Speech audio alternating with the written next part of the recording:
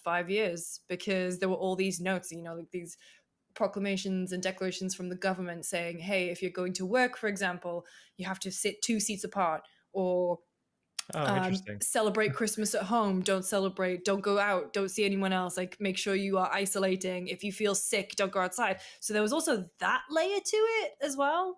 Yeah, it was really good, really confident, looked great, felt really good to play. And what's the catch? Is it really just kind of like a single player linear survival horror, or is it a roguelite, or No, like it's a single player it's just a game you survival play horror. through? Oh, Yeah, cool. and it rocked. They were saying it's about 16 hours to Okay. finish it, but it'll take longer if you're one of those people like me who goes and explores everything. Cats. There are cats in it. So cats are basically they're based on all of the dev team's cats. And so if you find them, you pet them, they'll give you a little item. Hey, that's great. Like a little Love healing that. item or something. But it'll give there were these obvious inspirations and flavors of things like Resident Evil. Like, you got to find the bolt cutters, and Sure. the inventory system wasn't exactly Resident Evil 4, but it was super limited. And so there would be a point where you eventually get this kind of torch that you can light things on fire. But however, that's the risk reward, because you can stop them from evolving and merging. However, you lose a really powerful thing from your arsenal. And sometimes I didn't actually encounter one where I was completely locked off from it, because there'd always be a very convenient like petrol can or something.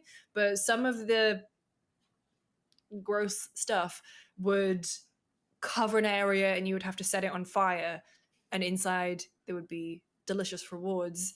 I didn't find one where I was completely locked off from it, but if there wasn't like a petrol can, but I do wonder if that will happen later on. They said the puzzles would definitely get more difficult later on. It was great, and there were just these really fun Yeah. moments where, before we started recording, Jake asked if it was really scary, and I was like, well, my opinion of what is scary is very warped because of who I am as a person. But they had a lot of like really great tension building moments, like your torch, your flashlight just going out at key moments, or sound design being really good, and you could hear horrible noises in the background. You're just like, oh, what am I getting myself in for? Yeah, and one place, there was an apartment building that was a really fun thing to explore, because as well, there were these kind of anomalies, and you can manipulate them. And so what'll happen is it'll kind of manipulate fallen rubble back to what it was like before the event. So Right. you can, it's not everywhere, it's only in certain areas, but it kind of changes the landscape. And so in this apartment building, for example, like a staircase had fallen in, and so I used that to build the staircase back up and stuff. And so there's kind of that element to it too. So it's not just going from A to B, it's going from A to B, but you get to manipulate the world a little bit. Nice. It was great, and the music was really good. Okay. The music was really good. Very. I mean, hey, it's me. Of course, I'm gonna love like an industrial little. Yeah. Gonna say it has that kind of, a just little looking at it, like that should have an industrial inspired soundtrack. industrial. Even actually, some of it like reminded me a little bit of Blade Runner. Not when Vangelis gets like super 80s with Synthy, it, but yeah. the synthy stuff. And so I was like, yeah. Okay. It was good. I really enjoyed it. I'm really looking forward to it. I Okay. want to see more of what it's like to have the souls, because you basically download the consciousness of people onto like a little ball or whatever. So, and then you can have up to 3 of them, I believe, with you Okay. in your helmet. So I wonder how that is gonna work. And yeah, apparently who you take or whatever can influence things that happen. And it was a game where I was overthinking every encounter in a very good way, because I was so caught up on making sure that I was stocked, and just, I don't know, like combat felt really fun, and it got overwhelming, but not in a way that I ever felt like I was out of control. It was really good. Really enjoyed it. Nice. I'm That's curious awesome. to see how it turns out, because I'm like hit or miss with Bluebird, but like I like what they have been doing, like especially with Silent Hill 2. But I'm happy that they're not just in like the work on existing IP mines now. I'm glad that they're still doing something weird like this. Yeah, I really hope it works out for them, because Me too. Yeah, because obviously that studio had a rough run early on, and cops a lot of flack for different reasons. I personally quite liked the medium. I think people really like to shit on it, and I was like, okay, it's derivative. Sure, I get that. It was a bit clunky in aspects, absolutely. But like overall, like I enjoyed it. I I think it was did. a really cool And It idea. was all it's a right. cool Yeah. idea, I didn't hate and it. I think, and I think that like what they did with Silent Hill 2 remake, they went so far above just like, oh, let's just remake it. Like they really, there was just so much love poured into that, so much like genuine innovation with regards to how they would put their own unique spin on it while also remaining true to the source material. Like visually, technically, it was incredible. Just the way that game looked, and the Yeah. performances of the actors and the facial. It was just a really, really fantastic game. It would have been incredibly hard for them to have made something that good, and they did it. So I'm like really happy for them and happy that they're moving into this space now, where obviously they're also remaking Silent Hill 1 now. Yeah. So that's great that they're keeping on with that stuff. Love it. But it's good that they're still doing their own original IP. And this one Yeah. looks pretty cool. I like the look of it Yeah. a lot, actually. Sick. So, yeah. So this is Alright. this is out when? We don't know the date. Yeah. No date. Fall. Fall. Okay. Mhm. Okay. Which is not that far away. Okay. Cool. That's great. All right, I'm excited. All right, back to us in the future. Oh, actually, that's an unintentional Chronos thing that we just did. Oh, wow. Oh, look at us. No. Professionals. Stu, cut us quick. Cut us.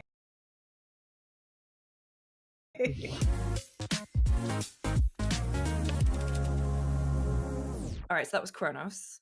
And again, in the Frankensteining of this episode, Yes. let's make this one quick. We're just going to throw to an interview that we just shot with Abu, who is the head of Surgeon Studios. Last year, came out with Tales of Kinzera Zhao. And it turns out, in a very quick turnaround, they released their new game, which came out this week, called Dead Take, which I finished and I really enjoyed. And it was really fun to talk to Abu about it, while he's also simultaneously filming House of the Dragon. As you 'cause- do. Yes, As you do. he's just in a big HBO show at the There you same go. time as running a game studio. Anyway, so here's that chat.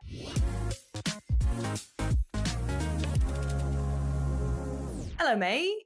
Hey, Thank you for thank you for joining us. It feels like just yesterday that you were on the show, talking Talking to about Jake Zhao. at least, talking about Zhao. And now Yeah, he's and I was talking about like Dead bright Take. faced and had hair, and I was probably really happy. And now I'm talking about like a horror game and how depressed I am about this industry and about life. So here Game we dev are. does stuff to you, man. It really Game does. dev. I was gonna say, I feel like if you weren't doing House of the Dragon at the moment, you'd have the Telltale development beard. Oh, I'd have everything. I'd have the beard, tattoos, piercings, everything. Amazing. Well, I mean, how long after Zhao shipped did you start working on On Dead this Take? one? Oh Yeah. man. So it wasn't actually the thing that we were working on. So we were working Mhm. on Uso, which is the thing that we came out with. Actually, you know what? No. Let's rewind. We were working on a much bigger project. It was gonna be like a multi-million-dollar project that we were gonna be working on, like huge, right? And obviously the industry went through this whole turn and change. And I think rather than sticking to the idea of trying to make bigger, we were like, no, let's go smaller. So then we thought of Uso, and we kind of conjured this RPG, this action RPG, which we were going to be like very clever in the way in which we kind of wanted to conjure and craft things up, right?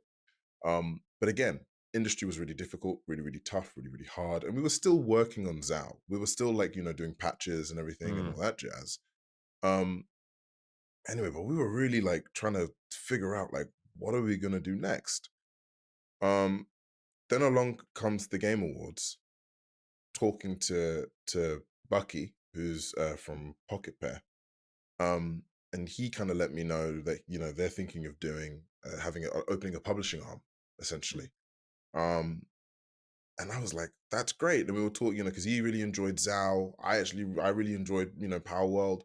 And we were just talking about almost like the two different polar opposites of success that we kind of got from them, right? Like critically and, within the industry itself, like, Zao was like, hey, Zao's a great game. First game, great off the back, that kind of thing. Power World commercially just blew up, right? It was yeah. it was something else.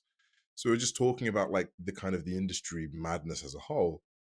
And then we got talking about like his, the idea of Pocket Pair becoming a publishing arm. and what we're going to be doing next. And I told him about Uso, and he was like, it's big for like a first kind of publisher to kind of go for it. You For got sure. any other ideas?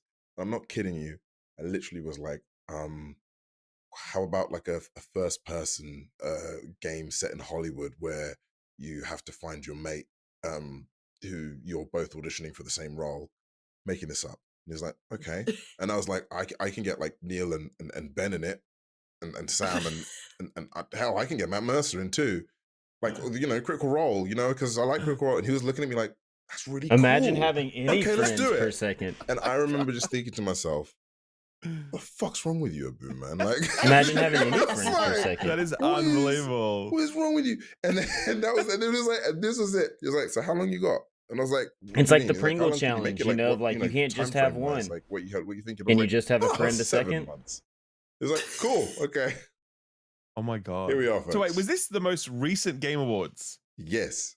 Oh my god, Jesus Yeah. Christ. Yeah, I mean, you saw them when they announced our partnership. It was Yeah. this game. It was. It was this Holy game. hell.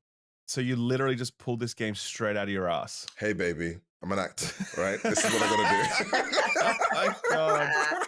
But the thing is, though, you know what was crazy, right? And this is like, I joke about it, but there's also this real magical element of it as a whole.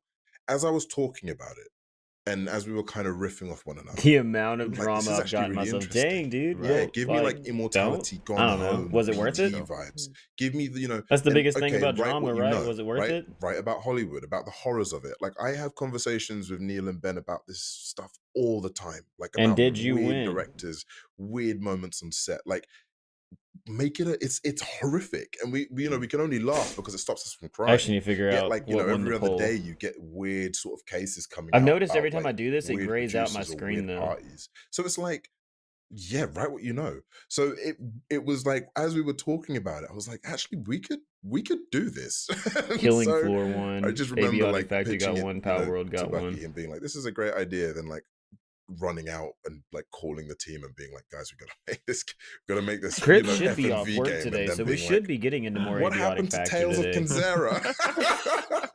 I Oh can my imagine God. you like running out of the JW, but like the Alan Partridge voice recorder, honestly, like honestly. Gameware. Literally, because it was Looking at your literally voice like, because note. the thing is, because that's it. Bucky was like, all right, well, Oh, so you speaking got a of which, pitch I deck? need And to I'm like, quit yeah, we that got a pitch deck. Discord He's like, now well, that send you're me the saying pitch deck. I was like, something. okay, literally run out. Hey, buddy, I need you to make a pitch deck. This is what it's going to be like. And I'm literally like Leave editing server. it as we go Oh along. my god. So yeah, See, it was an interesting my name is process, Gabriel, man. Game But Community like, Representative for the upcoming one 1v7 that I horror game also- Summer Camp. Some of you may I feel already like seen we the public wouldn't have channel, been so allow me able not to to bore have you with the done details and say that I, so together with the team, we are doing our that we most had best to didn't bring you the do age and Zao experience. and learn like Oh, that didn't say anything actually about how like the machine, controversy. like the machine and the system and how a Mm. game is made. Because I think that's the difficulty with a lot of this stuff. It's like it's shipping the game, right? It's actually like getting a game out. I don't there. look like they're And I talking think about it in their that's something Discord that at we all. learned really, really well with Zao, that we were able to even apply with Dead Take to get it out so quick. Mm. So when you had this idea and you now need to pitch it to the voice Yeah, talent dude, if you involved, need or something, the- just let me know. the I'm still in it camera right now. talent, I should say. Mm. How'd that process go? Oh, that Did was you- easy. That was Yeah. the I haven't quit easiest yet. part, man. Because I Sure. think it can, again, like, it's, when you're telling actors like, hey, I want you to, I want to make a game about Hollywood and I want to use your face rather than necessarily put your Is face, hide your Lincoln face still in behind it? characters, which everyone, Uh, but everyone knows Ben as Clive and everyone knows Neil as Astarion, It's like, no, I actually want to use you. And I want to, I want to show the world the journey that you have Lincoln gone through as an L. actor. Lincoln Limvigan? And in this kind of short horror game, Hmm. they were all down for it, dude. And like, it was like, that was the easiest part. It was like the easiest part was just Yeah, reaching I out and being like, hey, see. buddy, I need some help. Opinions Can are you, free, but can you do it? advertising is And, not. and Posting again, like, docs or probably Jane was telling also about dog real writers game on and amazing. And projects. the For good 3 thing about the months, voice I'm in acting and Steps, just the acting community ALR. here, but especially She's within not a games, is that worker we on are here. quite She already close-knit and does quite commission tight, works on and Twitter everyone and knows one another. Ko-Fi.com. Mm. And so The way we worked with her yeah, was that was commission like payment per texture. that pitching I didn't process care was- since they are was- freelance, but I was want to easy. know. It Please then just DM me became who's about minor. the Here's no execution. Kate. So, Close really kind means of friends. We were supportive. focusing the Zero team romance, and zero as well as, like, relationship. my vision in regards to keeping it quite clean and simple, but also quite For some focused reason, and Kate doesn't potent, leak the chats rather than that I tell adding her like, we you are know, not dating. death sequences Half or dating like, is you know, said due attacks or language whatever. barrier, It's like, like no, we no, are no, no, no. Let's close. like We really aren't dating zero if in on we what aren't we're trying to dating. do I would here say if we are and dating. focus on And that. I'm And that still was not the a pedo. This is Because disgusting. when I I was would never playing date it, a minder. They I publicly knew lied that about it to me. I knew about your Yep, that's timeline him. being quite tight, Mm. and I think the thing that Dude, struck look, me like this is about literally just just like really in the I literally span just of the looked up 4 his hours or name right so, here. the amount of time everyone is on screen, Like this, Mm. like it's you're not like I it's even searched very anything. Like this economical, and obviously is like the mechanic of splicing and stuff apparently is a very interesting way of like getting more out of those clips and stuff. Mm. And it's just like like you literally just search his name right here in how was it Discord to be and able you to get have to this. like design and plan and produce within those constraints of your timeline of like everyone's time in terms of actors? Because I imagine like you didn't get much time Yeah. with people on I set, mean, you know, and you know, it's like a Yeah, film like set, that's really which is bad. kind Like of all you why it did was felt give me a really name. like I think it felt really not necessarily easy, but kind of like a dream because it's, you know, on set it's like a sprint. You know, time is money, and you feel it. You really feel it. Like I think we filmed for Yeah, a max of, I like don't know, Dana can correct me here, but I think we filmed like 2 or 3 days, and literally it was wow. like 2 days it's of like filming and Dr. then one day as a Disrespect all over contingency, again, but like on and a like worse level. it just, again, you just had to have the answers and you had to have faith in those answers, you know. And I think like Because as far as like that we know was about key, Doc, he didn't see you an know, going ID in or prepared with anything, all the you know? answers, Like knowing like, if okay, we know this this is what it's person going has to seen be, an ID, and that's realizing like, yeah, there's very little time to turn around on that and redo anything. You know, you might have like a bit of time to do that, but when it's done, damn, it's bro. done. You know, and again, and trying to All right, so what pin won the like poll? Was all it, these did I actors say down and Killing how Floor? busy they are as well, you only have that one shot, I think so that's you've what I got to said. make it count. So yeah, it just felt like being on a film set. So I was kind of used to the madness and intensity of it, but at the same time, just also realizing like, hey, yeah, you've got to really be on it. When I was playing the game, I guess like I didn't really know what to expect too What much up, because I think dude? the trailers again just like vibe.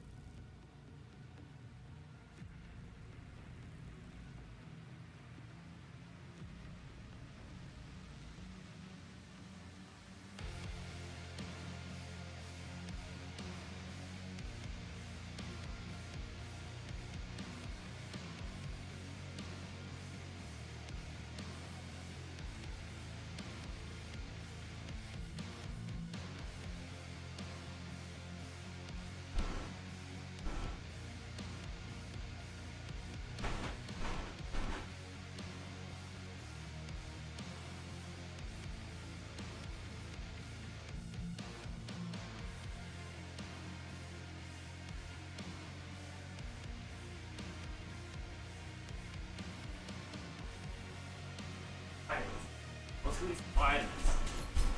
Let's go get some vitamins.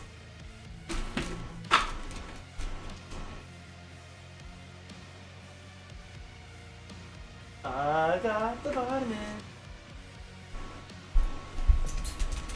Sit. Sit. Catch.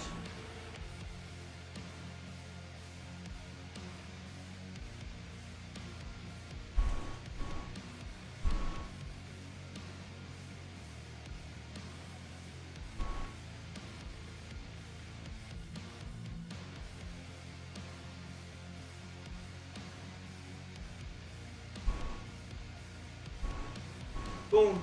Dogs are inside and they got the vitamins. He's admitted to seeing the ID, said French ID does the date of birth differently, and French people consider the year you were born your age. The ID is the same format as UK. Where is it? Man. I don't know. That shit sounds overly complicated just to date somebody your own age.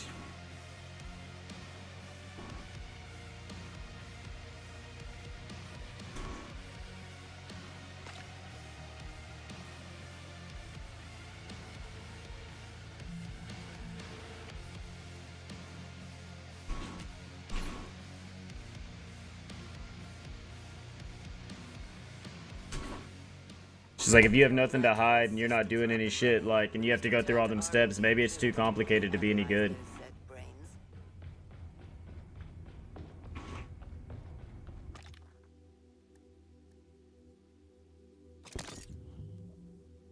Bouncing Betty.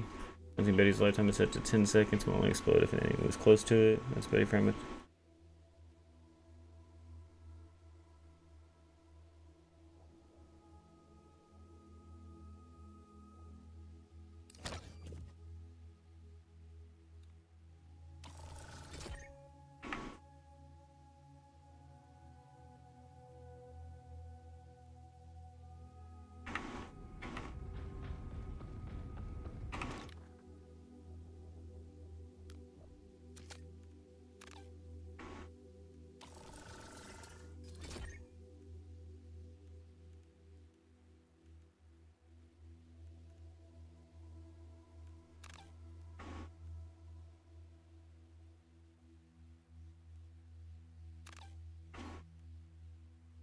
Spend 4 more to unlock. I can't spend 4 more. So is that where it's gonna lock me out of free stuff?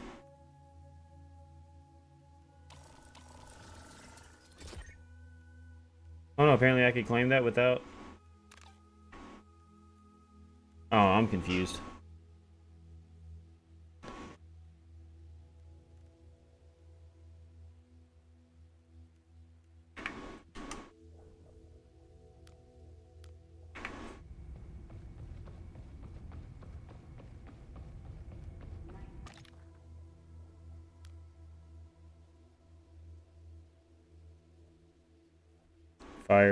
Firebug gadgets, pulse lure.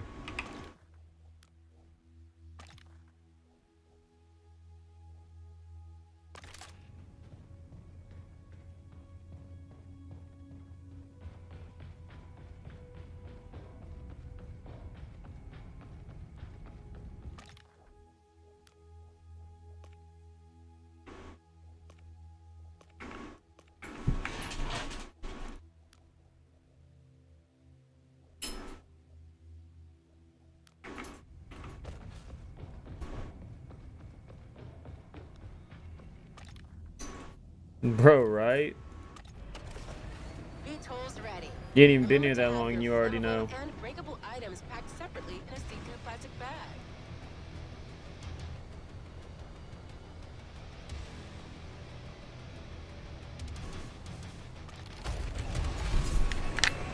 Blue skies.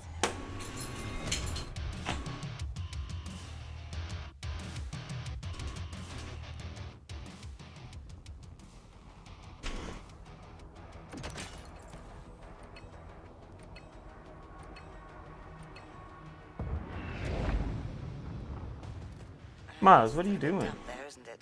Have you brought your wellies? Oh, I dropped a paper towel? You know better. You know better. Get away from that paper towel. You may be 90 pounds, but I'll whoop your ass.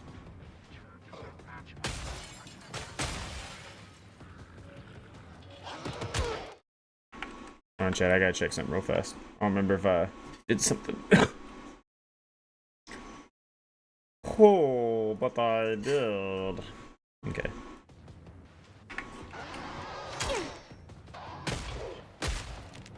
Another one down.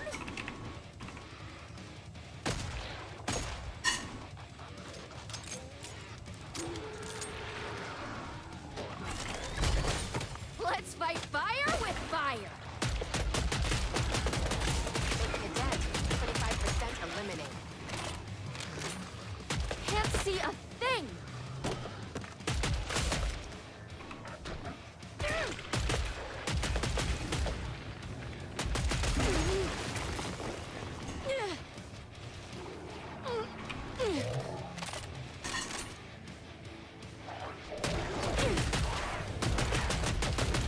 Keep in touch.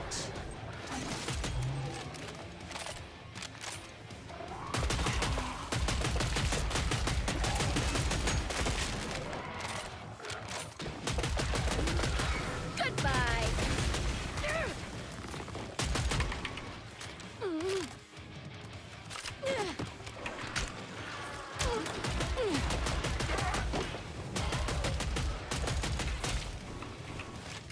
Okay, I'm just reloading.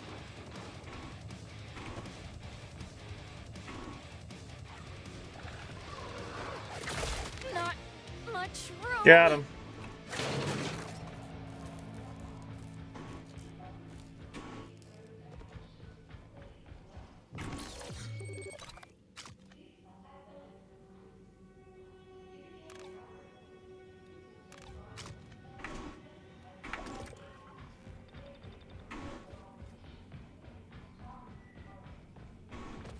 Well, how's everybody's day going so far?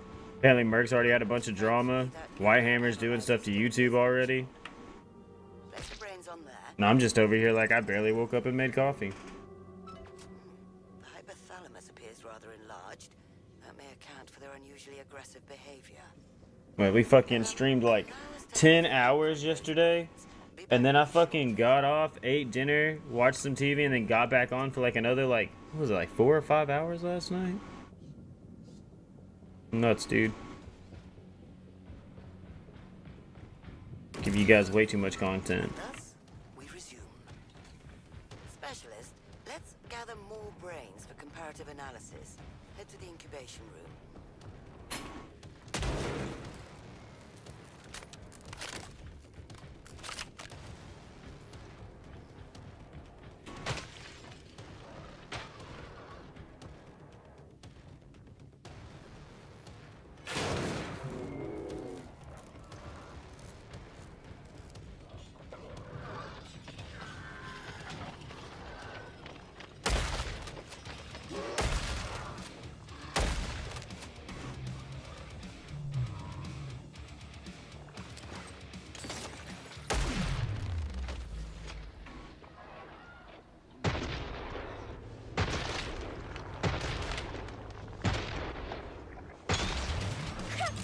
Still on top of my shit.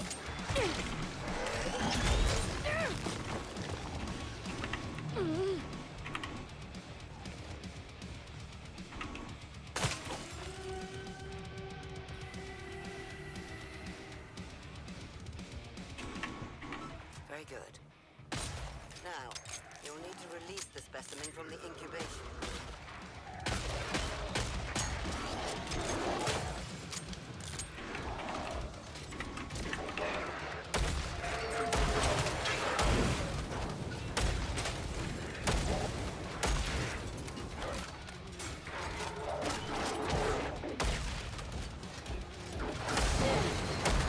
It kept slipping you last night? Damn. That's why it's called The Hunt, right? Fuck, I already lost. I let myself get caught up in a corner. That was sad. Why'd I even do that? You should know better than to back yourself up in a corner.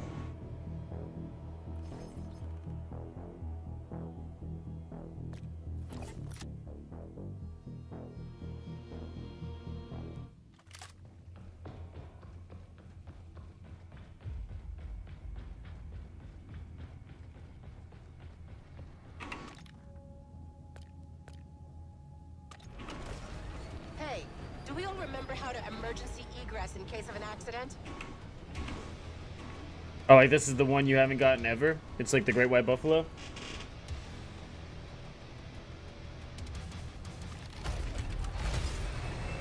Stay flying, team.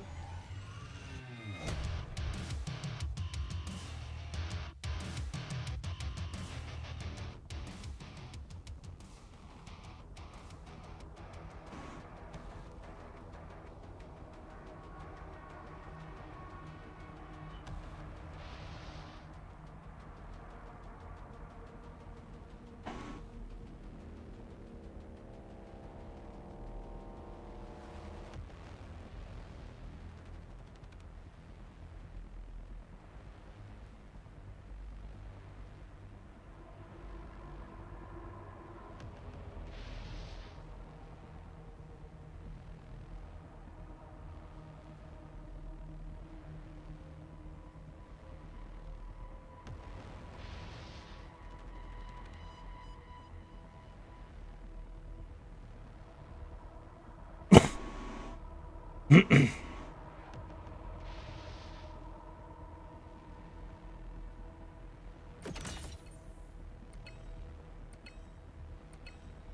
just thought about it, but my stream does not say Killing Floor 3.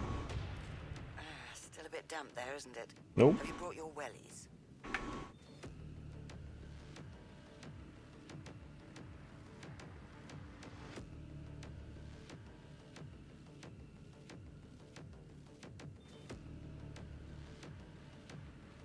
One second.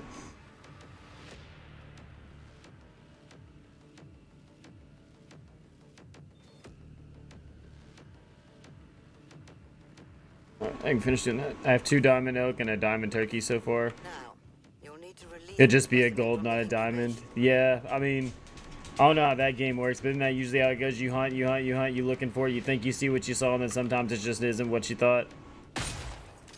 Life. Yeah, let's not have cameras.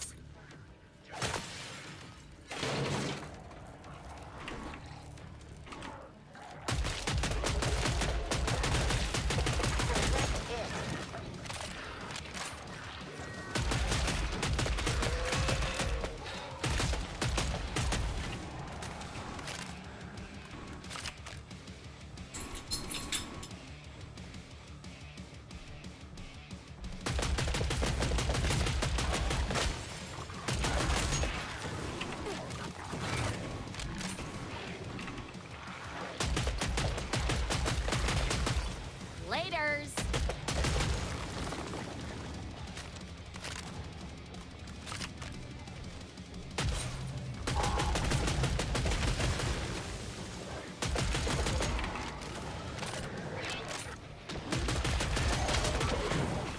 This is going well. That's gonna blister for sure.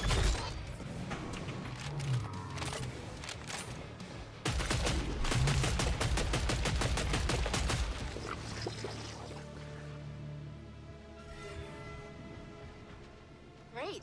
Now, who wants to shop? Anyone?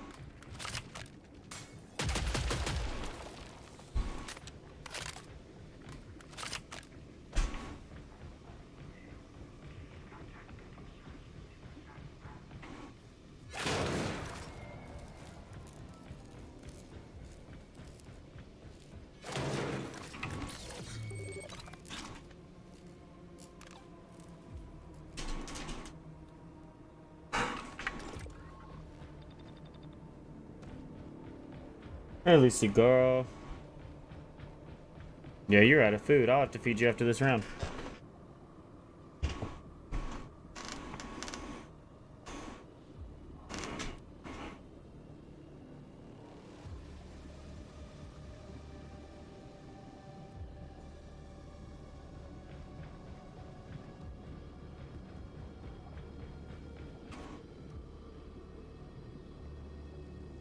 Lucy.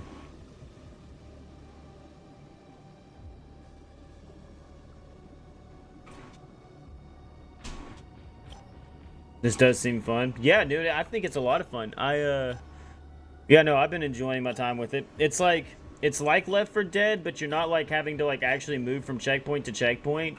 It is more like Call of Duty, where it's like you are kind of like set in a spot, you know, and then like you're kind of just doing things around said spot. But like, nah, dude, I've been enjoying it. All the different classes. It reminds me a lot of like Deep Rock, Helldivers, and Left 4 Dead, but like They didn't see that one coming. in its own way.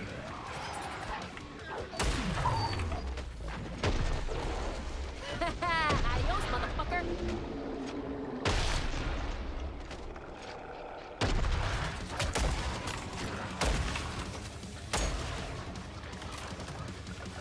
Locate the upper platform console to release the photos at. Oops. Look what I did.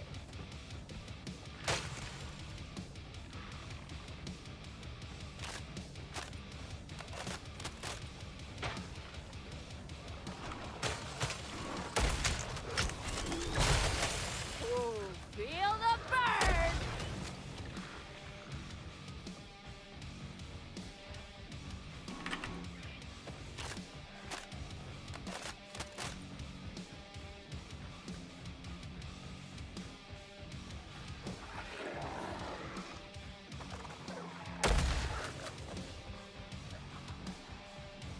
It did used to be like Left 4 Dead? Oh, okay.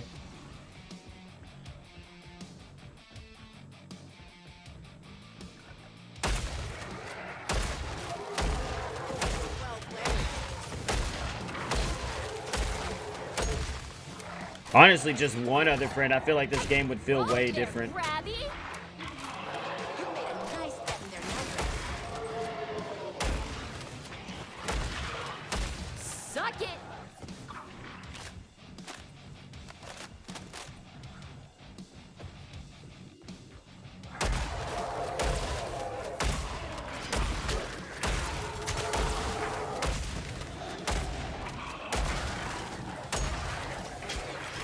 Yeah, I'm only able to play because Amber's brother bought it, and we family share, so...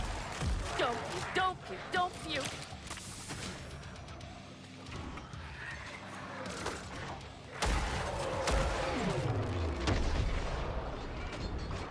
And over the weekend, he was telling me to check it out, so I was like, all right. Bye. Forever.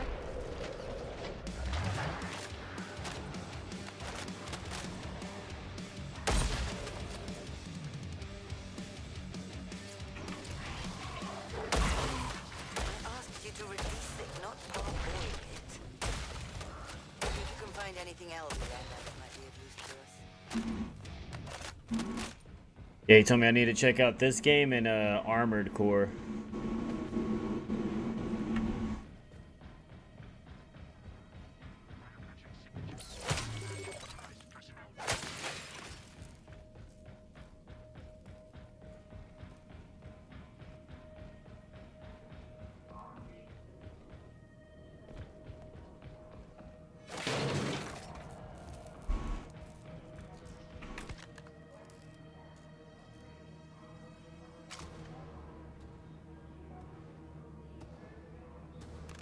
Just a straight ass flamethrower? Okay.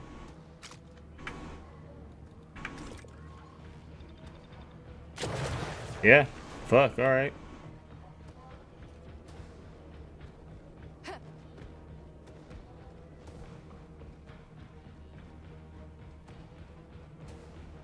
I'm actually able to start sitting right a little bit.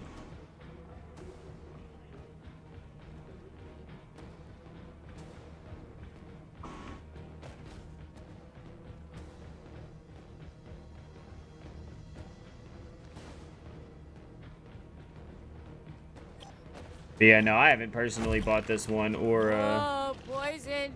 or any of them, honestly. Been poisoned. Only reason I'm really checking it out is because, you know, I had the opportunity to. Say bye-bye to the pod for now, guys.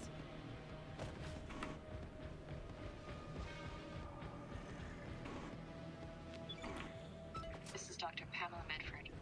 The R&D red specimens are non-compliant. During our most recent test, we broadcast to their neurocontrollers using a phased array radar system, and they've only grown more quickly. Our director's reassurances are not enough to quell my anxiety regarding our work. So now I just gotta complete the survival.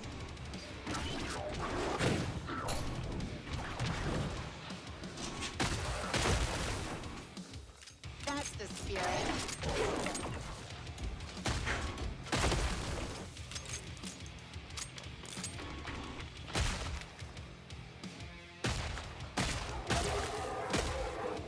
Battlefield 6 tomorrow, baby.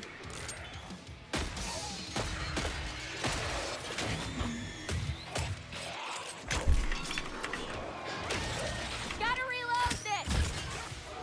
Who's next? So I've decided to actively looking for a new job and go back. Yeah, dude, do what you need to do.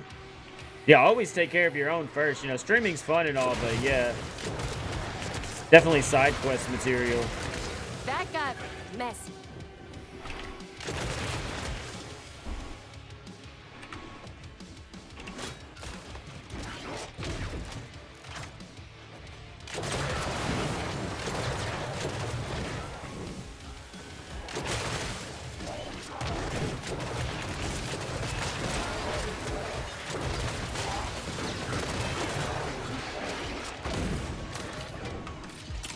That's better.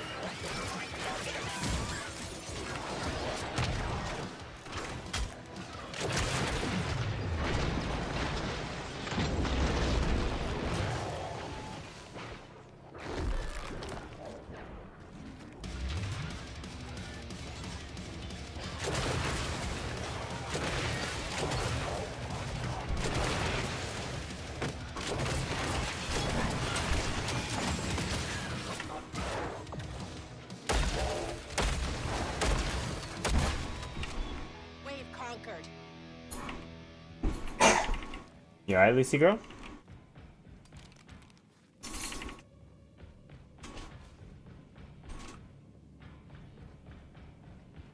I told you, I'll take you out after all this.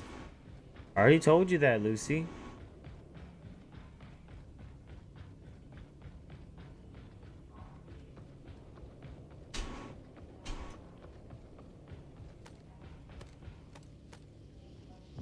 Feel like you're late to the party? Nah, bro. There's no, I mean, you're the party, you know what I mean? Like, there is no business unless there's content creators. Like, that's, you know what I mean? Like, that's how it feels like. Bro, my buddy was on here streaming for like 3 or 4 years before I even fucking started streaming or anything. Like, Leo says he was at it for like a year or 2 before I started. And then, I don't know really. I think me and Mark started about the same time, if I remember right. I can't really tell you off the top of my head. I feel like me and Mark started at the same time.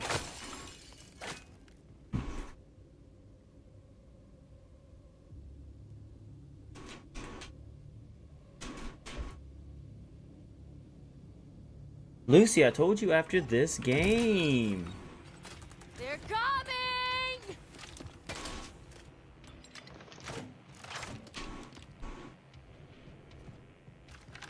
Yeah, and streaming did kind of take off, but it was kind of taking off before that, but definitely during the pandemic when everybody like had time to just like sit around, you know, or didn't, you know, like was basically stuck at the house, you know.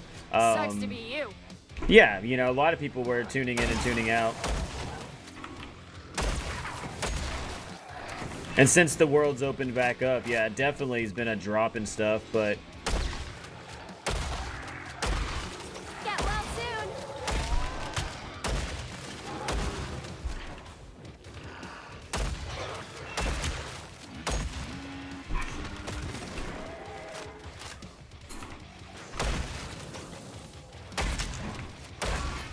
See ya.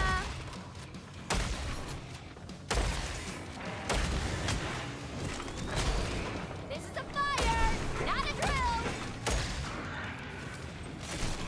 Don't be a stranger. I missed it. So glad we got to spend this quality time together.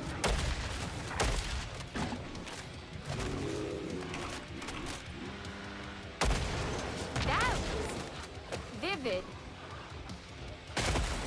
Fight fire with fire.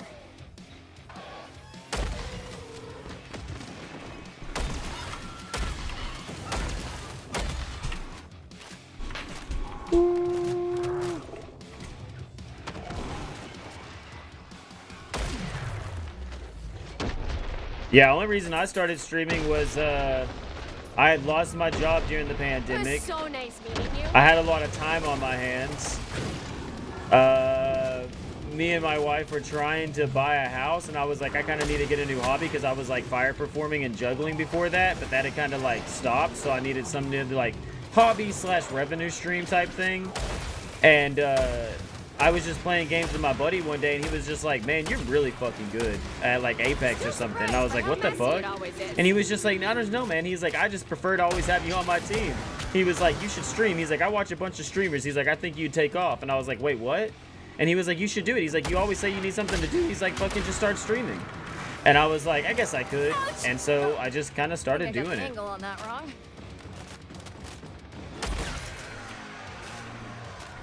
Like, there was no really rhyme or reason. It wasn't like, oh, yeah, I'm gonna be popular, or, you know, it's gonna take off. It was really just like having a lot of time on my hands, like wanting a hobby anyways.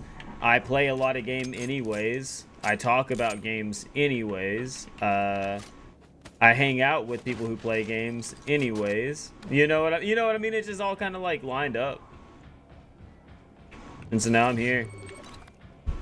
Been here for a while.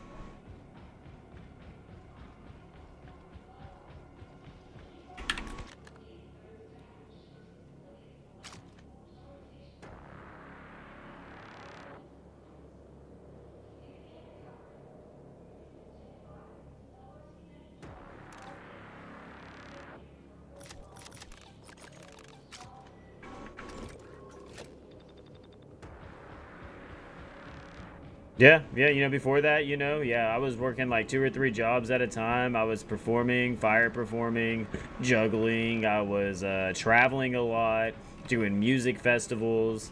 I was help coordinating music festivals. I was like coordinating workshops and artists and all types of stuff. And then one day that just dried up. You know what I mean? One day it just dried up.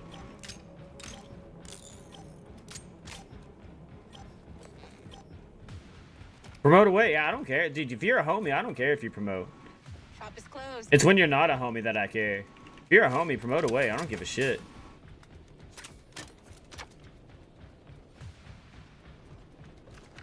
And trust me, Mark knows how to find you.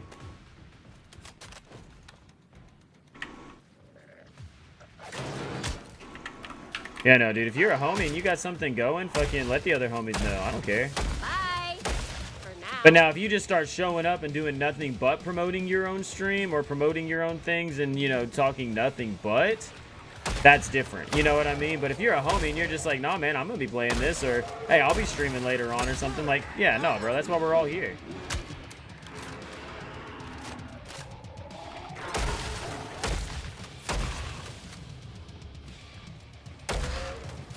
We are a community of people. Damn, he straight busted through the wall. That was the first. I have not seen that on this game yet. Things are about to get hot.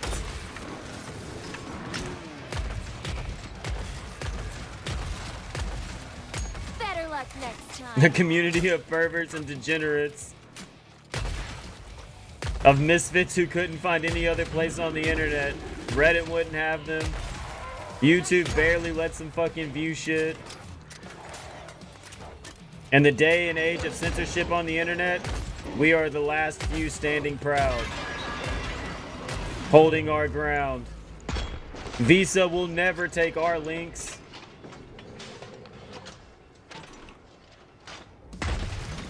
MasterCard can master on these nards, bro. Once burned, twice cautious.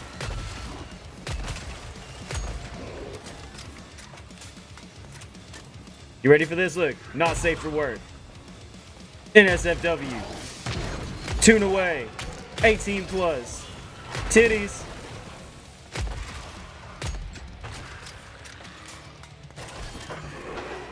Have you been checked for periodontitis? Woo. Last one to the trader pods are at an egg. Dude, this thing's cool. Yeah, 100% no. It is annoying when people just come in to promote. Well, I'm the firebug. All the other characters were catching on fire. This character's not, though. This character, I guess, is immune because I'm the firebug. But yeah, no, I do hate it when people just come in and have nothing to say but, you know, me. Because, like, I ain't trying to be like that. But, like, for once, this is, like, the only place that I'm, like, me. But no, for real, though, like, that is annoying. As long as you're a homie, yeah, I don't give a shit. All right, Lucy, you look so sad. You look so sad. Come on, let's go outside. Come on, Lucy girl. It's not even outside. You want food, huh?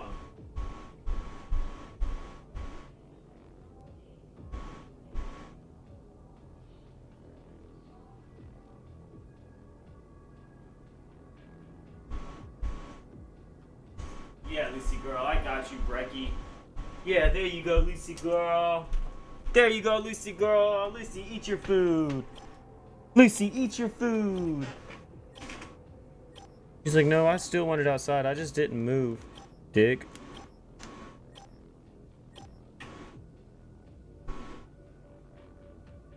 I feel like I slept on my beard weird last night and it's looking weird.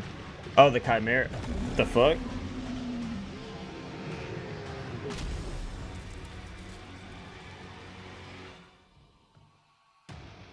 I'm gonna pause.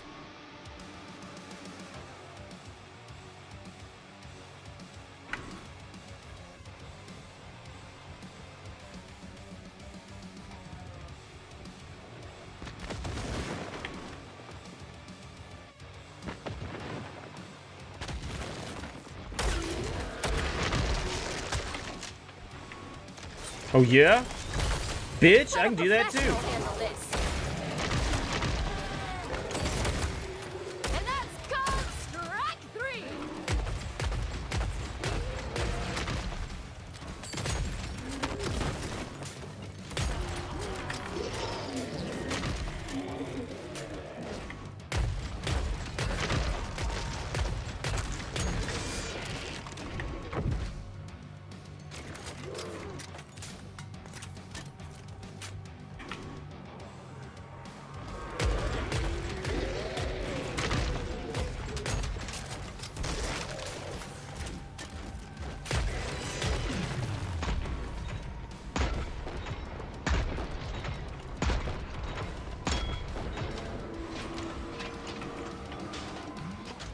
Love the online Battlefield compared to COD.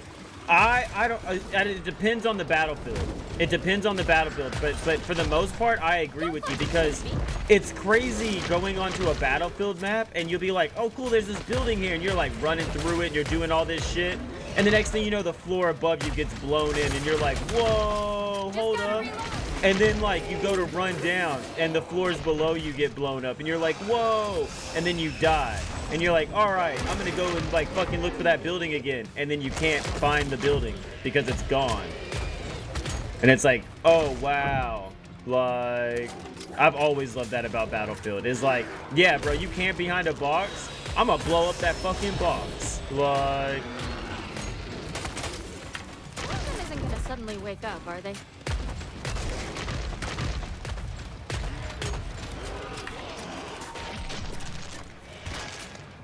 but 2042 was a miss. I did not like 2042. I've liked Battlefield 1. I've liked Battlefield 4. I didn't play much of 3, but 4 and 1. Oh, and Hardline. That's the one I'm thinking of. I played a lot of Hardline too.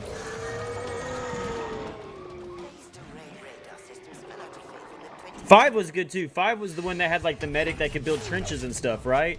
Wasn't 5 the one that had like fucking the trench building and stuff?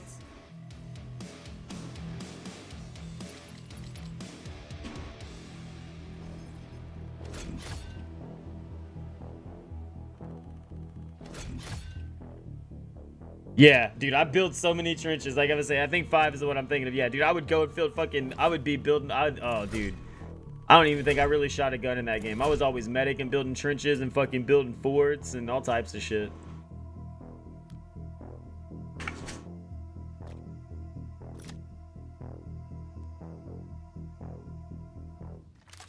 We've reason to suspect that a broadcast originating from Carmichael. Yeah, Hardline was cool as fuck. Behind the uptick in Zed. Hardline was like one of those ones that as soon as it was like, to me, it was like, oh, it's gonna be a spin-off. Maybe it won't be that good. And then it was good.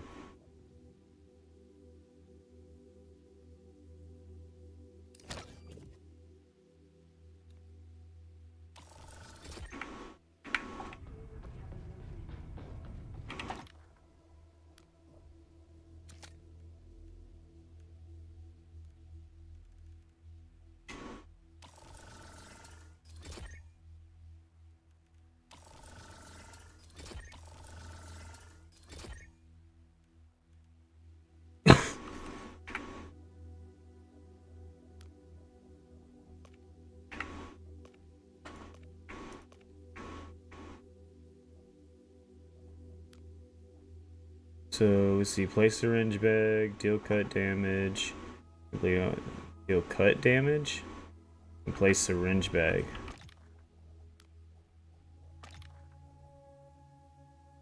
This dude would be cut damage, right? It does cut damage.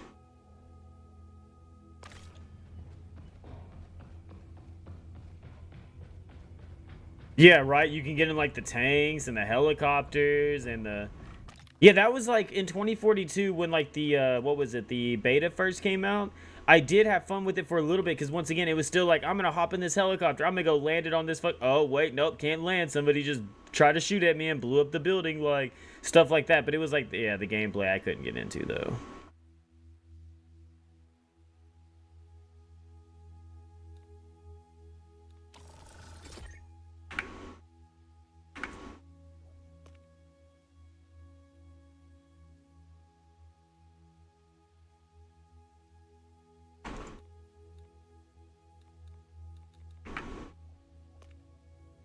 Why do they still want me to see the skills?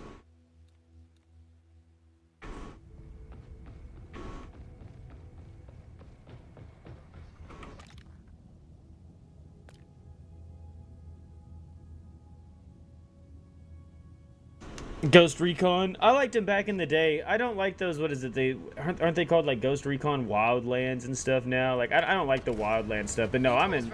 I think that's the reason I like Ready or Not and stuff so much. I'm an old like Tom Clancy fan, like Rainbow Six, Ghost Recons, fucking Vegas's. Yeah. Splinter Cell. Why did I not like Wildlands? Because you had a POI here and a POI 15 miles that way, and there was nothing to do in between but hop in a vehicle and just ride through the jungle. And that shit was a bore. And the gadgets were still cool. The combat was still pretty cool. But the overall gameplay and just riding in the woods for hours on end to do absolutely fucking nothing to get 5 minutes of gameplay, that was a miss for me. If it had more stuff to do on the map and had like more things, I do think the gameplay was good enough that Wildlands could have been a good game. But me personally, it was a miss because it was such a big map with absolutely nothing to do, and then when you finally did find something to do, I feel like you could end it so fast, even on like the hardest difficulties. You could end it so fast. Just send yourself a drone in, distract them all, send in the other guy that had like the single shot and like just pop, pop, pop, pop, pop, and it was like basically OV every time. Well, I will disagree because, like, I did beat Breath of the Wild. I have not beat Tears of the Kingdom yet. Breath of the Wild is an RPG game that is an open world RPG game. And so I was expecting a big open world, but there is a lot to do actually in Breath of the Wild. A lot of it's hidden, and a lot of it is like almost like, what is it, like user-based content. Like, so it's like how you want to interact with the game.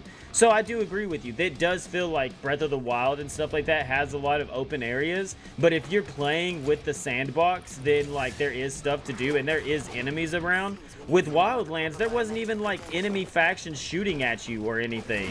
Like it wasn't even like, oh, like they're gonna come raid me in the middle of a base, or like, oh shit, I went through this patch of trees and they jumped out and got me or anything. Like nothing like that.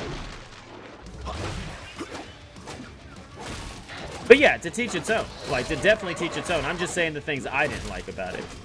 You showed them.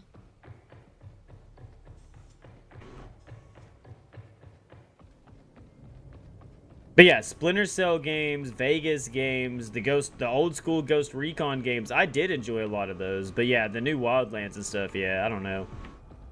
Just wasn't enough. But yeah, no, Breath of the Wild, a lot of big open areas too, though. Like, but I do think different genres.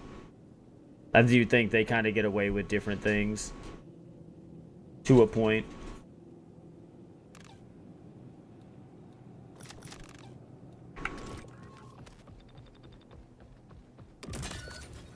Well then, shall we continue? I might investigate the morgue. There should be plenty of dead people there.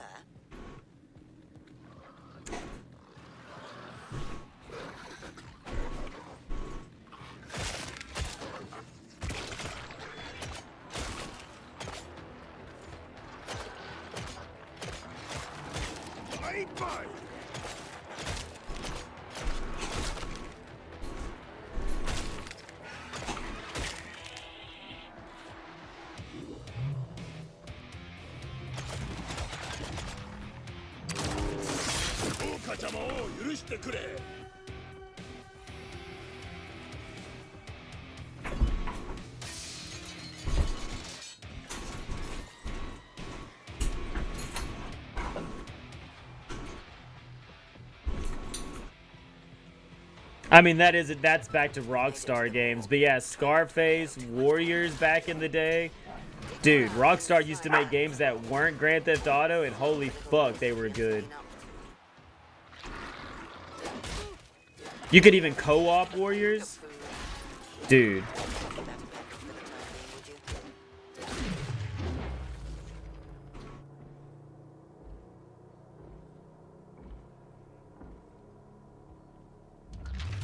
Dude, you remember Bully?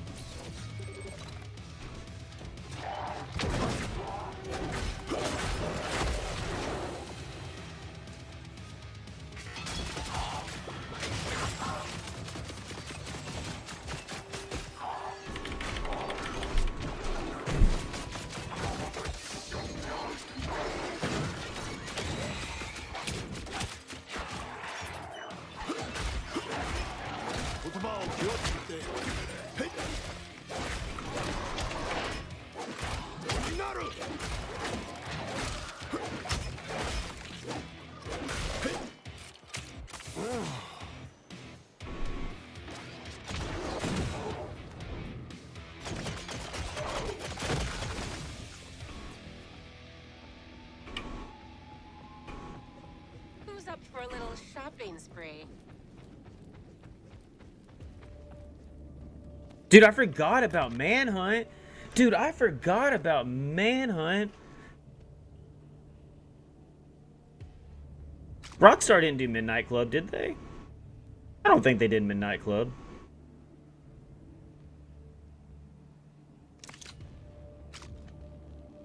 Was Rockstar Midnight Club?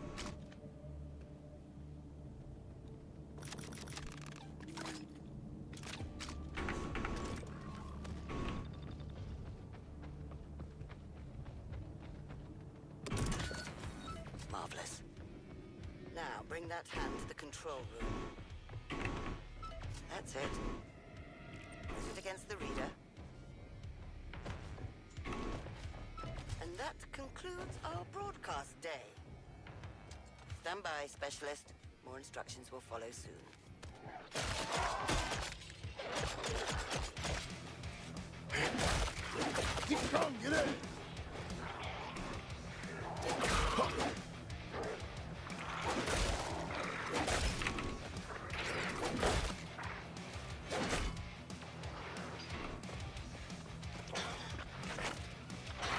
See, the thing with I definitely see them redoing like Bully.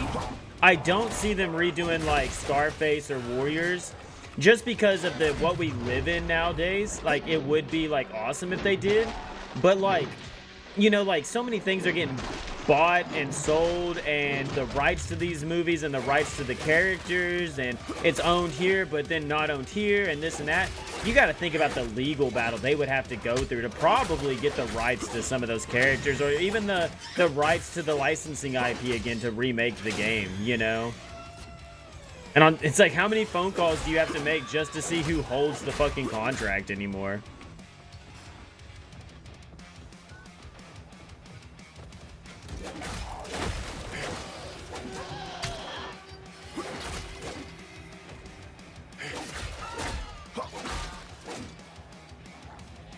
No, so like when things hold intellectual properties like that, they'll hold it for so long, but they don't own it forever.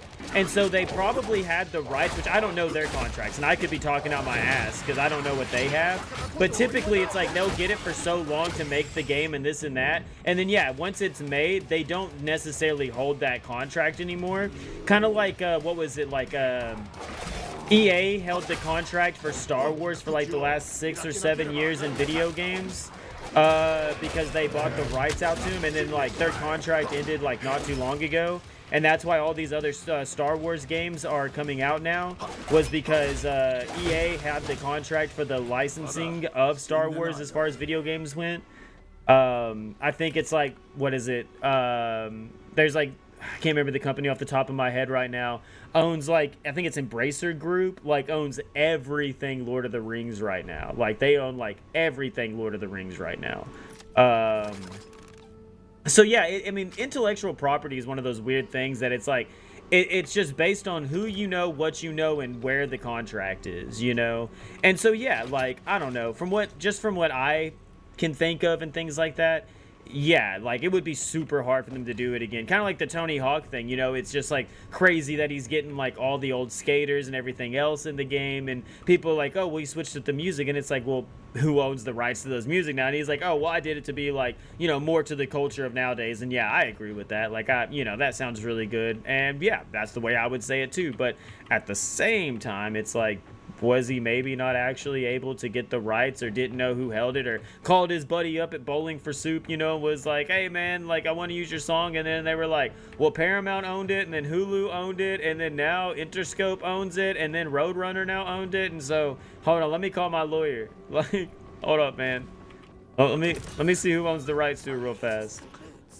But if it's just my signature, I'll give you my signature right now. Like, $30 at a con. You can have my signature right now. But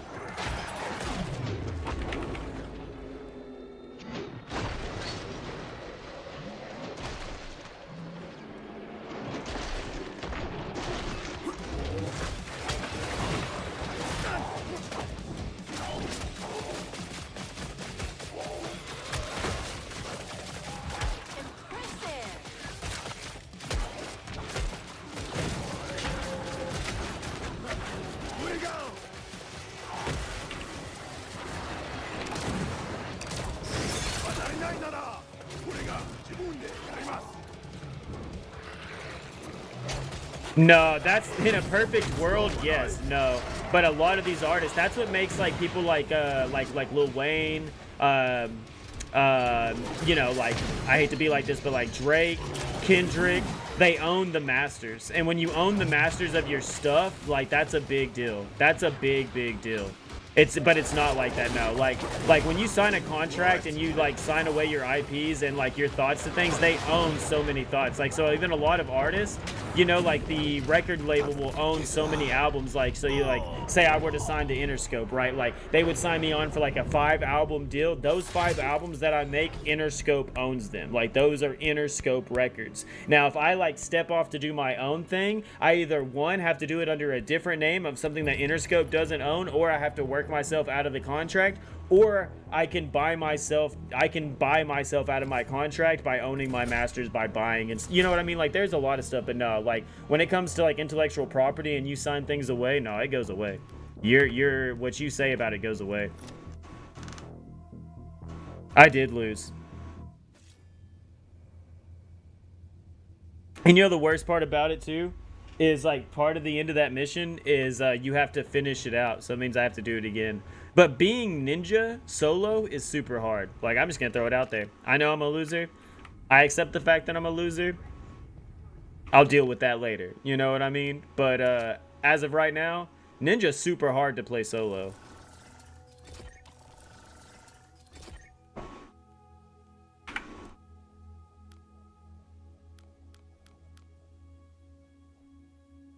Oh, no, dude. It's not your bad. It's my bad. I'm the one that sucks. I'm the streamer. I should be better at this.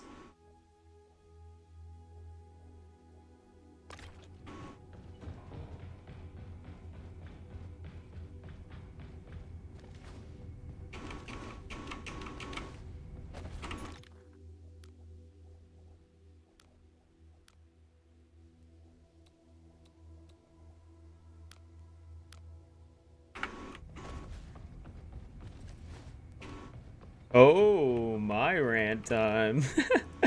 Next flight now boarding, Nightfall.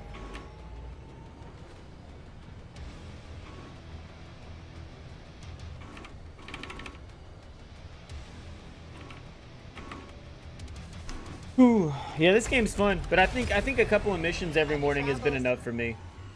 I think if I sit here and just grind it out solo, I'm gonna get tired of the game though. I'm not gonna lie.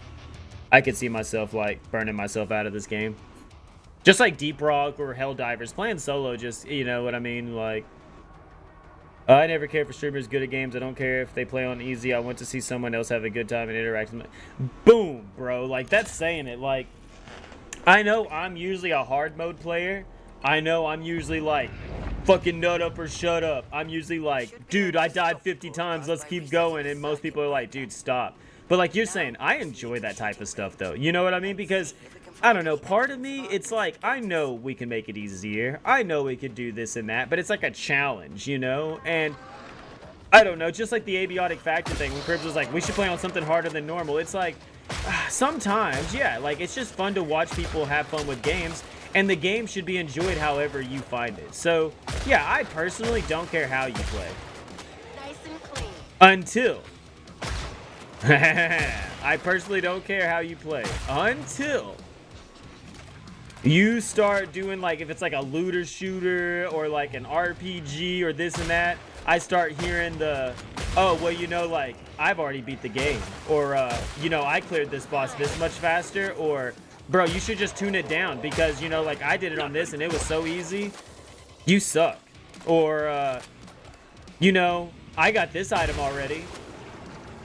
Oh, I got this. You know what I mean? Like, I don't like that. Like, I don't like people who play on easier modes than other people and then act like they're the hot shit. Yeah, it's like the big brag. Like, I don't like that. Like, I don't mind either way. And if you play on hard mode, I give you bragging rights. If you do the really hard stuff, I give you bragging rights. You're allowed to brag. But I don't think at any point are you allowed to brag if you're playing on easy mode, but yet doing the stuff people are struggling with. Or... and this is gonna piss a lot of people off. It's about to get me canceled. You ready for the canceled statement? You ready for the canceled statement? I don't care if you're good at a game if you watch 30 hours of YouTube. So I'll say it. Like, if you watched like 20 hours of walkthrough videos before you played a game, and then I see you walk through things, or I've even seen it personally with streamers. If you are playing a game and I watch your game pause because you're getting frustrated, and I can hear your YouTube in the background telling you how to play the game, I highly judge you. I'm 100% judging you. 100% judging you. I do not care if you need help. I am the first person to butt my head against the wall for 3-4 hours and then look for an answer. I will, you know? But if the only reason you are good at a game is because people on YouTube know how to play the game, oh, I'm judging you, bro. I'm judging you so fucking hard. Like,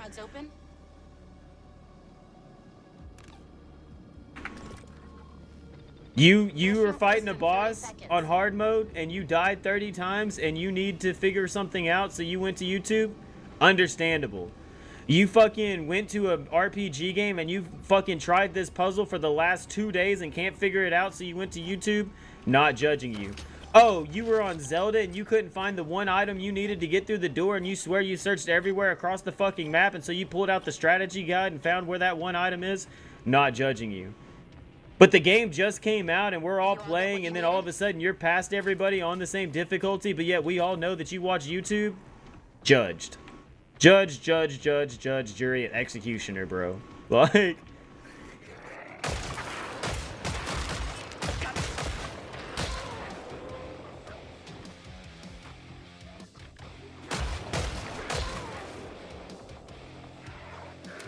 it's like this game right here. I absolutely have only seen people play this game. I'm pretty sure this game was gonna be hard on normal, on like by myself. I'm pretty sure if I looked anything up on YouTube, it would probably have told me basically not to play this game by myself. Fuck that. Fuck that.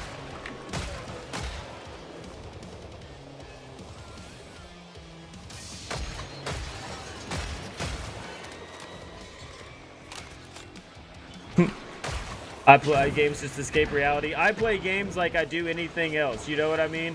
It's just a fun experience I get to have in life that maybe I'll be able to explain to somebody else, but if not, whatever.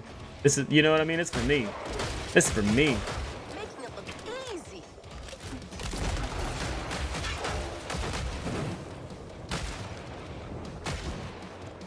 It's like the same reason I read comic books, bro. This one's for me. You know what I mean? Like, me and Merc may be able to talk about it later, but for now, this one's for me.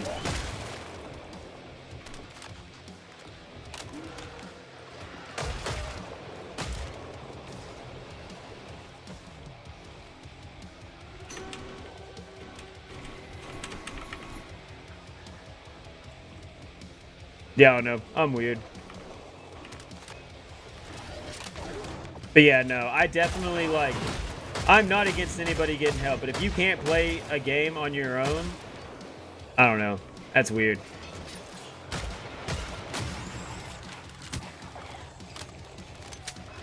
This is concerning.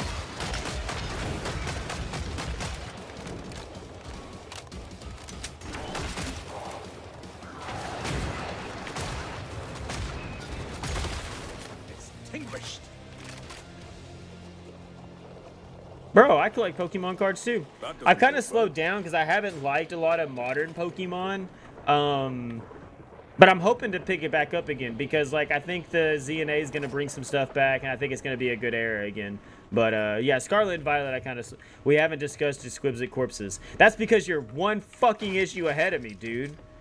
That's because you're one fucking issue ahead of me. That's why we haven't discussed it. I can't have spoilers in something that I enjoy so much. Dude, that shit's about to become a fucking game. I did read it first too. The third one is sitting at the comic book shop yet. I haven't read the third issue yet. I have the first 2 issues. I don't have the third one yet. I need to go down to the shop and pick up some books. I just haven't yet. My mom going through gallbladder surgery. My sister came down from Alaska with my nephew, you know, and stuff like that. So I haven't made it back to the comic book shop yet. But no, I read the first 2.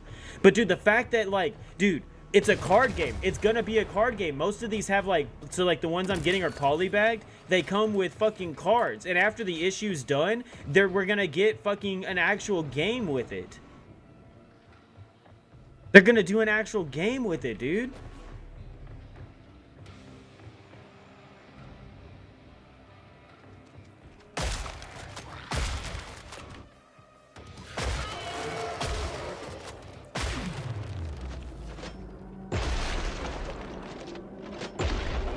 But you have to buy, like, certain versions of the comic book to get the cards with them. Like, they're like the polybagged versions. And go get the comic books, discuss it with me. I mean, you're not wrong. My mom would have been the first one to be like, take 30 minutes out of your time. Have fun. We didn't see that.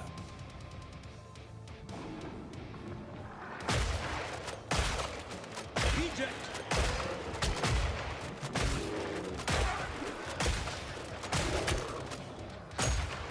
I love unprotected sides in it. Orzine needs better quality control.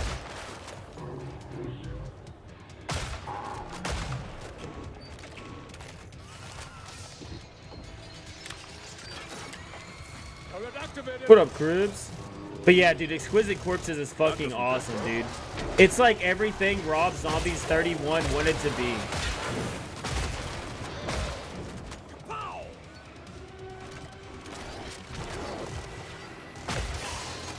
But yeah, dude, Exquisite Corpses makes me very happy. It is such a good fucking horror story. And I enjoy the premise behind it. I think the killers are fucking cool. And disorient. I can't, because you're too much of a... Hey, man, I gotta get brownie points somewhere, you know what I mean? Like, I gotta get brownie points somewhere.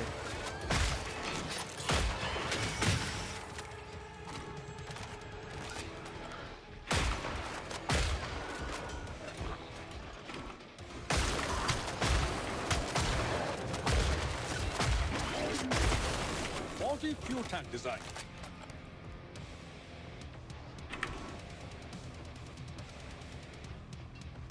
Are you too scared to jump down here, little bitch? Oh, he's not too scared.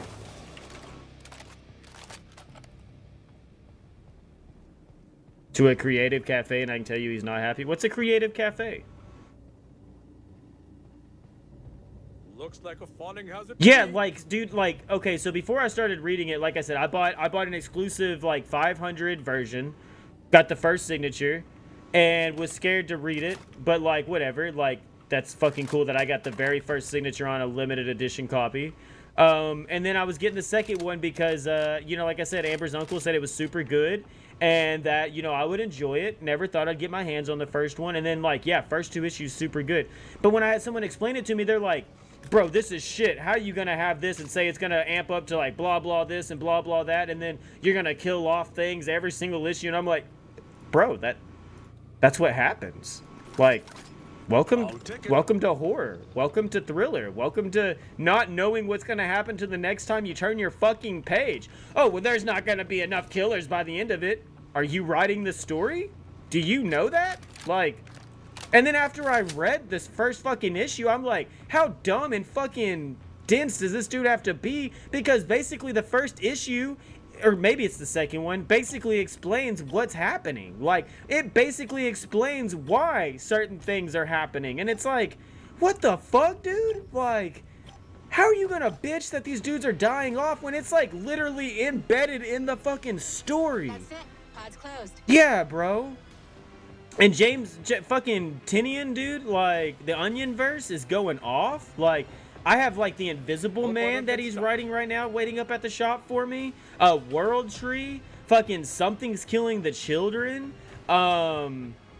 Dude, like, that dude is going off, man. The Department of Truth. Like, Tinian stuff is fucking going off.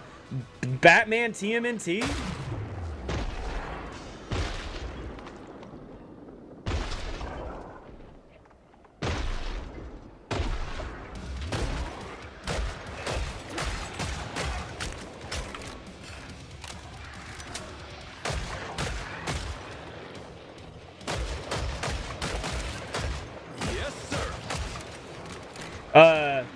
I should take pictures. Amber has really nice deluxe edition hardcovers for Something's Killing the Children.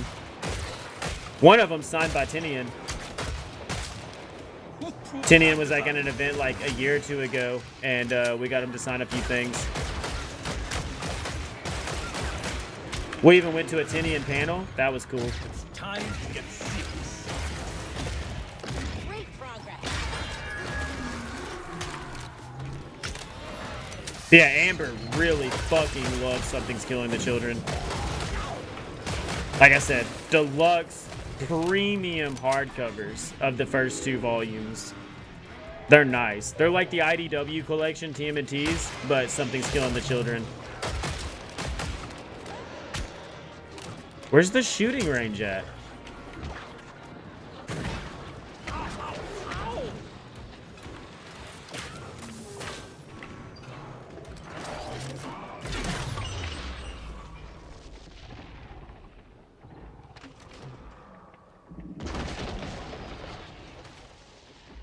Highly unstable.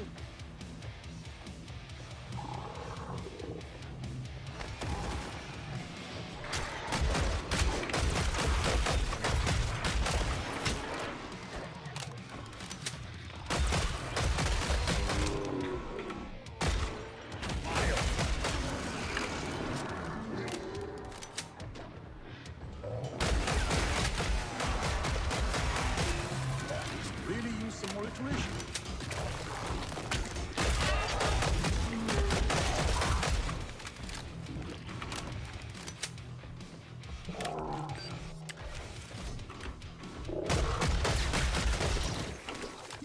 Let's rest. Wish I had a map to tell me where the shooting range was.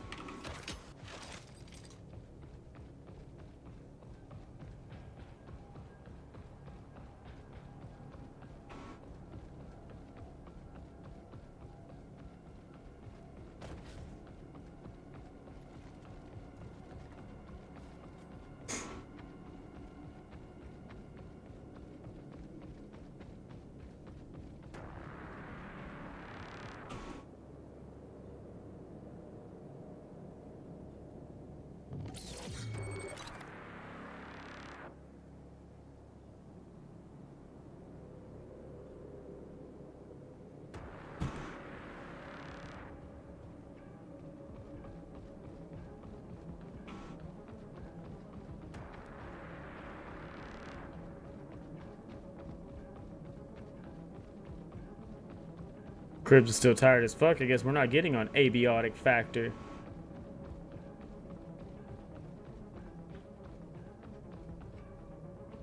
Bro, Cribs made us move our base last night. And, yeah, let's just say there's a robot that tends to patrol. And it destroyed all of our shit last night. And, it's not a very safe spot. I asked Cribs if it was gonna be a safe spot. He said, "Yeah, man." Lies.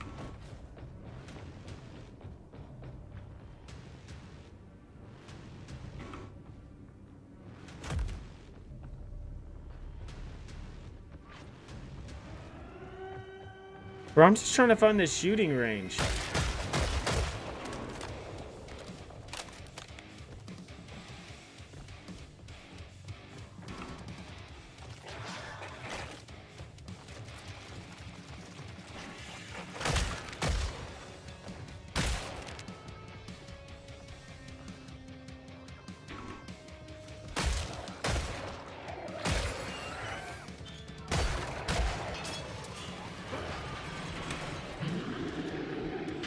Someone turn down the volume.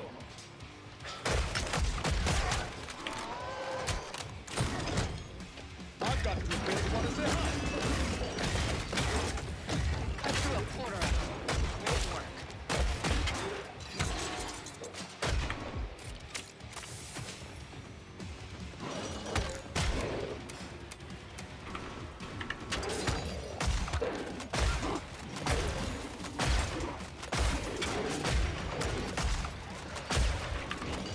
Bro, I'm gonna lose again. But it's like I can't find the firing range, so it doesn't even matter because I can't finish the mission.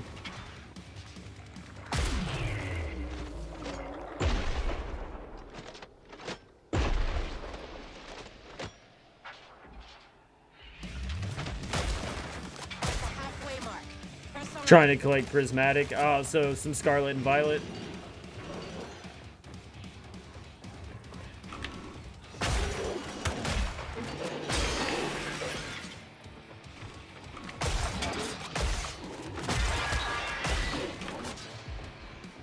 Yeah, I don't know. I'm still playing through Scarlet and Violet, and I think I do enjoy the game, but I just don't know if I enjoy a lot of the Pokemon. 1 sec. Reloading.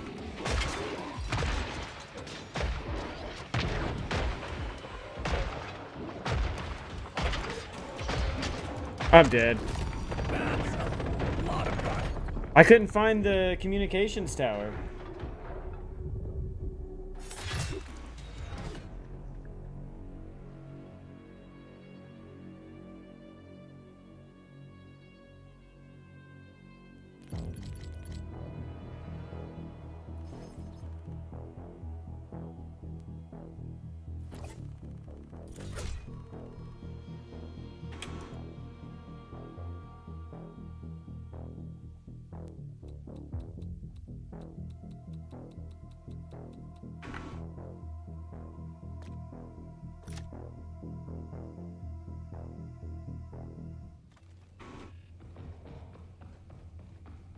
Yeah, I don't know. I think I may get up. I think I'm gonna use the restroom, and then when I come back, I think we may switch games. This is, like I said, this is fun, but like being solo, it's only fun for so long. Which I guess I could matchmake with randos.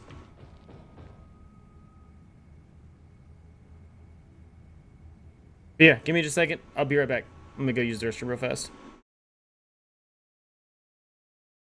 Tone, and then you get the Yeah. spice stuff.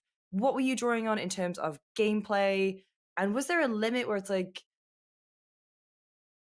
I guess I'm still really interested in just like, yeah, designing everything kind of within those constraints and making the best Yeah. of what you can, because I think that's Yeah. where you kind of can be the most creative in a way. Yeah, I think when it came to like gameplay, it was really more so, or like other games and stuff.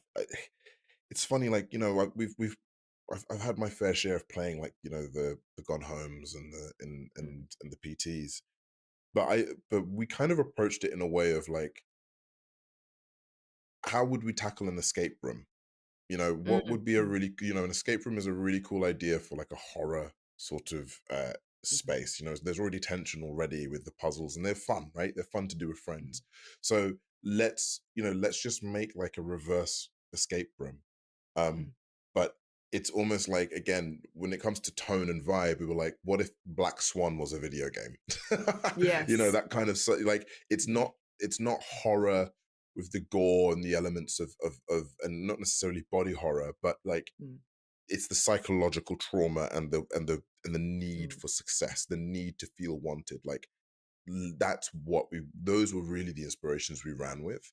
So Mhm. even when it came to like designing the puzzles and stuff and looking at, we were really pulling from inspiration of like, okay, what is the history of this man, of Mhm. Duke and his mansion, Mhm. and what, how can we tie and link, you know, interesting escape room type puzzles Mm. to it, but also linking as well the the FMV and the scenes that we record with that as well. That was really kind of where the inspiration came from on that front. Mm.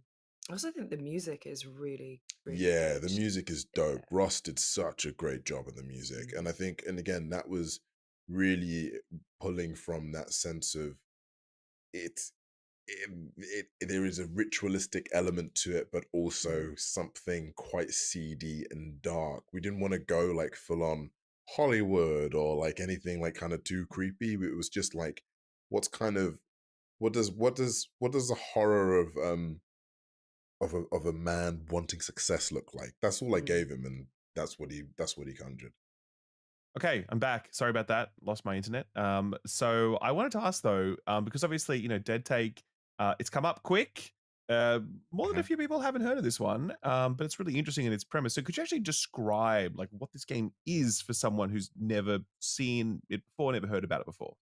Absolutely. So Dead Take is a first-person psychological horror game, which basically takes the love of escape rooms, reverses it, and throws in FMV in there. The idea is that you're playing as a washed-up, like sort of Hollywood actor who's looking for a friend.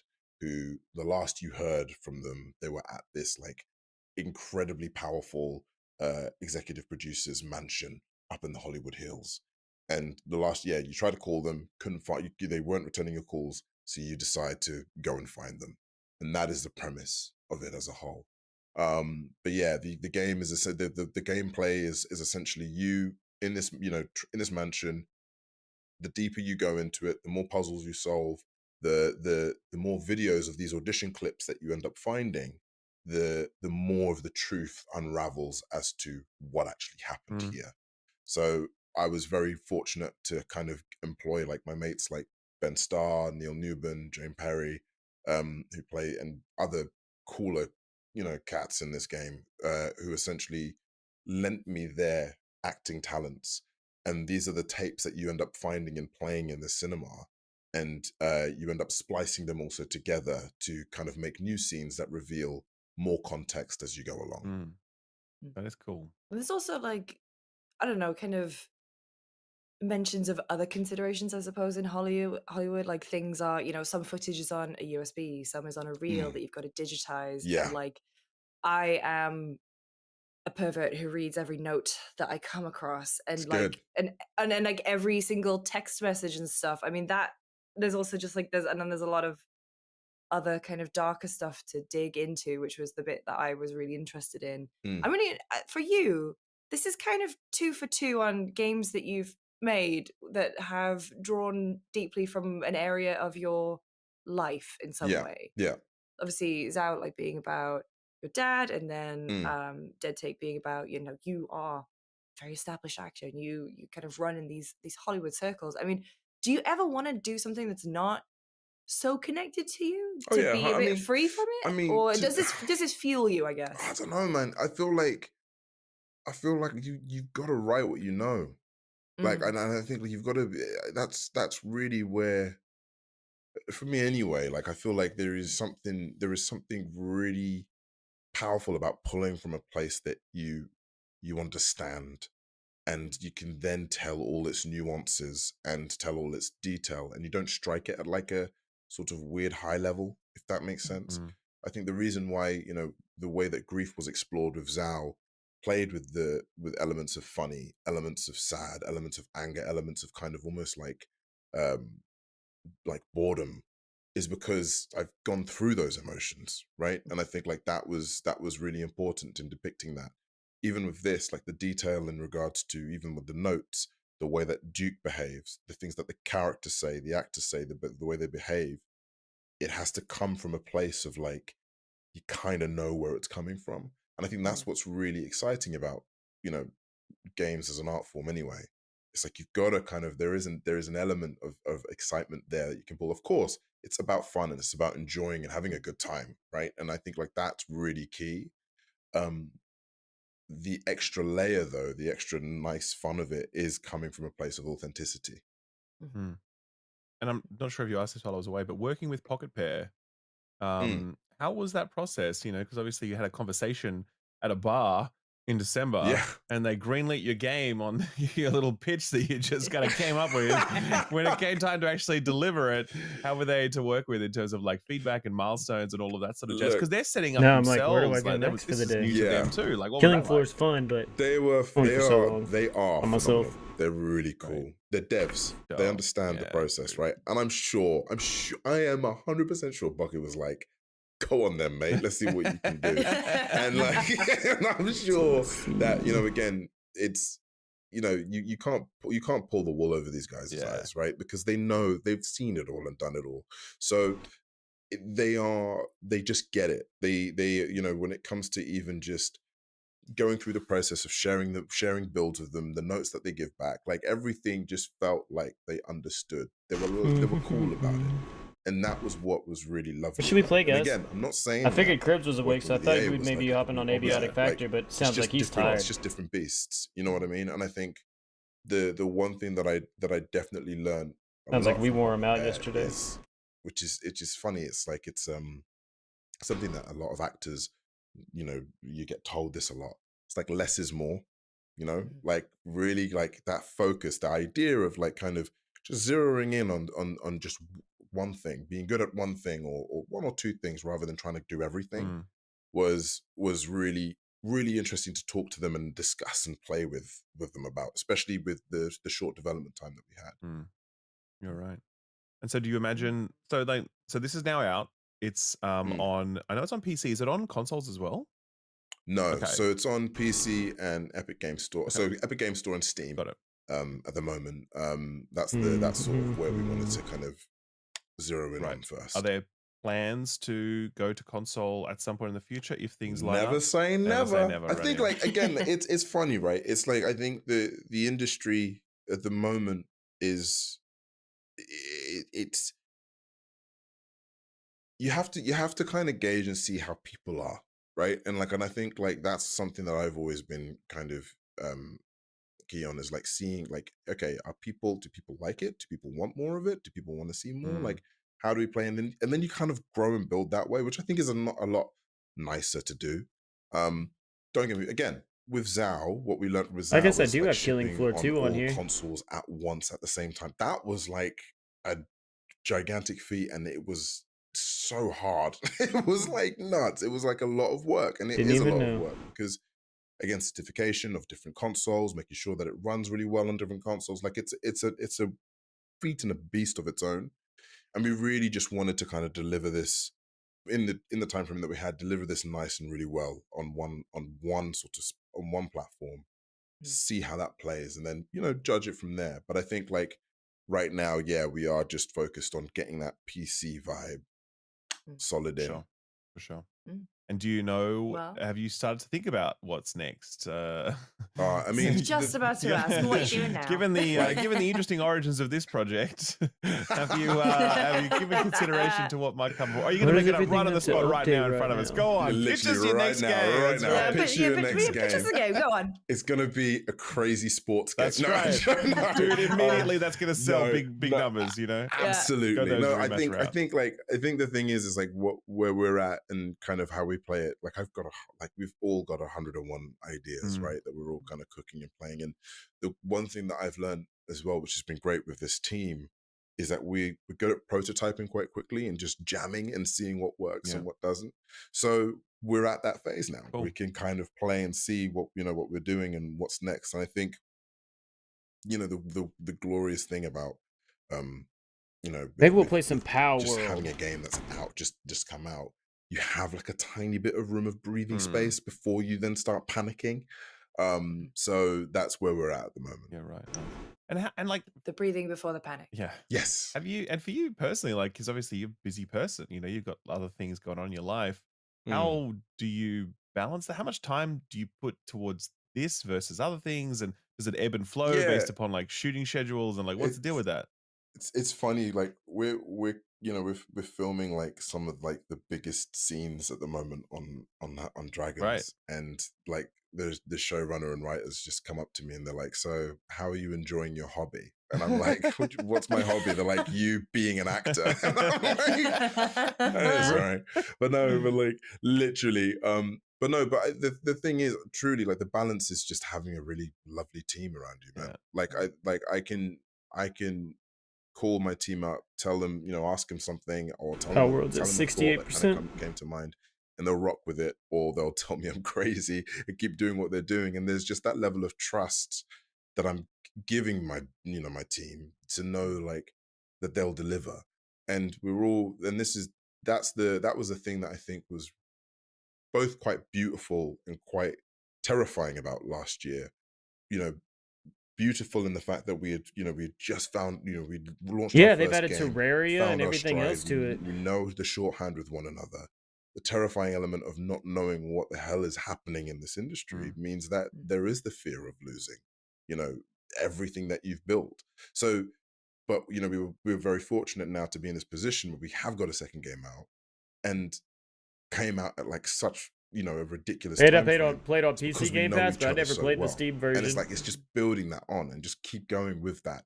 And so yeah, it's very that balance comes through the fact that it is just pure trust, man. I trust these guys. Thanks for coming back on the Really show. appreciate it. Thank you for having Always me. great to talk to you. I'll see you guys in 3 months, maybe 3-4 months. I'll see for you our in next game. I'll see you in like Sure. for your next game, but I'll see you in person in like 2 weeks. Oh yeah, that's very true. That's very true. What's in 2 That's weeks? very What true. are you going? Gamescom. Oh, I mate. was gonna go. And then I'm going back to the UK for a couple of Oh, days. beautiful. That's Days. great. Yeah. I was gonna go to Gamescom. Disappointed I canceled that trip. But there's It's a much bigger trip for it's you. a very long, Like, it's 30 hours ridiculous each one. way. So I was just like, but there's a lot at this Gamescom. It's big. It's looking like there's a lot of hands-on stuff. It's fun. Can't say what. A lot of it's secret, but it's a big Gamescom. I'll say that. It's exciting. So, yeah. Be fun. Cool, man. Well, thank you again. Really appreciate it, and good luck with the game. Thank Everyone you. who's watching, go check out Dead Tape.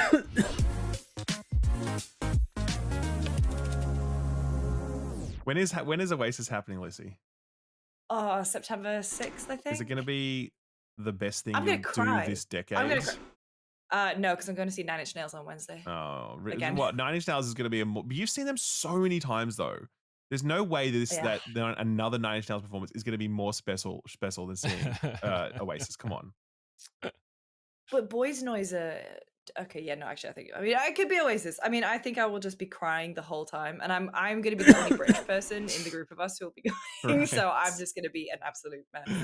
They're just going to be like, Well, play that's- Wonderwall. I don't know any of these other songs. No, how dare you?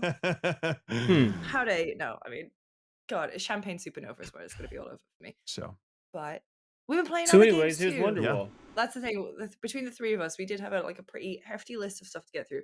Shall I quickly talk about Dead Take as we're just coming off the interview? absolutely. With a boo. So I really enjoyed it. I beat it in 2 sittings. Mhm. It was about 3.5, 4 hours all in.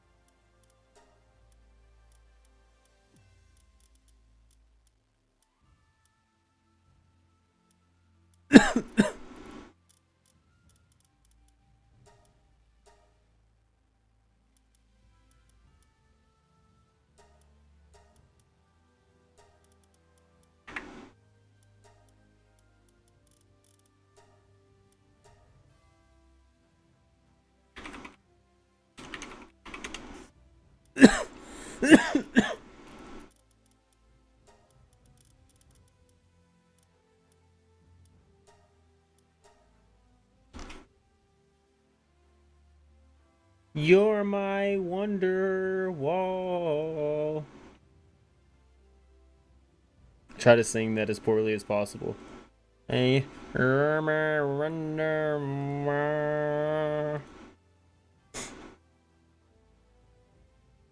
That's the only song I know by Oasis. Just so we're clear on that. Like, the only reason we're making fun of that is because, like, I know that is the joke, but also, I think that's the only song I know by Oasis.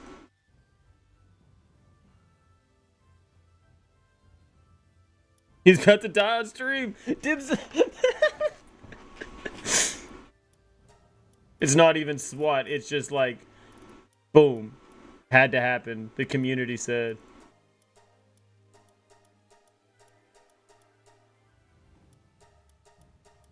Dude looks like a god.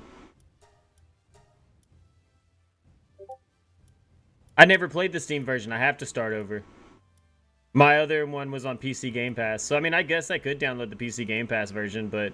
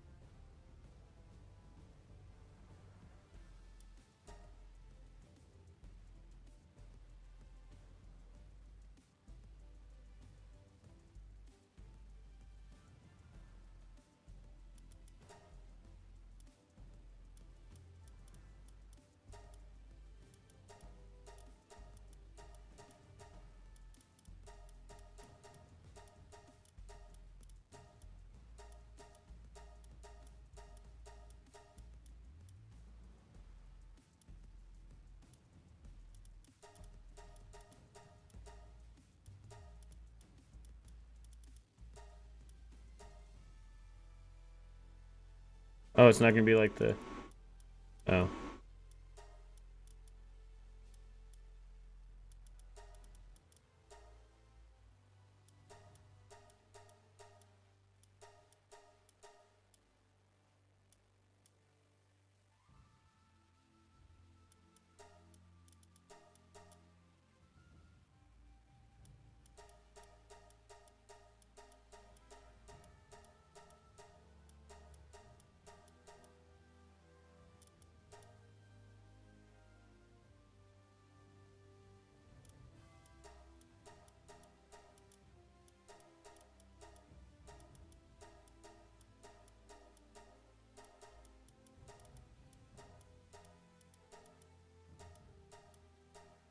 Honestly, the hair choices are garbage.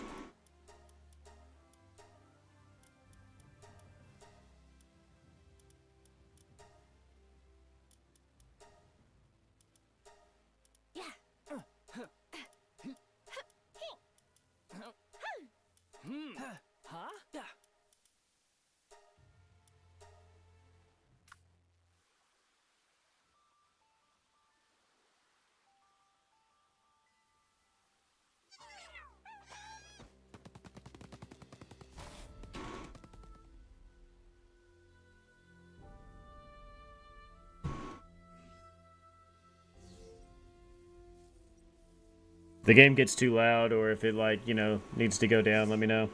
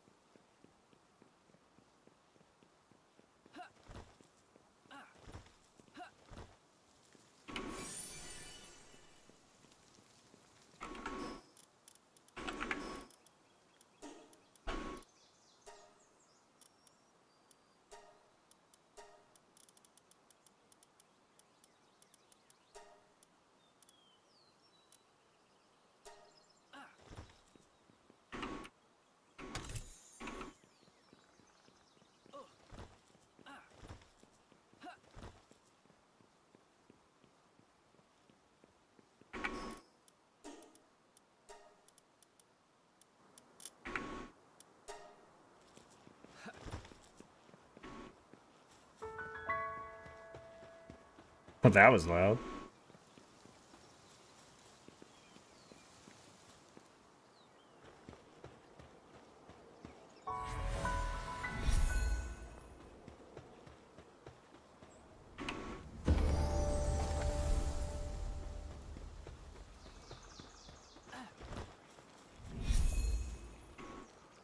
A castaway. Been a while since someone who didn't think of pals washed up here.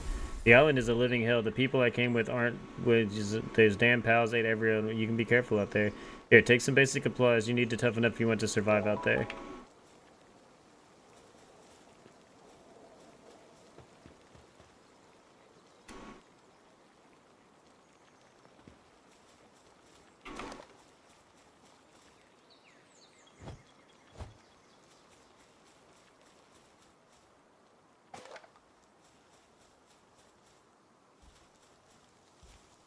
So far, the game's playing better than I remember it playing.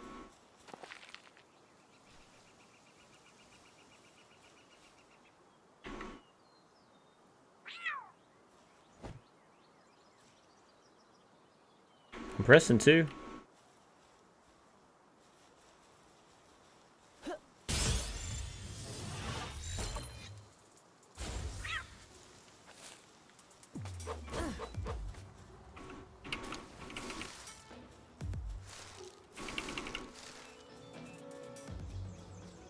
I tried. Probably should have beat it with the stick first.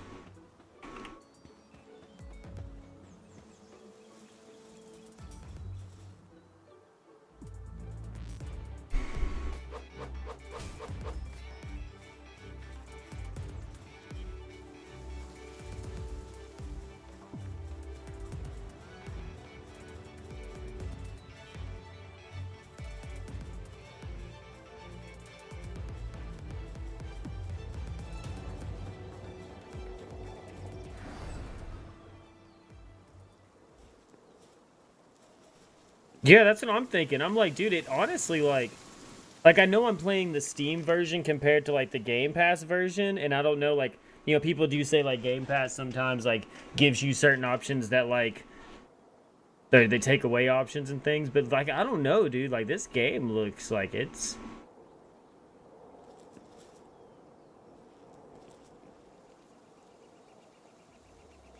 I'm, like, over here, like, am I pushing my computer too hard or something? Like, because it looks good as fuck.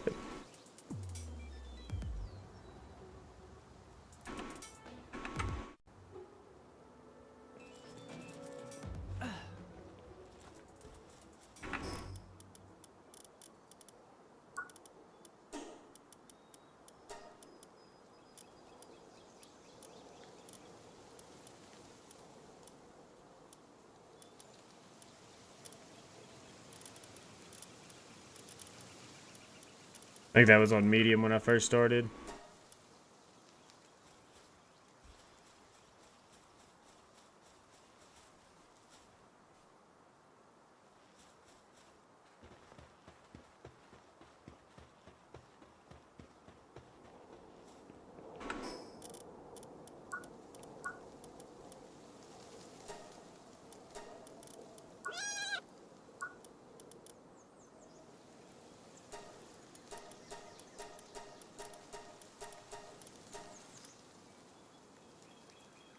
It's a Smurf. I am kind of blue, huh?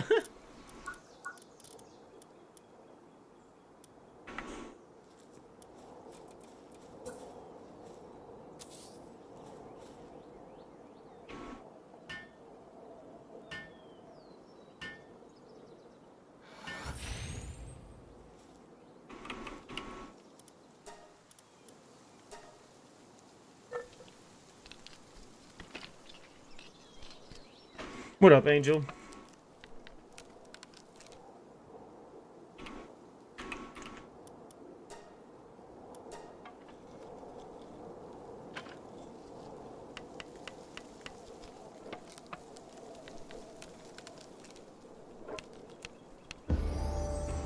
Oh, don't you know the studio, like, this is actually paid promotion.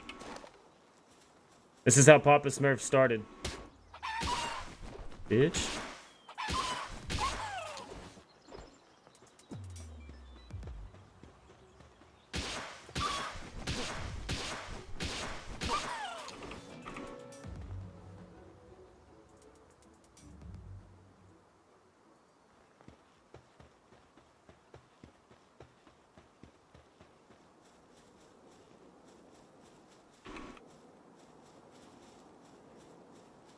Fly away, chicken. Fly away, chicken. See? That's how you do it. Now you do it. Whatever.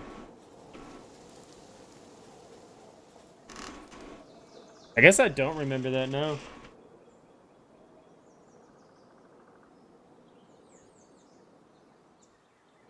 Wasn't really a Smurf fan. Didn't miss a lot of Smurfy things.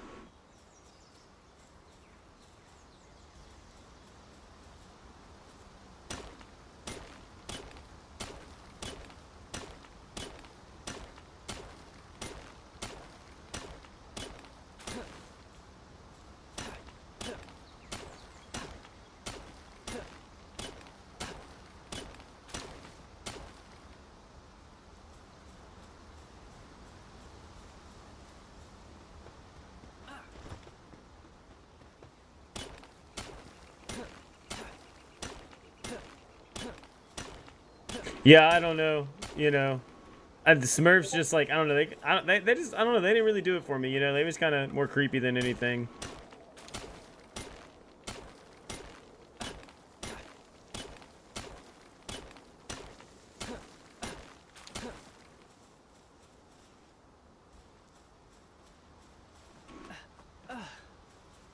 Whole bunch of Smurfs sitting around, and then like a whole thing where it's just like, you know, like they're all males and there's only like one female or some shit.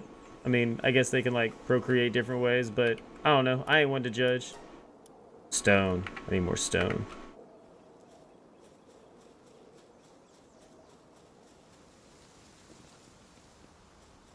I don't feel great about this, but I've posted it. Hey, man. Sometimes when the knowledge needs to be given and granted upon.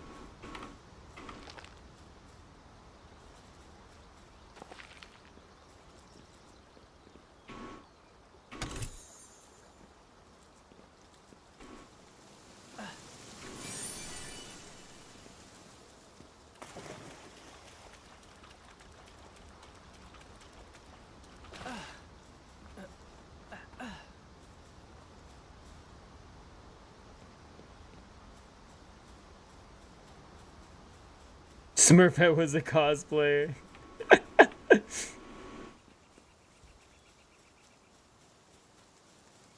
Man, it seems a little bright though.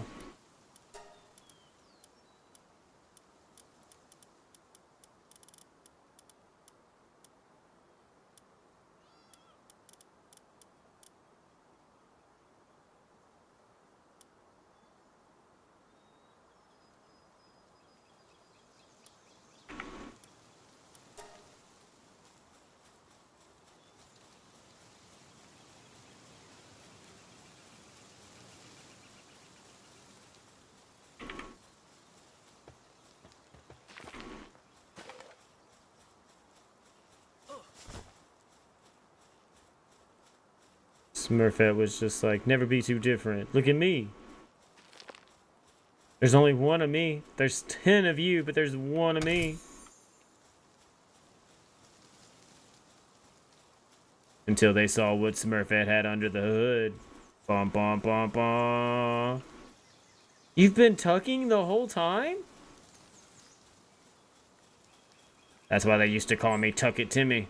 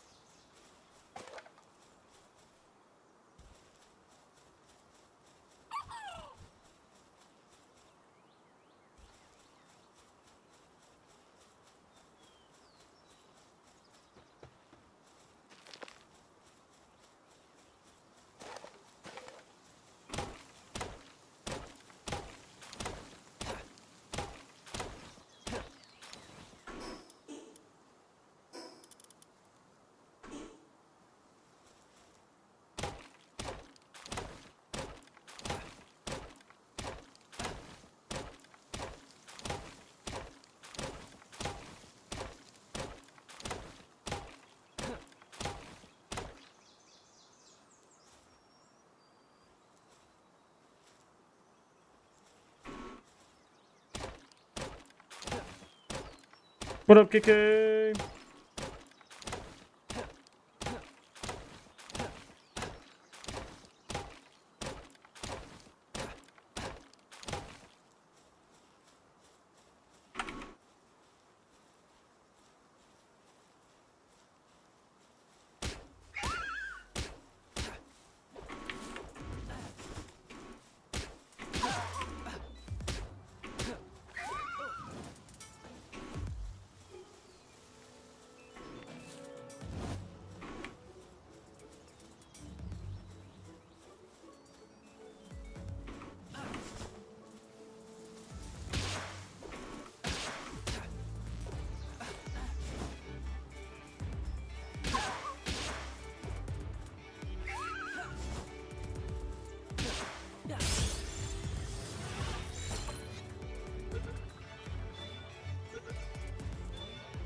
Gotcha.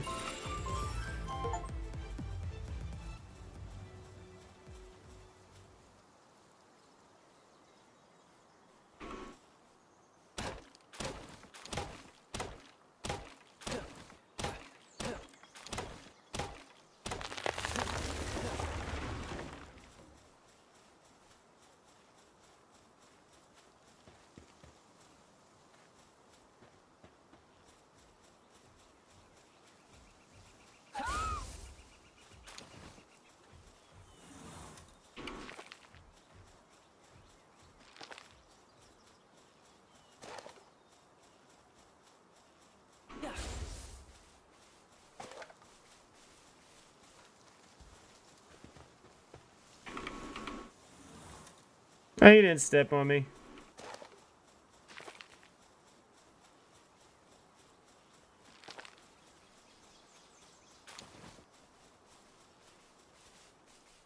You. When you faint, you'll drop some of your items while you're carrying, but a pillar of light will mark a spot where you can easily find them. You can pick up your items by touching any part of the pillar. If you see a flying powder reach it above, you can safely retrieve it. Keep it in mind. Okay.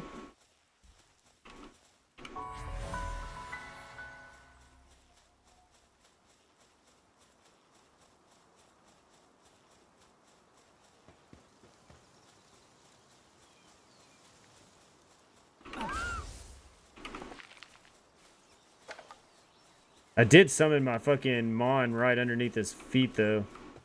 Surprised I didn't attack it.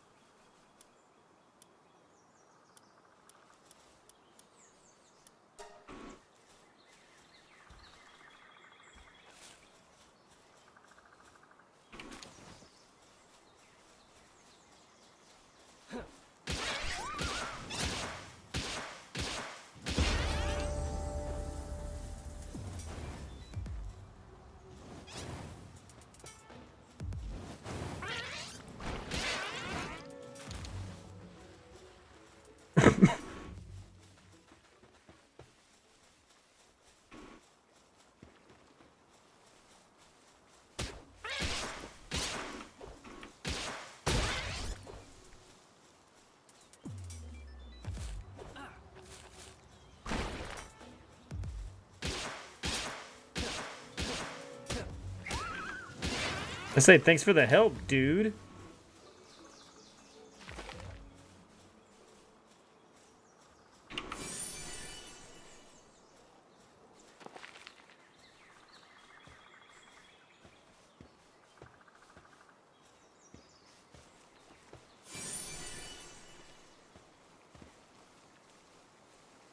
Whoa, you're an adventurer? Perfect time. Could you deliver this special dish to a nearby settlement for me? Give me a super dependable look and you recognize them right away. What? Why don't you take it myself? Well, it's just this dish smells so good and the palace keeps storing me so I can't get anywhere.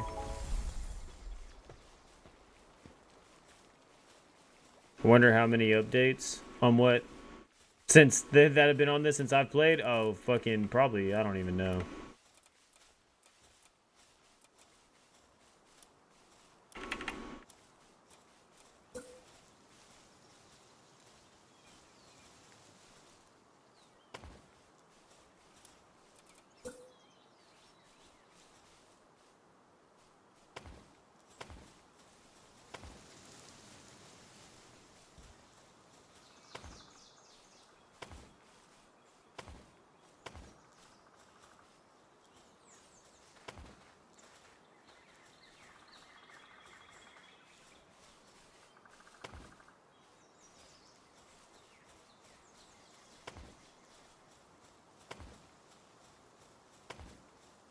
Yeah, I think I'm gonna set something up right here for a second.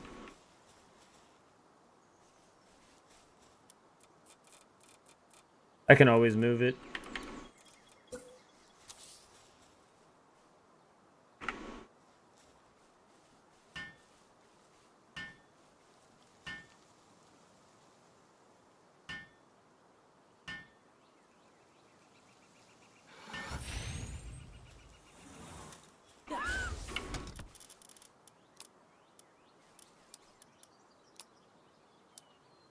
Ah, that's my quick button.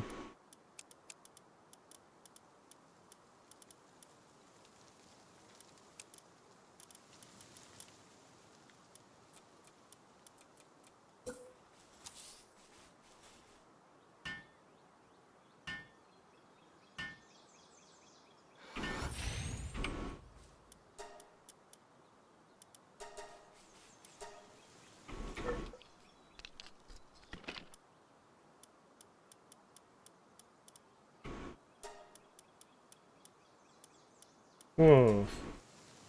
Oh, that's my emotes. I thought I was gonna tell the pout emote. I was like, whoa, you can make the pout emote now?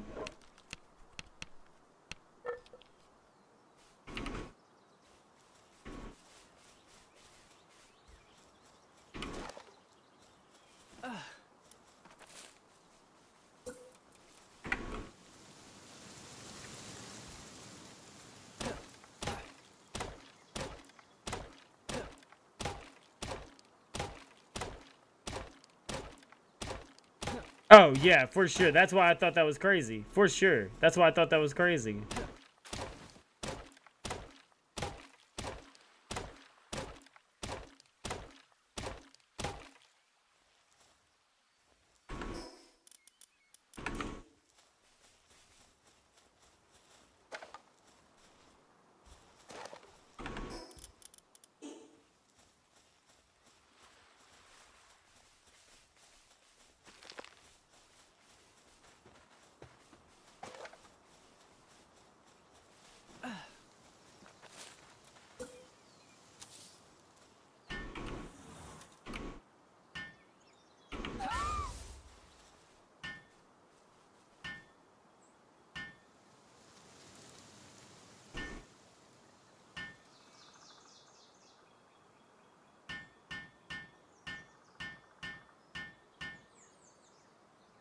Dude got the fire under him for a second.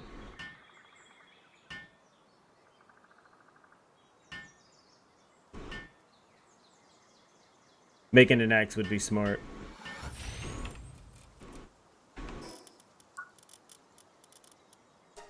Making a bow would be too.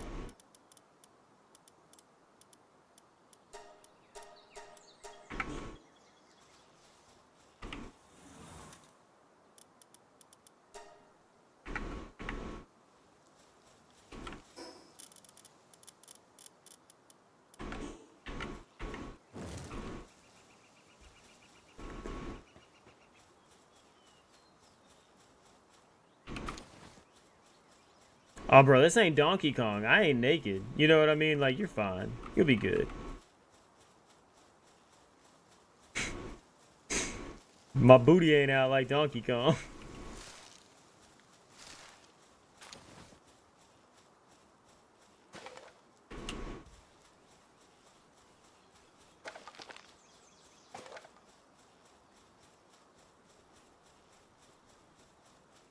Dude, I need to go finish up that game. I know I beat it, and I was just doing the extra challenges, but I should hop back on there and do those extra challenges.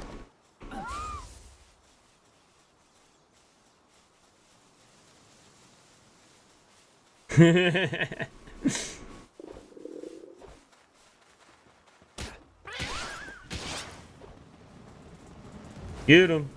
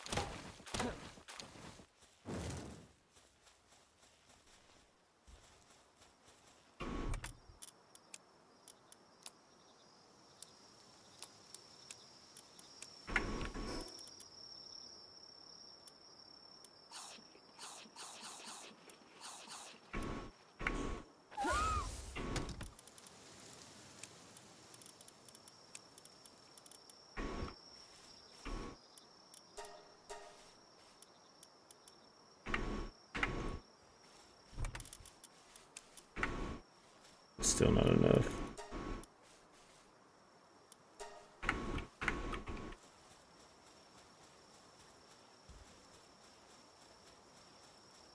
Yeah, yeah. Yeah, I forget about all that.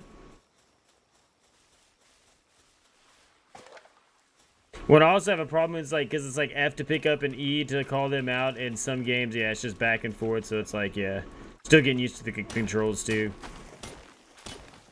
Been a minute since I played this game.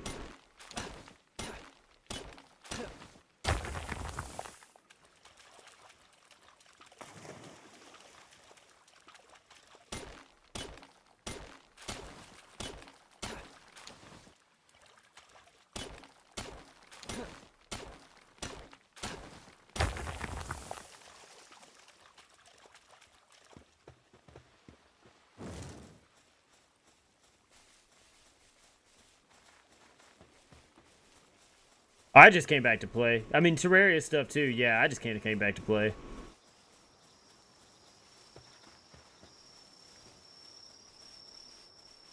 I enjoy survival games and stuff, and I also enjoy like Pokemon games and stuff. And this is always a good blend. So I kind of just came back to chill.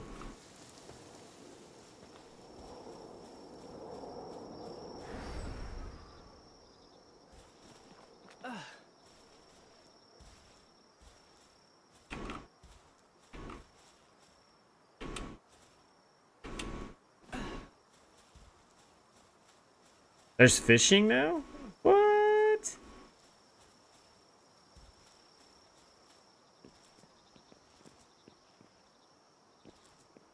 I did not know that.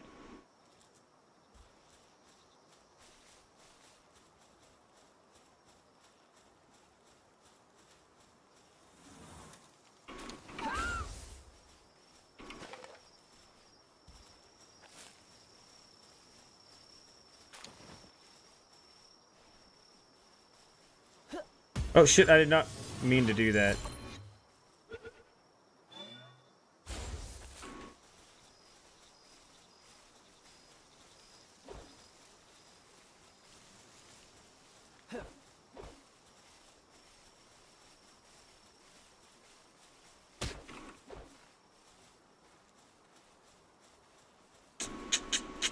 Gotta remember, I got a hold Q. It's not a toggle.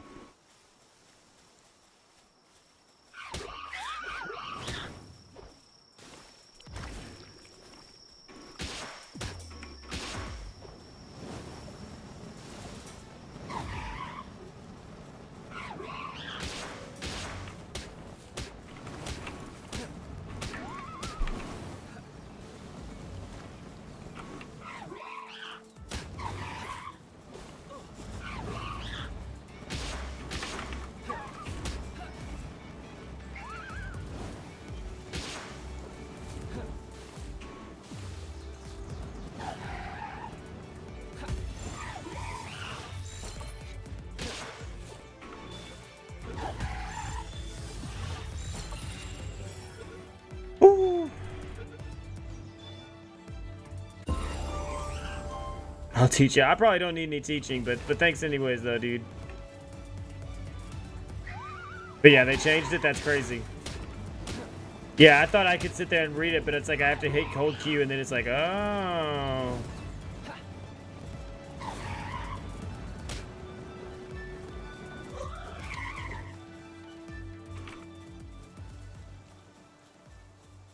No, I'll keep it on for now because I might like it.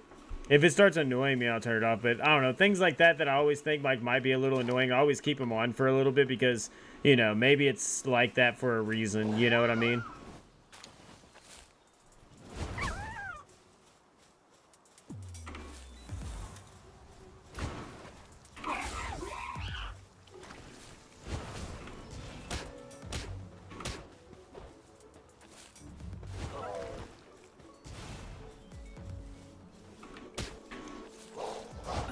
Oh shit.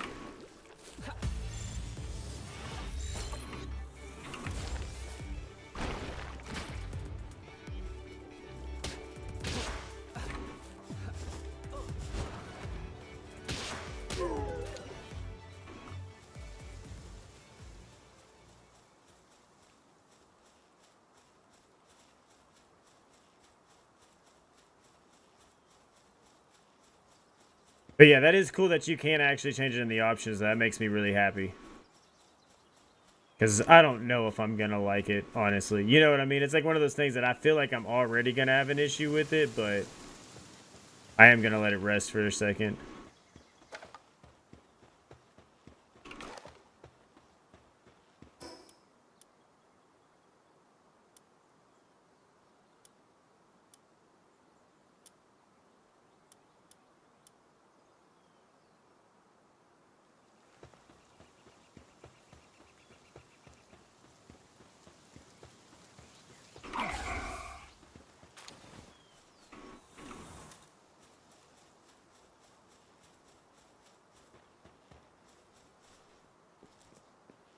That's crazy how they're like parading. Like, that's nuts, dude. I don't remember that. I don't remember that at all.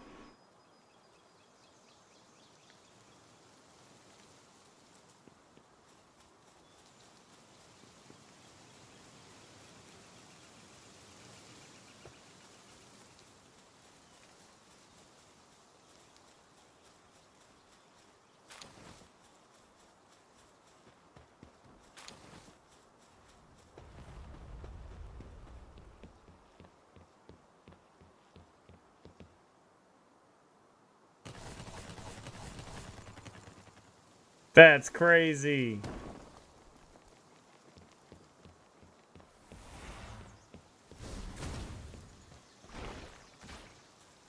Really? Two giants going at it?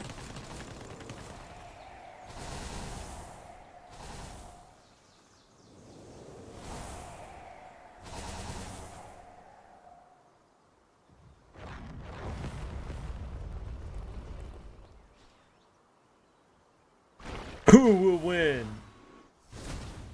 Ooh, that 380 though.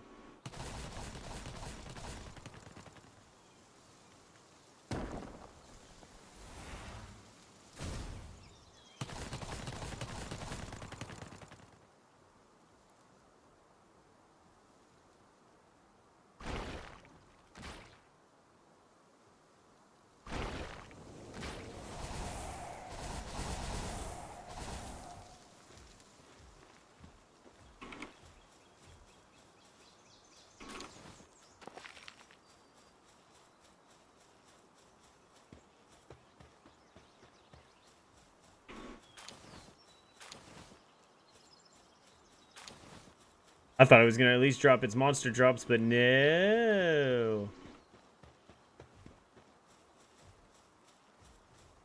It's got to be stingy.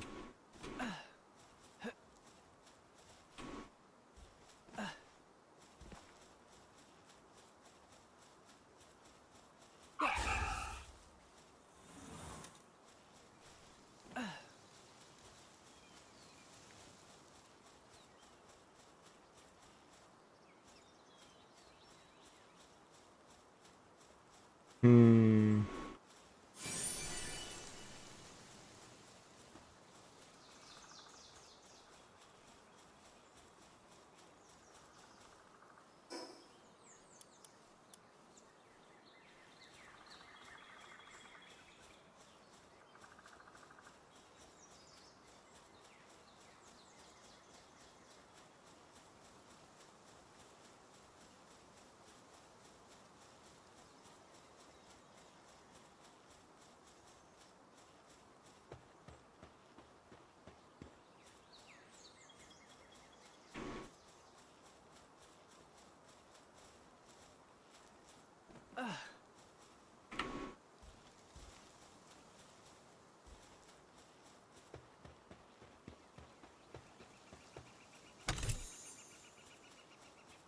A Megasphere.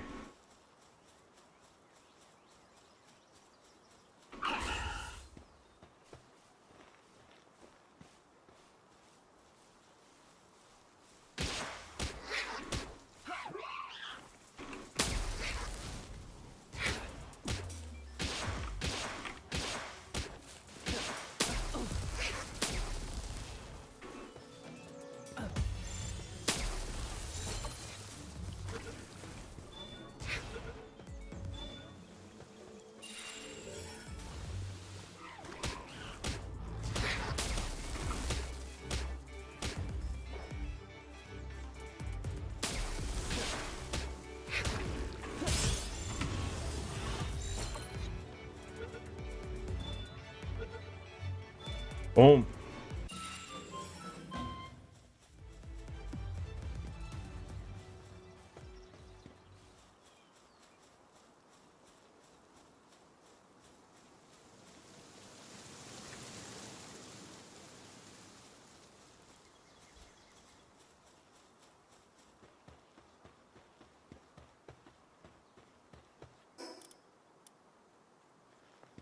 It's like you ever just look at a place and you're like, yeah, they expect you to build a base here.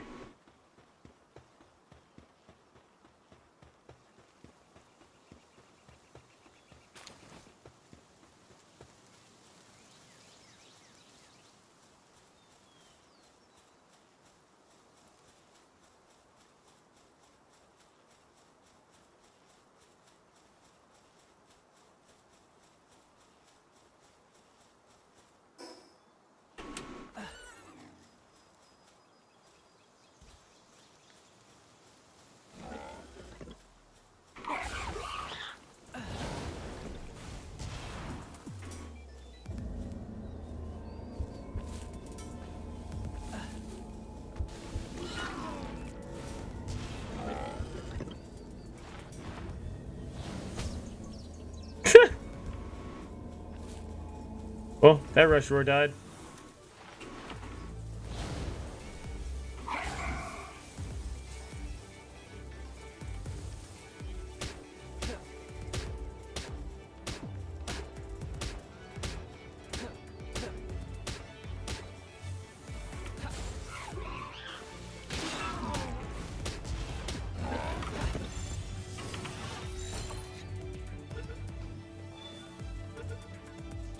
You mine now.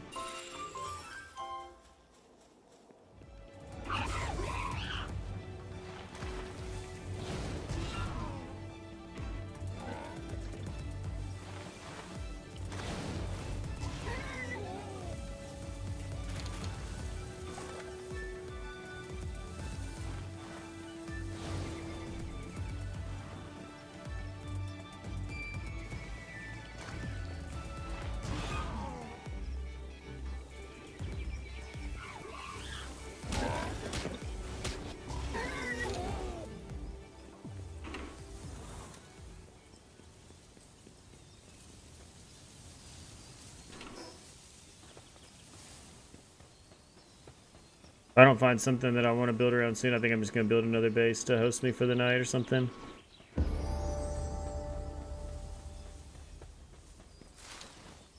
That Dessa. Oh. Oh, yep. This is where I'm building. This is nice.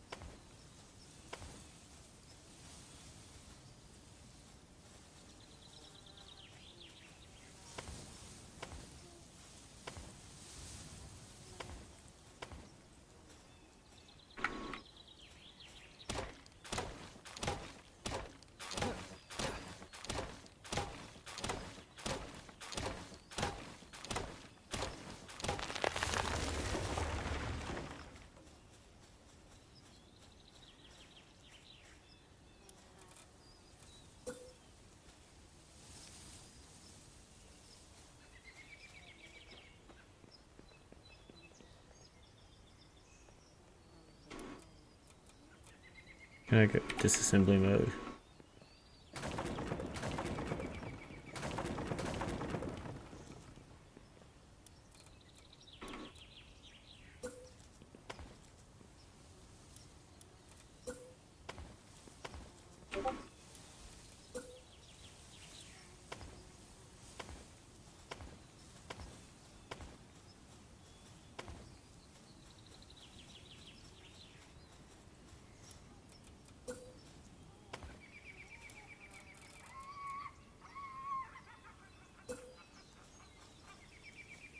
Fucking hear that? Sound like a witch or something.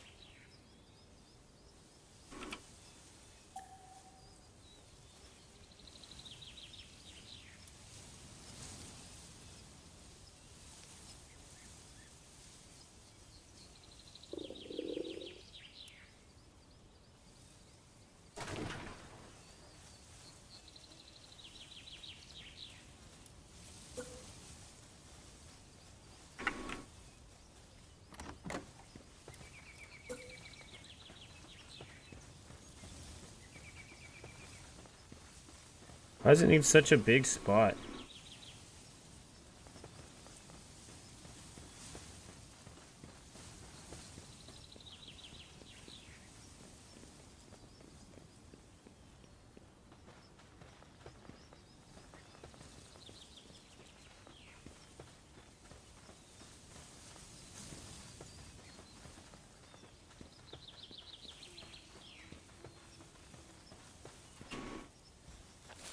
Just afraid if I keep it there, it's gonna enter, like, it's gonna fuck up with some stuff that I try to build later.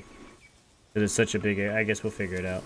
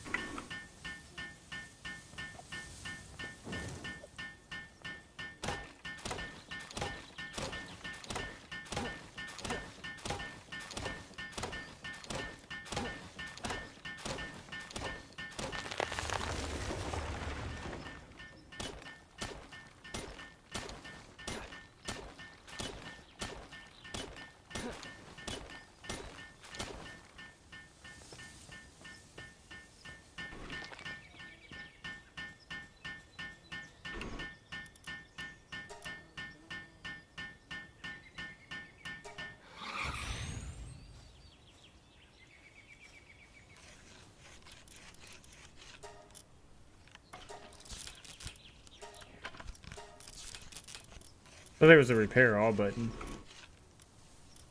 Guess not.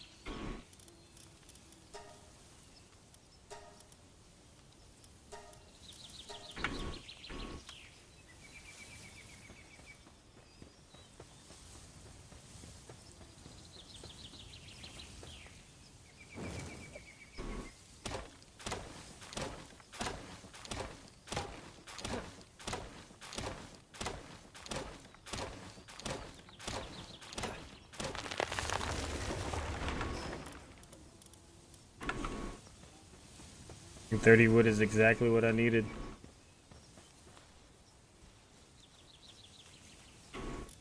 Yep.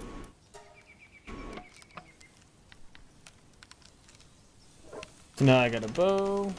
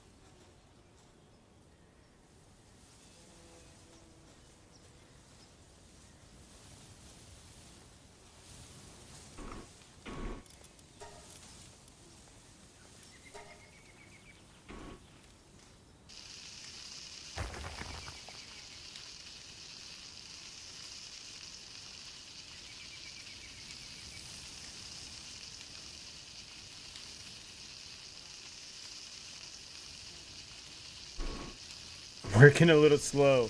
Probably just a slacker.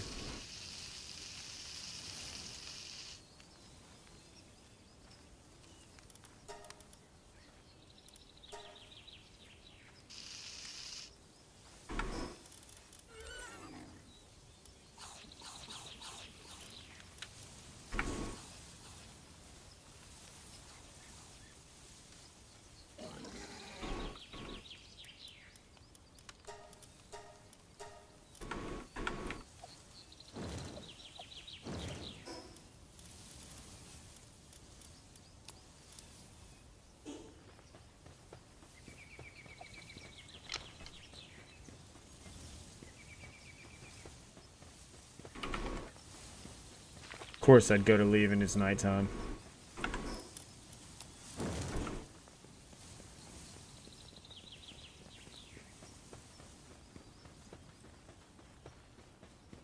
Hey, figure out what I'm gonna do for lunch today.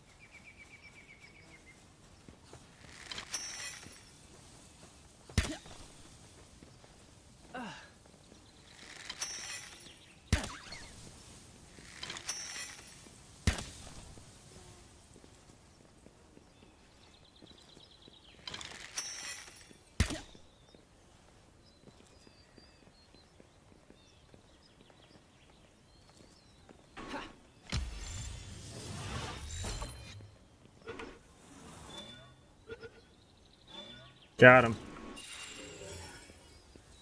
It was a hell of a chase, but I got him.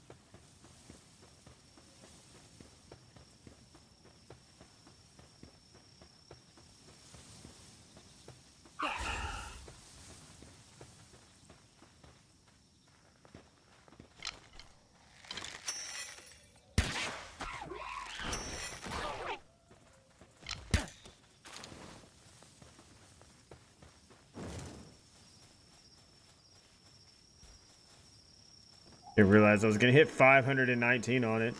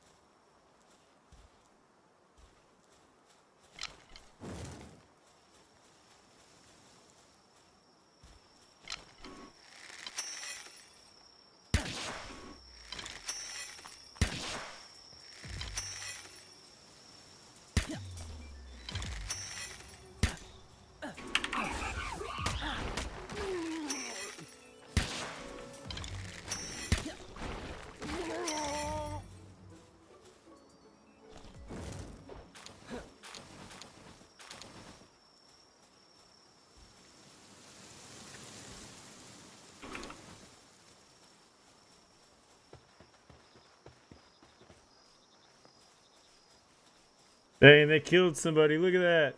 No!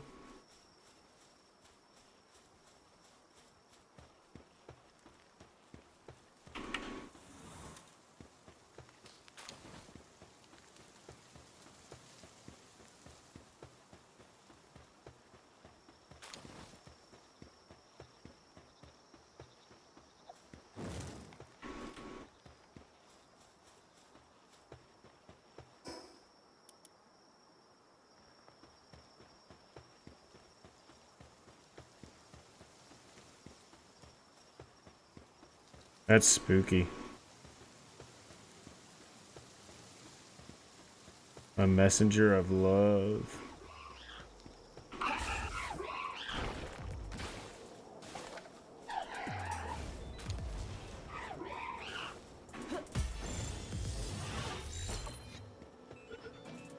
Get caught or get got, bro. Two choices.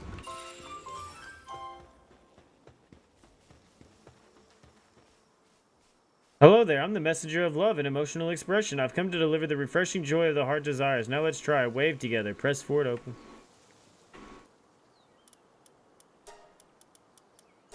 Ah. Ah.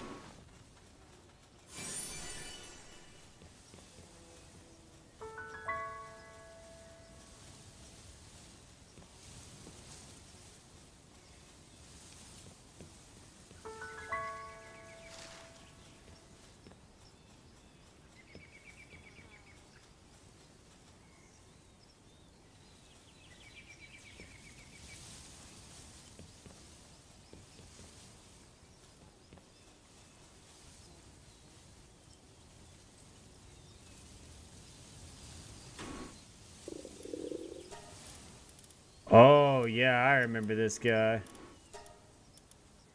You can buy and sell pals here.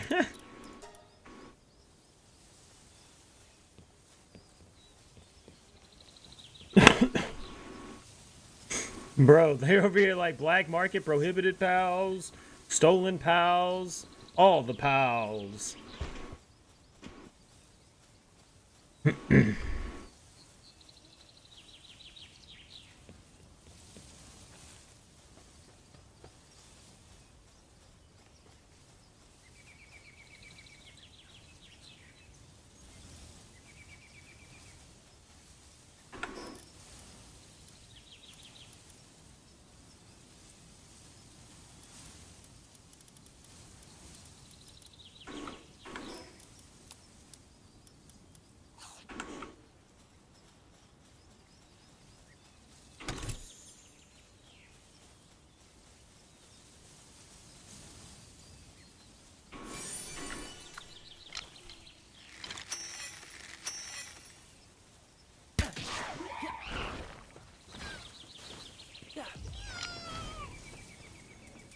No, and I think I accidentally threw the Megasphere.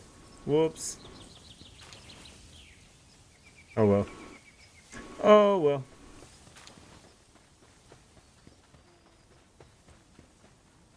Making new friends the only way I know how. By capturing them and making them be my friend.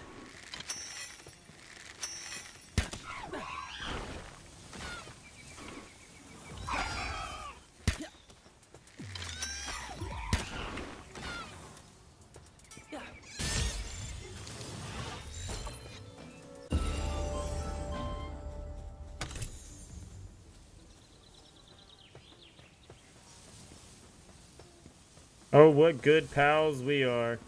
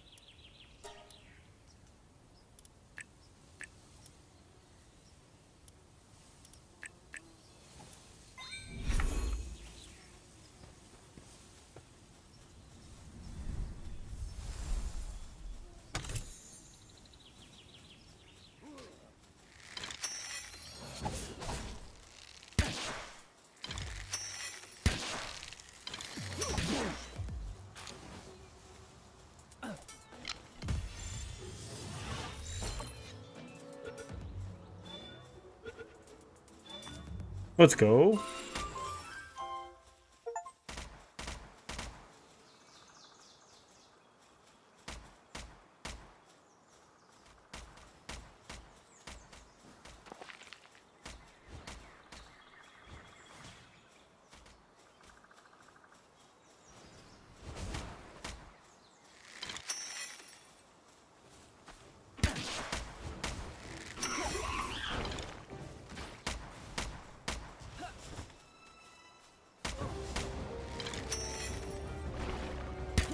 I'm nowhere near level 15.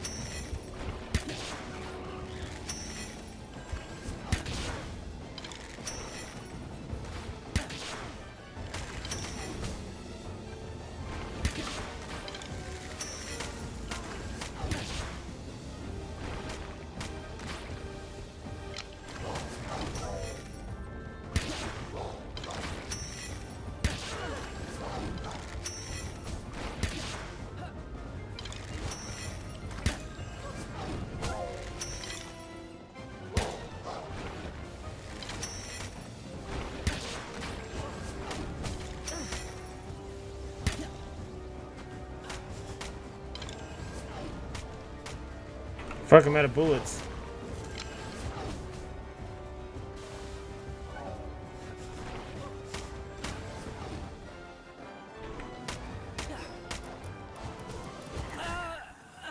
I was trying to switch to my club. Have I played Sonic Superstars? Is that the racing one? Because no, I haven't. If that's the racing one, no.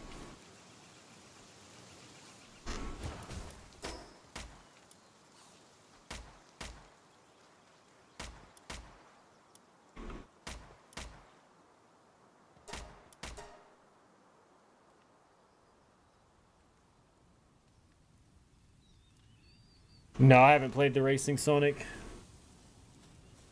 I played the old school one. I haven't played the new one.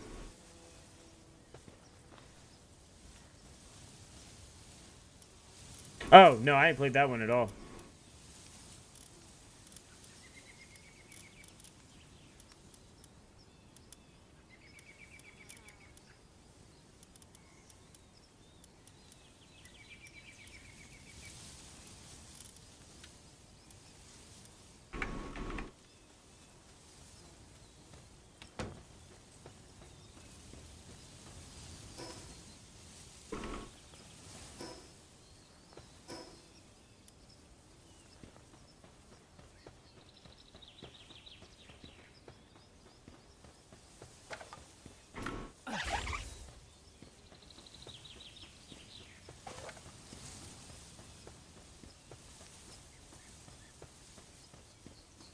I've been thinking about picking up that one. What is it? Sonic Generations X Shadow or whatever. That game looks fun as fuck.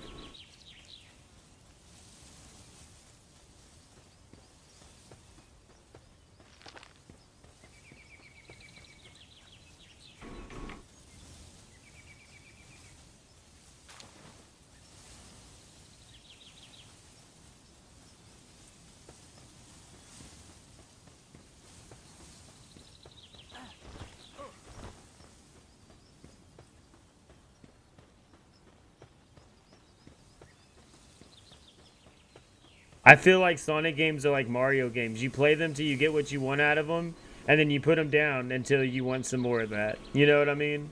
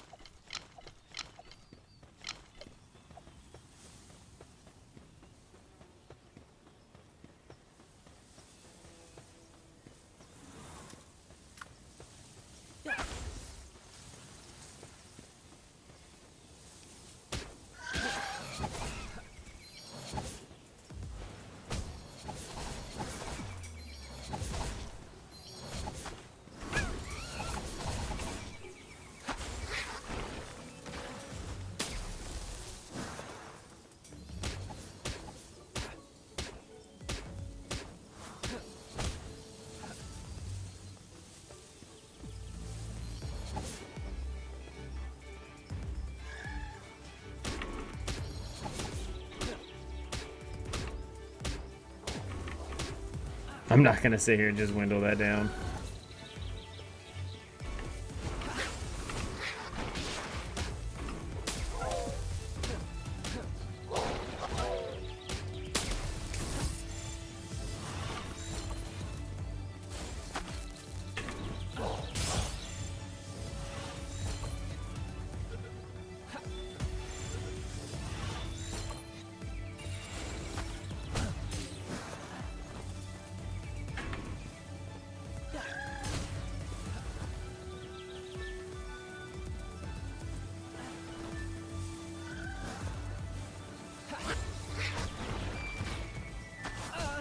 Damn it.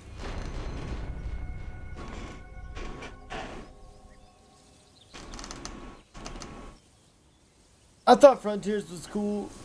I liked Frontiers, but I think I liked Frontiers for different reasons. I liked Frontiers because I enjoyed just being Sonic, running around doing Sonic things. I don't think I enjoyed that there was no story and that the boss fights were kind of dumb and stuff, but I did enjoy a lot of the open world stuff they had, actually.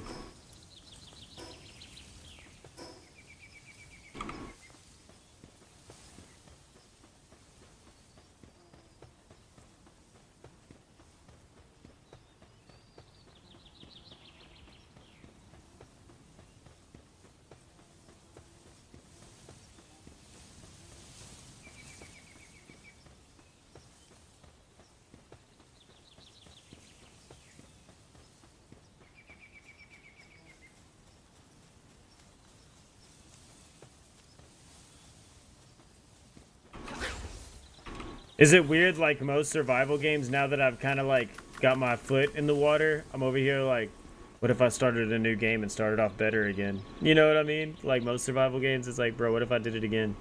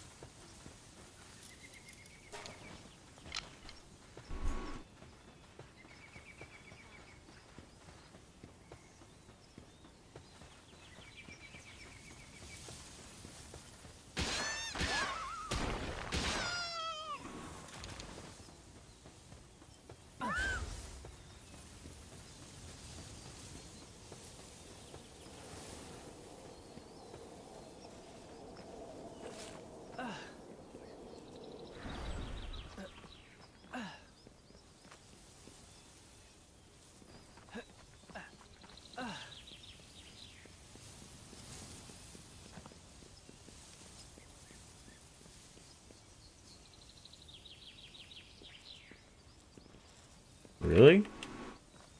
Am I glitched in the map?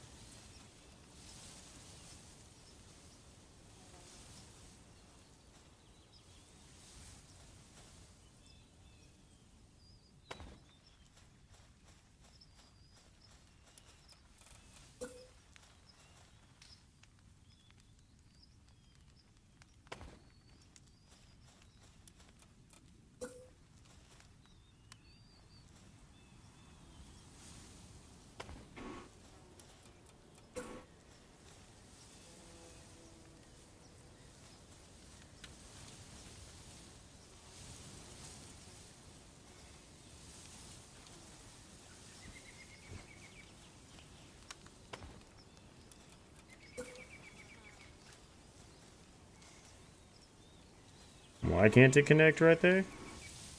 Or to that?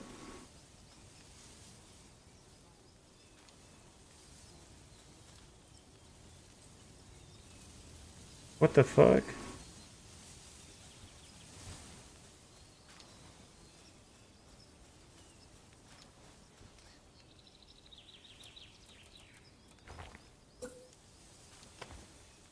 He's like, bro, you can't beat it before me.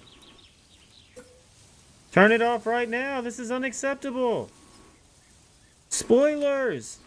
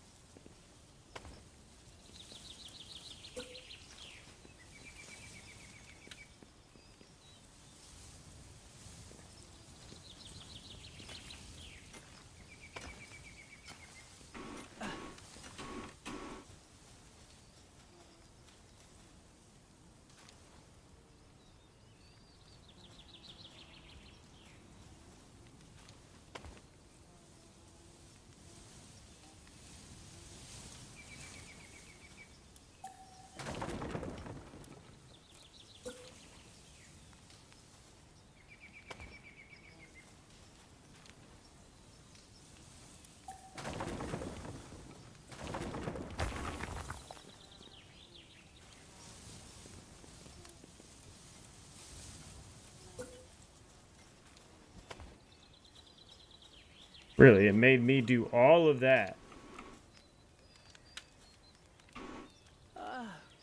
Just to place a roof right there.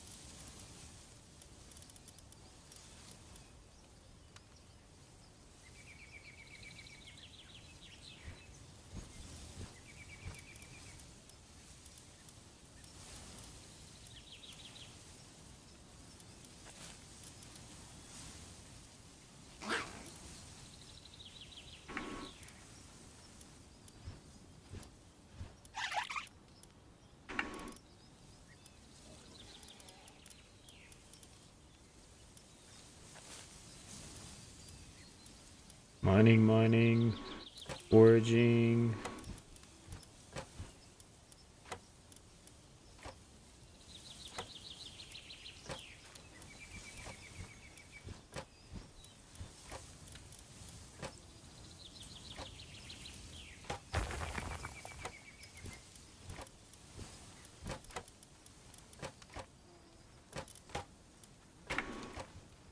Means I have a shitty team, but whatever, at least I got stuff going.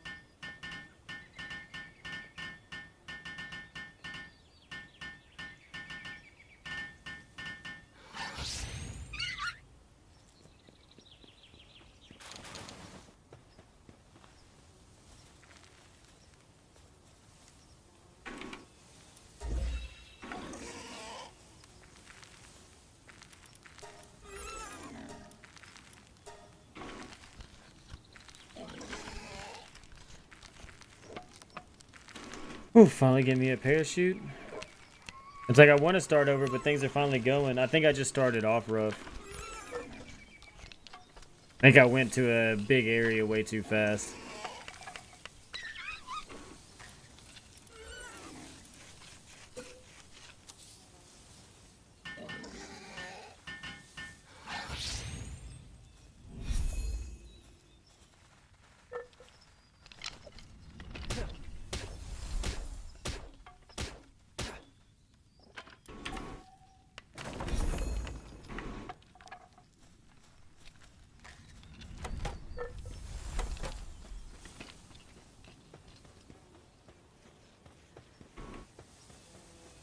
So now I need to go get a Paldam fragment.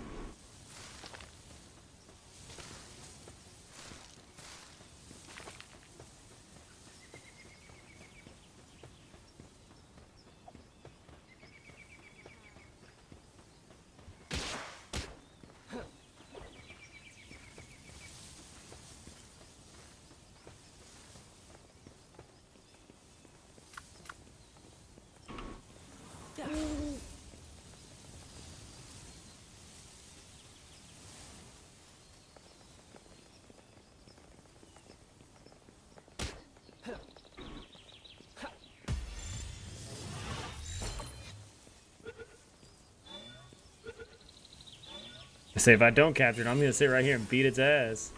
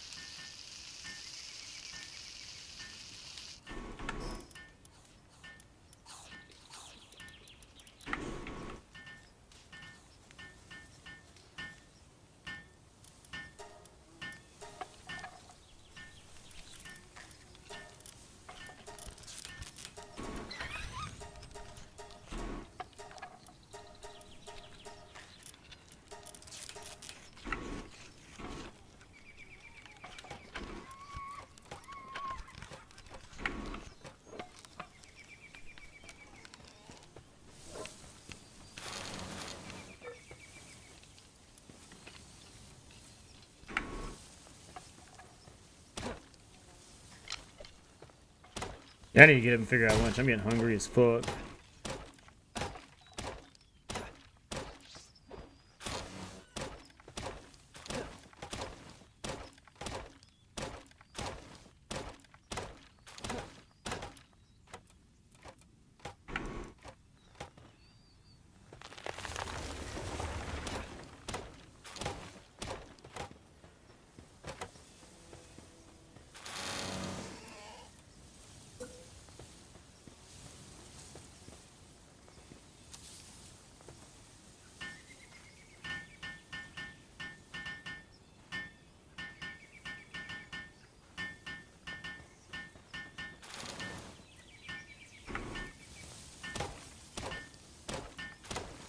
People say YouTube quality is better. It looks worse to me. I've watched myself on YouTube, but it's usually on my phone. To me, it generally looks the same to on Twitch, but it seems like YouTube's also way more delayed.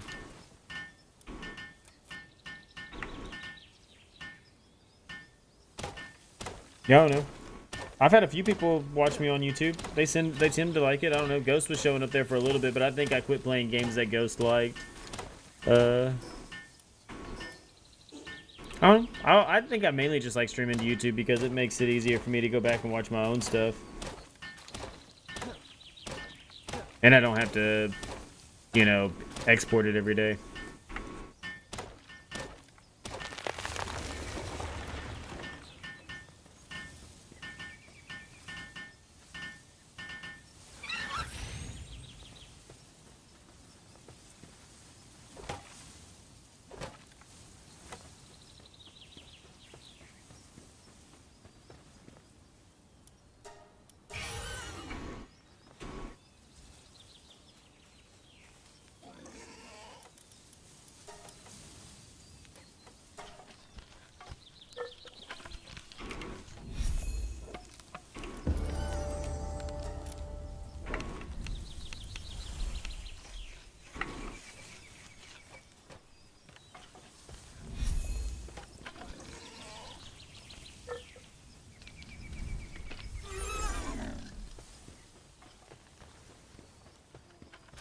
Who knows? Maybe my quality's just shit on YouTube. I really don't know.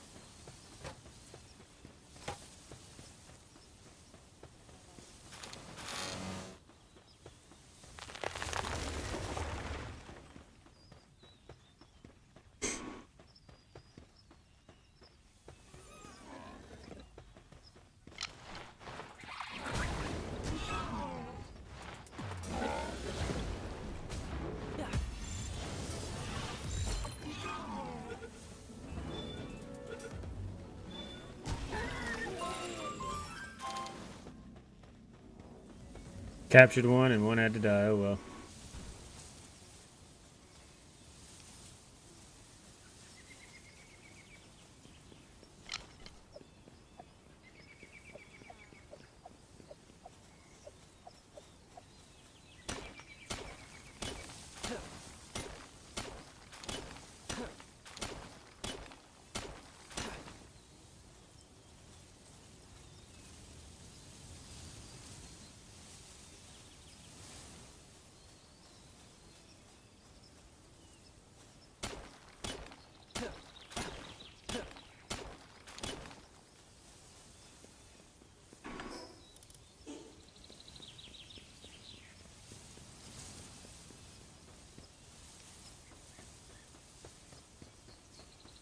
I keep talking about long lunch, but I never actually stand up.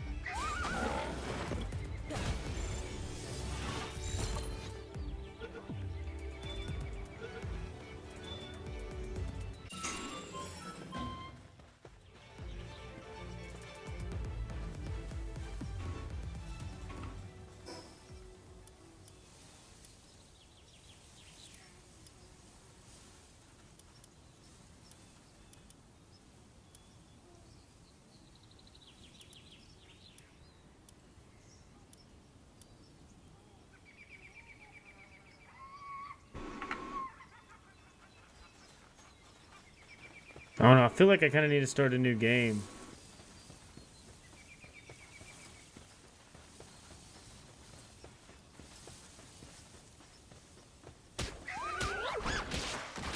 Maybe I don't, though. I just feel like I went too far out too fast.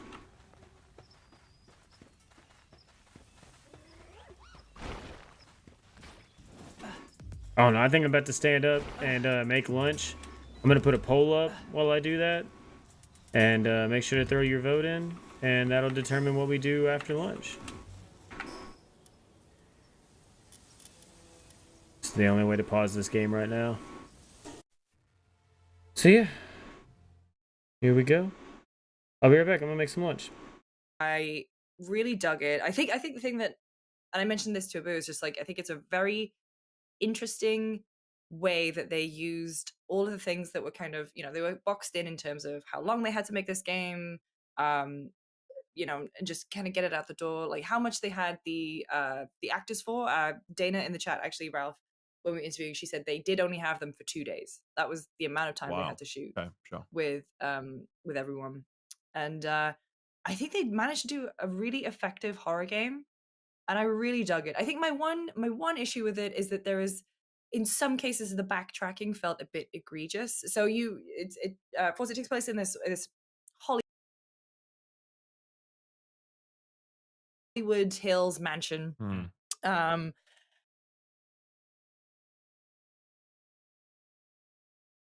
And it is the mansion of this rock star, like untouchable movie producer.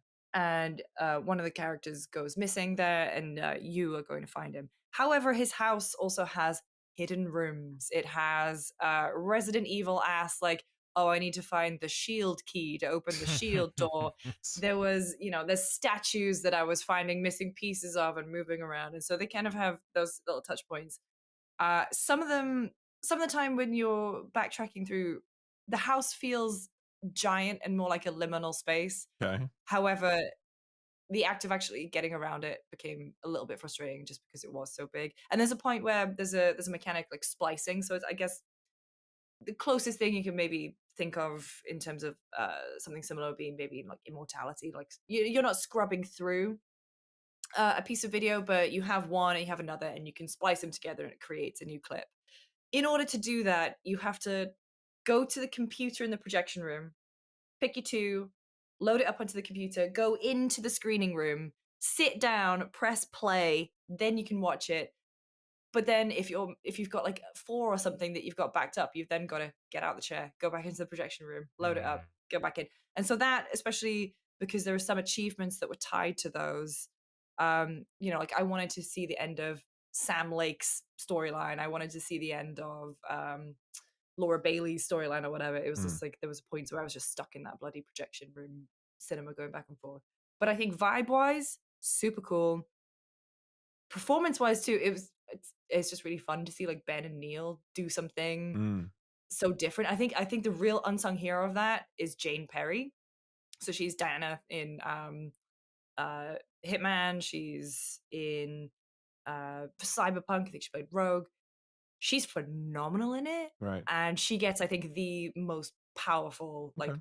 one of the clips. And I messaged Abu and I was like, holy shit, Jane. Like she was so good. Yeah, and I think overall it's just like it does not say it's welcome. It's creepy, but in a way that, talking about these people in their positions of power. I think the thing that I didn't really I know a lot of people who are actors and who act, and the thing that this game really drills in on is the fact that of how hard it is when you are struggling to make it. Like obviously all the actors that I know at this point have Careers. become successful. They've Sure. been in something. And this really delves into the desperation of trying to make it. And which is an interesting yeah. concept because like you imagine that there are these people, other people decide their fate.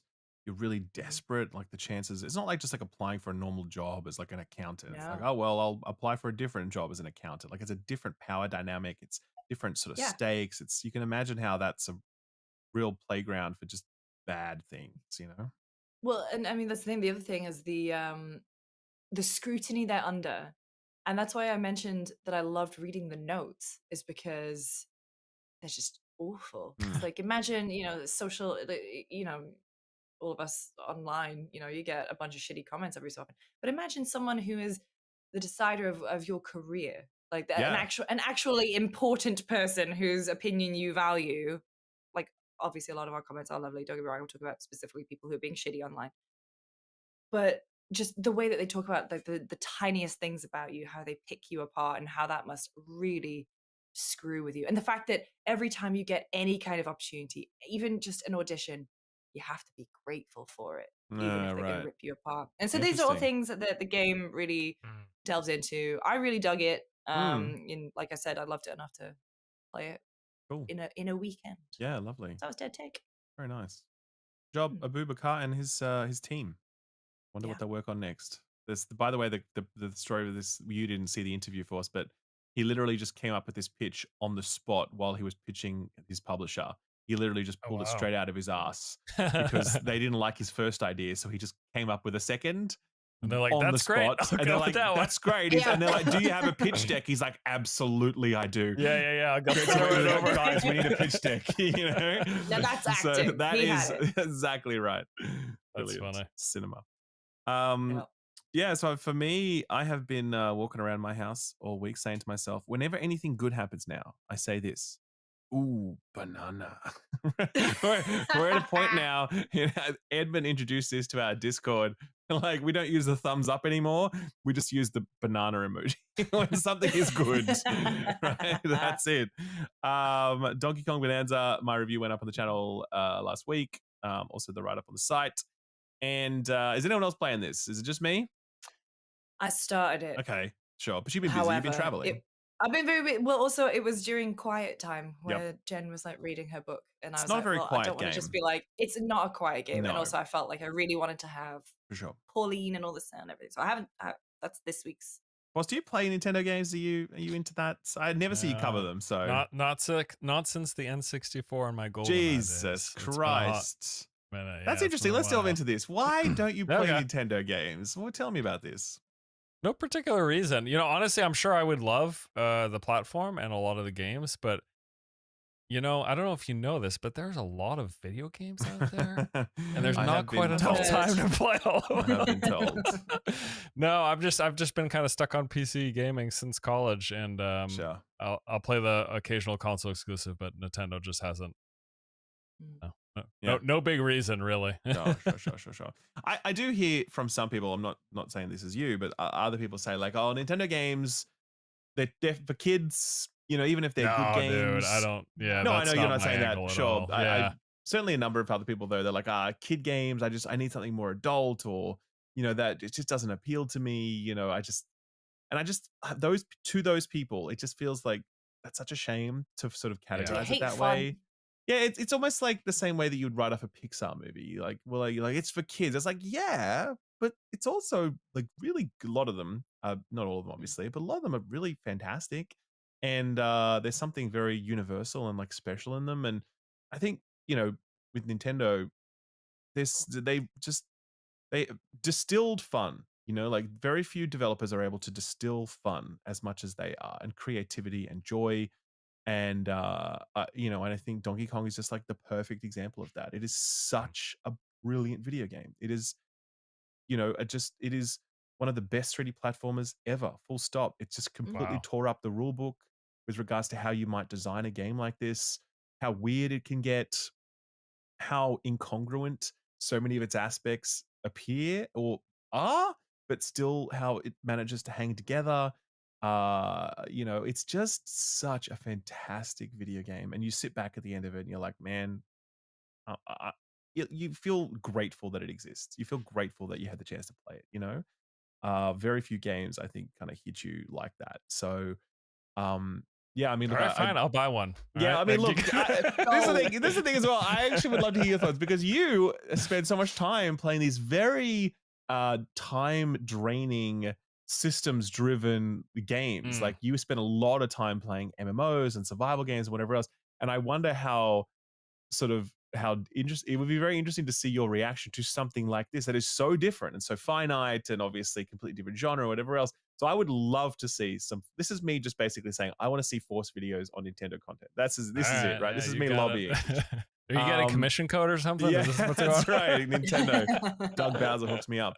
But no, I mean, it's just a really, and I think as well, like, I think if you speak to other people who have played this game, the back third of it is just unbelievable. It goes, as I've said in the review, it goes from being like because I spoke about this on the podcast last time, and I'm like, this is a really good game. I'm enjoying it. I thought I was at the end. I wasn't anywhere near the end. I was like halfway through the game. The back third of this game is like a straight 11 out of 10. It's absurd how good this back third is. And I think as well, people who have played this game at first are like, yeah, I'm enjoying it.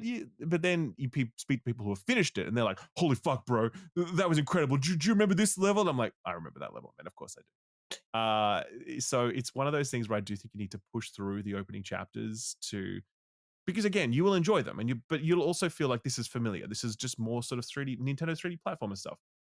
But there is some magic at the back end, which I won't spoil. It brings us into an entirely new tier. And that is why people talk about it in the way that I'm talking about it now. It's all there in that back third. So, yeah, man, I think, I don't think you should buy a Switch 2 just to play this game. But No, you can't walk this back now. Well, no, let's be real. I think Force should buy a Switch 2 so Okay, I can okay. make videos for me, right? That's sorry, what were you going to say, Luz? I was gonna say they just said Yakuza Kiwami and Kiwami 2 are coming to Switch too. Right. Okay. I So reckon they'll I'm just bring genuinely at the point. all I of think them. eventually. Yeah, they'll bring the But whole that's thing. the point. I'm just like, what if the Switch 2 is just my dedicated Yakuza machine, of course. I'm playing the Cabaret Club mini game the whole time. That's right. Look, so again, I don't think it's worth buying a Switch for this game. However, I do think that if you were thinking about buying a Switch, or you were decided that you were going to buy a Switch, but it's a question of when, then I think it's worth pulling the trigger right now to experience this. It's that level of good. And I think if you ever do choose to buy a Switch in the future, this is the number one purchase at this point. Obviously, there's not that many, don't get me wrong, but it's going to be very hard to top this as a number one purchase. You think over Zelda? Because I feel like that's the game that gets the. Oh well, I think that's obviously just a Switch, like a Switch One game, that you can also play. Yep. So okay. yeah, obviously, if you haven't yet played Zelda, for sure as well. But in terms of Switch 2 exclusives, going to be a very hard task to top this one, I think. But Nintendo, man, they don't mess about. They always find a way to surprise and delight. They always figure it out. So yeah, but that was it. That's me and Donkey Kong Bonanza. Like I said, there's more on a full review, so I won't bore people who have already watched that. But that's me. So, what about you? You been playing anything else? Yeah, played a bit of Wildgate recently. Soulframe. I think I'll talk about Soulframe though, because so Soulframe is in alpha. They going through testing periods that they refer to as preludes. It's just basically the name that they have for their testing. It's pretty ongoing testing. In fact, I believe it is like persistent 24/7. But if anyone watching hasn't heard of the game, this is basically, it's from Digital Extremes, Warframe developer, and they were like, hey, what if we made Warframe but like flipped a bunch of stuff? So if you think of Warframe is like sci-fi, space ninja, very fast, crazy, over the top movement, like sprinting through levels, blowing up hordes of enemies. And for Soulframe, they're going fantasy, slower pacing, more focus on melee. You're not burning through waves of enemies, and you're certainly not moving at crazy high speeds. They've kind of reined that all back. It's also got this through line of it's kind of a connection to nature and animals. That's like a big theme in this. I feel like I always don't know the pronunciation. Is it Princess Mononoke or Mononoke? Yeah. But that's a huge inspiration for this. And the general premise is like bad creatures came in, they're polluting the environment, they're taking over and possessing the animals, and you need to go cleanse. They literally have things that look like oil wells, and you have to go, like, you shoot out their eyes, they explode, and then the water clears from oily to clear. Okay. And there's animals you'll find, like baby deer and bunnies and stuff. They're in cages and they're being guarded by these enemy. I think they're called the Sinecures is the name of the enemy faction in the game, and you'll go over and you'll kill them, and then you scoot down and you open the cage, and the animals are so happy they jump up in your arms and you pet them, and then they go back to your damn house. But so the format of the game is really interesting. I don't know where they're going to go in the long run, but right now in the Preludes testing, it's one open environment. There's the top landscape where you'll be going around, and there's different points of interest. So there's camps and castles and things, and the Sinecure enemies are in there. And they'll have like random. Well, I'm just events making that'll pop lunch up. right Kinda, I now, guess but think of it whenever you like want to hop Destiny on something, Patrols just let or me know. something. You'll go along, and an event will pop up, and they have like different gradations where there'll be like short ones and longer ones. They'll take you Shit, even Power like, World's do one crossplay activity if you here, just want like to go boot it up kill on these your enemies, Xbox. take care of that patrol, Nah, go clear these man. oil wells, go rescue these animals, and then sometimes they end in a boss. But top landscape, points of interest, you're doing all these things. It's action combat with some magic stuff. You pick classes and the play to. It's basically mostly like nature based right now. Like one class has you turning into a wolf and summoning a wolf pup, but there's another one where you're I calling did. I can get off it though, because ravens in this that year, pluck in this the year's, enemies, and then you can turn them to I stone. could get and off it though, because in this it's year, just cool as hell, dude. Honestly, there's and there's so Your much copy? character in this game.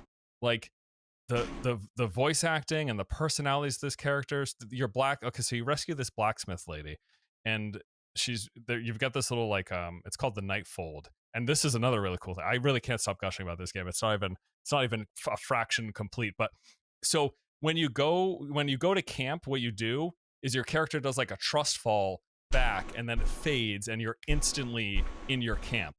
And then you've got the NPCs that you've rescued there. And then to go back to the game, you trust fall back out of it, and then you're instantly back in the game where you were before. Yeah, right. It's just completely fluid transition. There's 0 loading screens.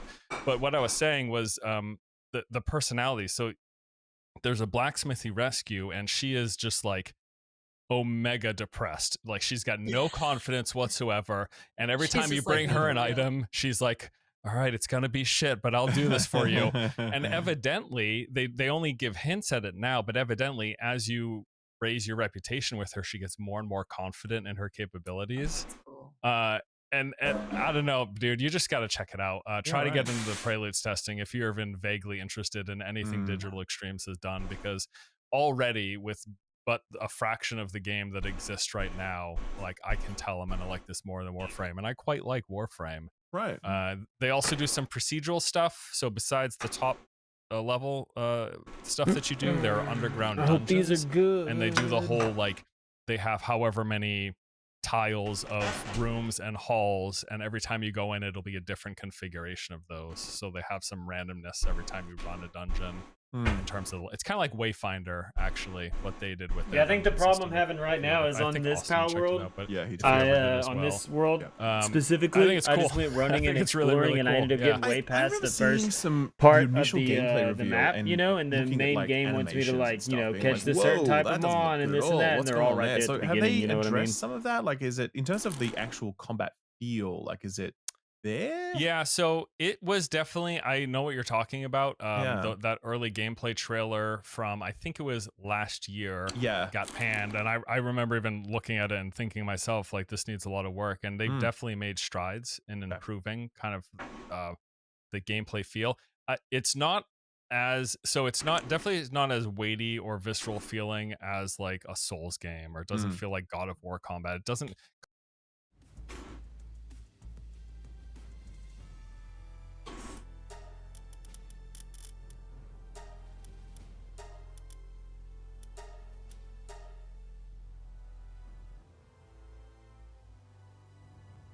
Like I said, dude, if this is your cop and you want me off it, just say. You can have your game back.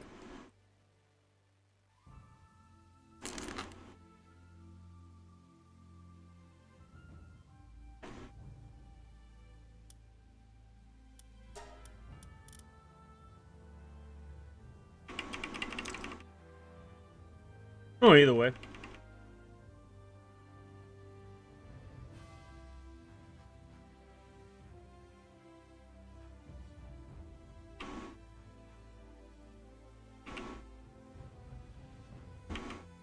I've actually been really indecisive today. That's why I've been jumping around games.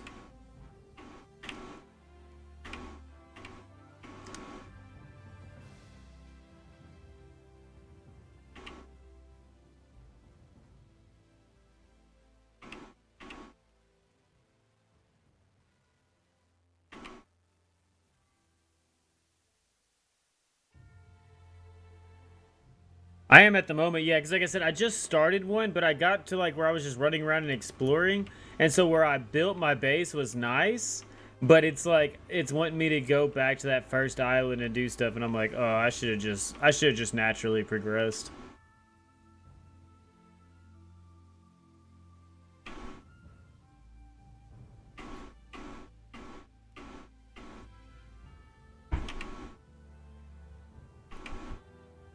Or you want me to start a multiplayer world? Let's see.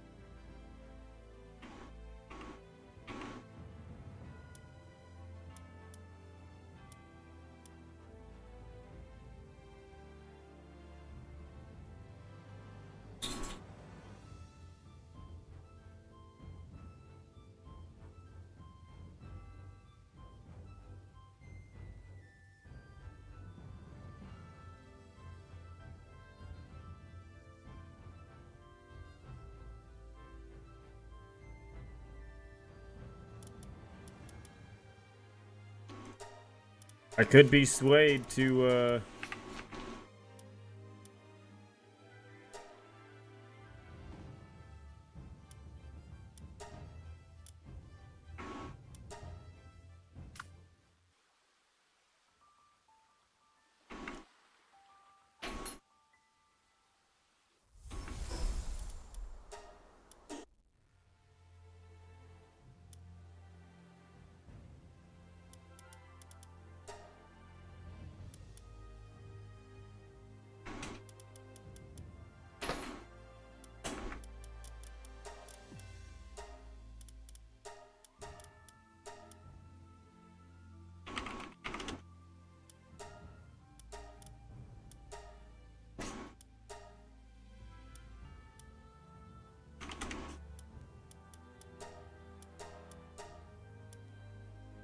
Yeah, because I gotta make some more lunch anyways, because the things that I made are garbage.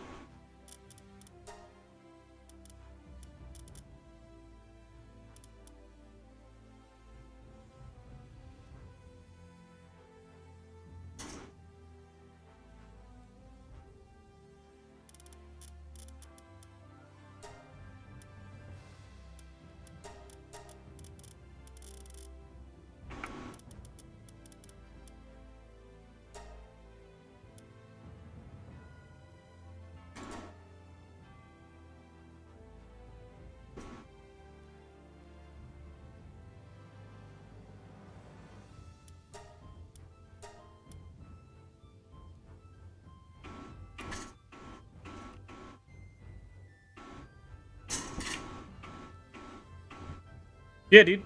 Like I said, I'm gonna sit right here for a second because I gotta start a new lunch. What I made was garbage, bro. I made these like bagel little hot dog things. Garbage, bro. Garbage. Garbage. Waste of money. Bullshit.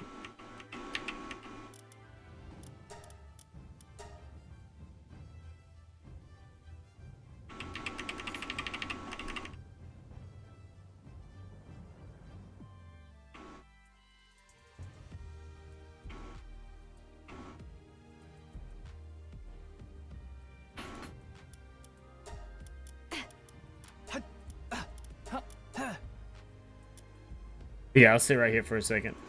Sorry, chat. I know it's been a weird day. It happens though. Combat you get good doesn't quite streams and have you that get weird punch to streams, it. but it's It all still has content, a right? It's element of all floaty content. feel. Like if you spent much or any time with Warframe, that is a very one of the big things that kind of feels like your character's skating on Yes, ice. absolutely. Like that you don't really feel connected to the ground. For sure. They've reined that in a little bit, but I won't deny that it's definitely got a little bit of like stiff animations for sure.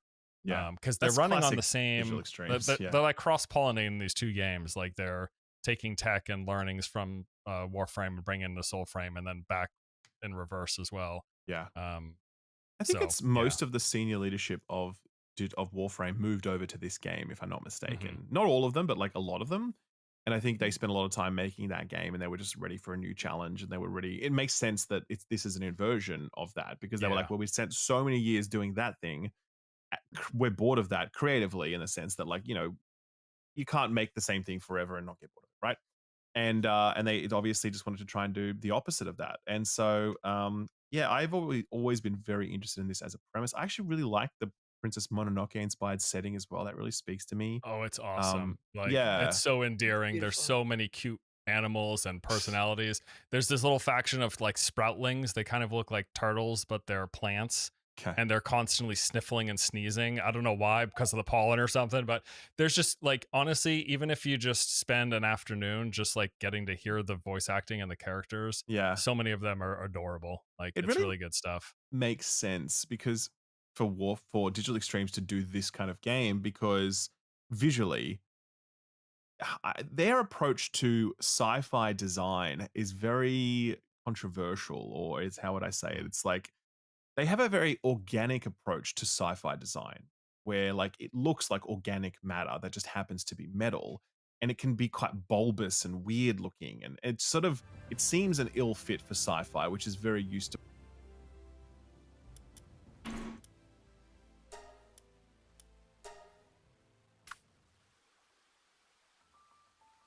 Oh, wait, was I supposed to wait on Cribs? Oh, fuck. Cribs, just let me know. I'll back out of the game for a second, actually. The lines and I'm bad at this, dude. Sort of like angled shapes and whatever. Them making this type of game that's grounded in nature feels like, okay, cool. This is where your artists are really going to be able to shine, because nature is bulbous and just let me know when you're ready, Cribs. Fleshy, you know what I mean? So yeah, I think it kind of, and I've for that reason, from the minute I looked at it, I'm like, okay, this is a great fit. So okay, so it's the Preludes. So I'm in the Preludes program right now, but I haven't booted it up yet. But so it's still invite only for Preludes. Yeah, they had a brief window during TennoCon, which was just the other weekend, where if anyone requested, they automatically got in. But it's still invite only. They're still in alpha. I don't even know if they're intending an early access launch this year or not. But I think if people try to get in, like, good chance you'll eventually get an invite. And how much content is there now? Like, 30 to 40 hours Okay. roughly, I would Wow. say. That's like Oh, a and I lot. should say, like, the beyond everything that I've mentioned, like structure of the game, like the progression systems, it's basically Warframe. Okay. So you're collecting resources, you're building the classes, which are basically this game's version of frames. Yes. You're constructing weapons. Both of those things have build timers. The game is going to be free to play. Are they I mods? expect. Is it mods? So they don't have it yet, but there will be. Oh, yeah. okay, right. So they're basically those systems, I believe, will be fairly identical to what they do with Warframe. I mean, you know, they've made a lot of money off of Warframe, and they're still looking making to money off repeat that Warframe. there. Yeah. Yeah. Oh yeah. Yeah. Cool. Yeah, right. It sounds really cool. I'm very interested to check it out at some point. Yeah. Yeah, even I would suggest, even if people just play it for an afternoon or two and they don't plan on sticking around, there's just like a lot endearing about it that I've enjoyed. Cool. So yeah, totally. Well, I reckon that's pretty much. Unless there's anything else you Oh want no, to cover. I got one more. Oh no, that's right. I do want to hear about this actually. Yeah, right. Go on. We knew it would be bad. We knew this was coming. There were no surprises. Tales here. of the Shire. Tales of the Oh Shire. no, this is bad news. Yeah. Lord of the Rings can't catch a break, huh? Wait, he said I'll be behind, but it's straight. How much? I don't know what I should do here, chat. Do you think I should just play? Or do you think I should wait on hard cribs? crashes that I kept getting. God. I played all in like maybe 7 or so hours. Yeah. Okay. I'm still in summer.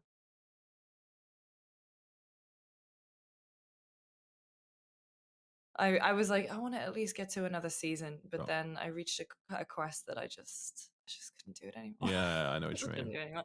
I think it's mixed to mostly positive on Steam, which I find kind of baffling. I think What is this game, by the way, just in case anyone doesn't know? Tales of the Shire, the Lord of the Rings game. I know, right? What the hell? Was that necessary?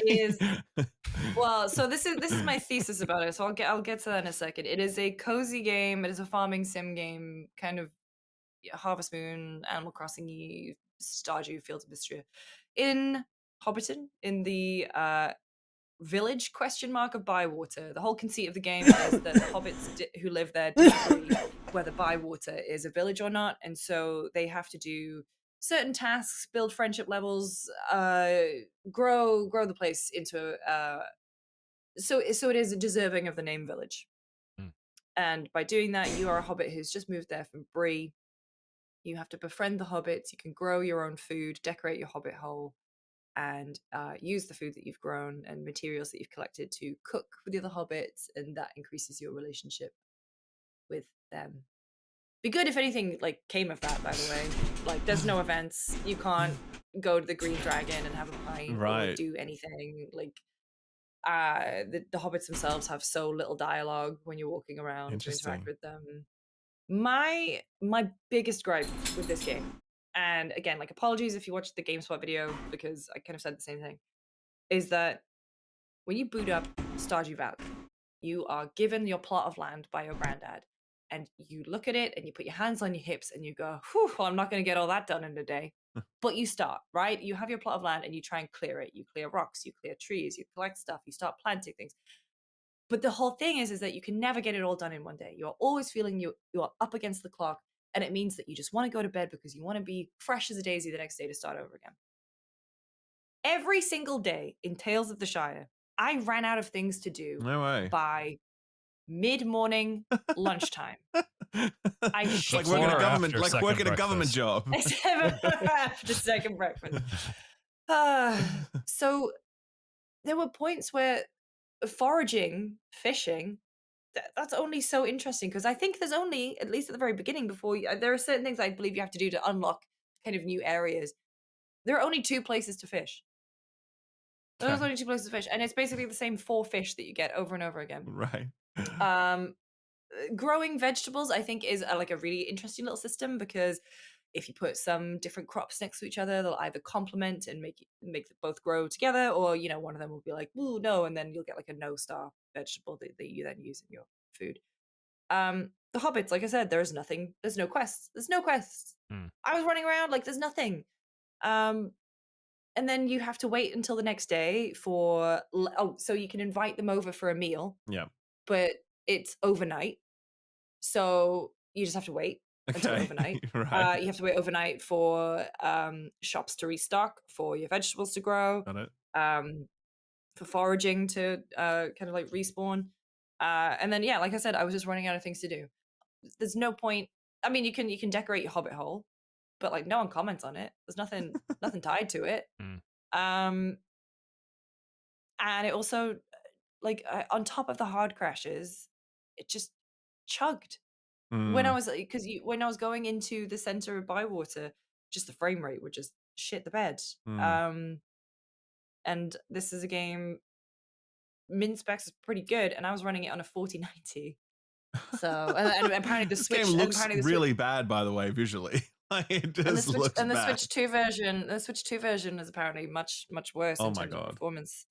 And so the thing that gets me, and like I said, to bring it back around with that title, is I think this is just what Lord of the Rings fans get now. They get things that are too preoccupied with making sure that Middle-earth Enterprises is happy with how the name looks, or that the hobbits speak correctly, or that the correct vegetation appears in the Shire, than making something that's actually interesting and fun and befitting of Tolkien and Middle-earth. And that sucks. And I also feel like it's a huge shame for Weta, because Weta, there was a really good report. I encourage you to read it. It is on The Verge. It's by Jackson Ryan, and it's about the struggles that this game went through. So like on top of losing Private Division as a publisher, on top of layoffs last year just after the preview beat, on top of a bunch of different ideas that just never came together, on top of apparently mismanagement and crunch. And that's the thing, I don't like shitting on things. I really don't. I am just like disappointed in how this has always been, like, at how this has come together. Sure. And it's just, yeah, it's just such a miss, and it's a real shame, especially because there's so much more renewed interest in Lord of the Rings. For some godforsaken reason or another, we're getting the Aragorn movie, we're getting the Hunt for Gollum, we had the game Gollum, Rings of Power is Rings of Powering, God, it's War so of the bad. Rohirrim wasn't Right. like it. Yeah. Even the Hobbit wasn't it, like the No. movies. And so it's just, They There's got only an been MMO one coming too. There's only been two good. No, that's not true. There was obviously the original movies. There was the games, the old EA games, which were fantastic, and there was some strategy stuff attached to that. Battle for Middle Earth. Yeah, was, the modern Shadow of Mordor. what's the most recent good Lord of the Rings thing we've got? The Shadow of Mordor games. Shadow of Mordor. Yes, No, Those were but pretty I would argue Shadow of Mordor, Shadow of War, up until maybe the halfway point, and they didn't know how to end it, so they just made you do those endless fortress assaults because there was no like end game. Yeah, I'm sure. They just were like, what if you just keep doing this? But the idea, like what they did with that game was That like, first Shadow game was phenomenal. Oh, it was awesome. The idea of a cozy Hobbit game is such an easy slam dunk. It is free money, man. Like honestly, there's just you really don't even need to. Is there like zero world interaction? Is there like you can't like walk up and open the mailbox and be like, oh, no mail today? Like, is there? You can open your mailbox, but like I said, it's every morning. You can't just go up and yeah, right. And like this other thing, I felt like I just felt really bad. So when the hobbits say that they want to come over, so you invite them. Say I invite them on a Tuesday, they come over on the Wednesday. They send you a letter on the Wednesday morning to tell you what they're craving, so that you can cook appropriately for the hobbits. Got it. Basically, every time I opened one of those letters, it had the file name for the image that was supposed to be slapped on the letter instead of the actual, like, this person wants a sour meal. It would be terrible. Like Lily Cotton _ sour, like I don't know. It's such a shame. And that's another thing. I am baffled by the Steam reception, but at the same time, because I mean, like GameSpot and IGN like both gave it a 4. I know a bunch of other places did not gel with it, and so I hope it finds its audience. I really do. I hope that Weta are given the ability to make changes and improvements, because I think there are some things in there, like like some of the bones are like, you can see that it would work and it would be good. It's just the stuff around it that doesn't coalesce in a very good way. So and also I played that instead of playing the new Fields of Mystery update. Oh, okay. And You now were into I that. get to. I think Fields of Mystery is great, and I'm that's what I'm going to treat myself with. That and Dishonored. I was watching some old GDQ runs, and I was like, man, I want to play Dishonored again. So. Very nice. All right. That's what we've been playing. Yeah. We've been playing a lot. I think that's good time to that's- transition. We've had a long show with all our stuff in We've there. had a lot. It's quite a run. It was quite a run time at this point, so we should wrap it up quickly. I reckon. So let's hop into show and tell, which Yep. is something we've been doing that is not a video game. Ralph, I can go first. Okay, I want to You've been talk back at the movies.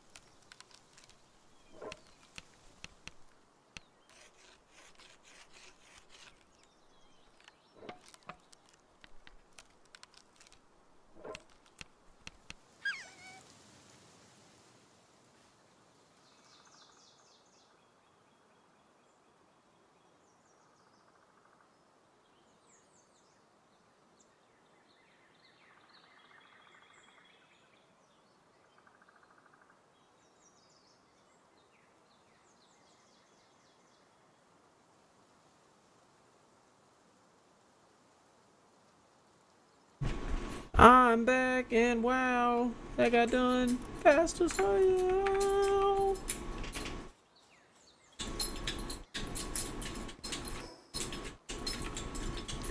Let's go catch some land balls.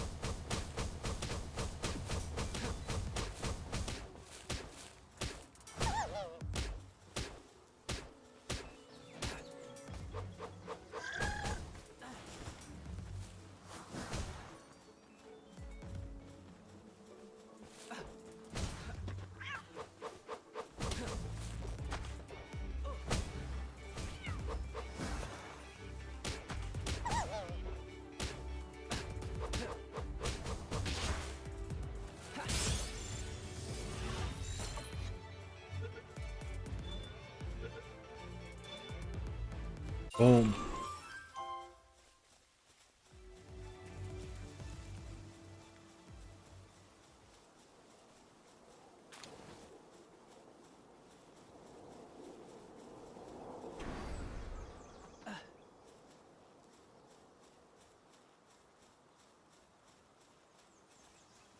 Where are these lamb balls at?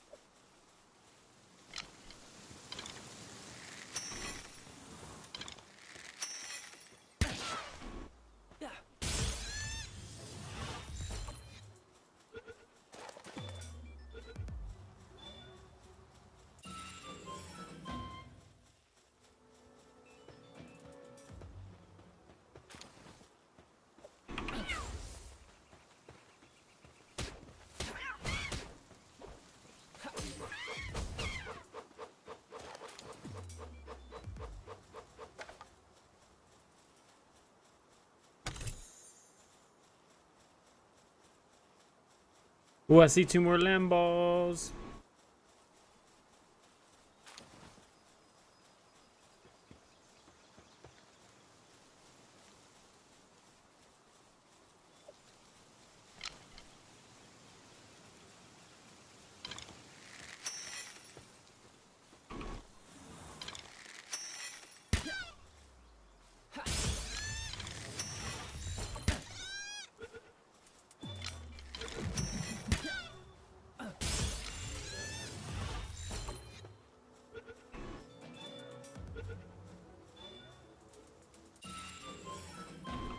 That's 3.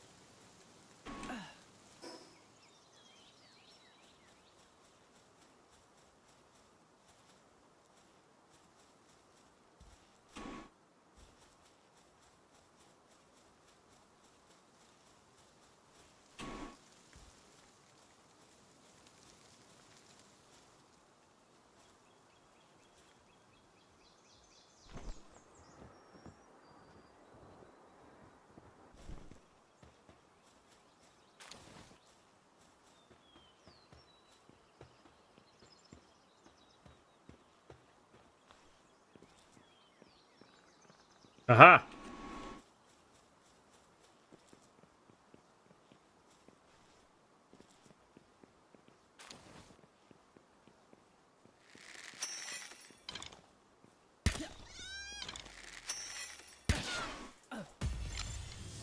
Hey man, yeah, do what you need to do. Even if we need to start a new game, like I said, if you just want to start a new one when you hop on, I'm down with that too.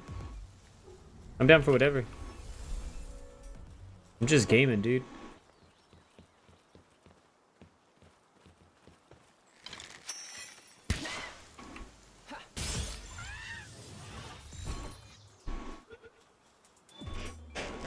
Yeah, I'm down with that. I can just keep this one for whatever. This is just a fuck off map.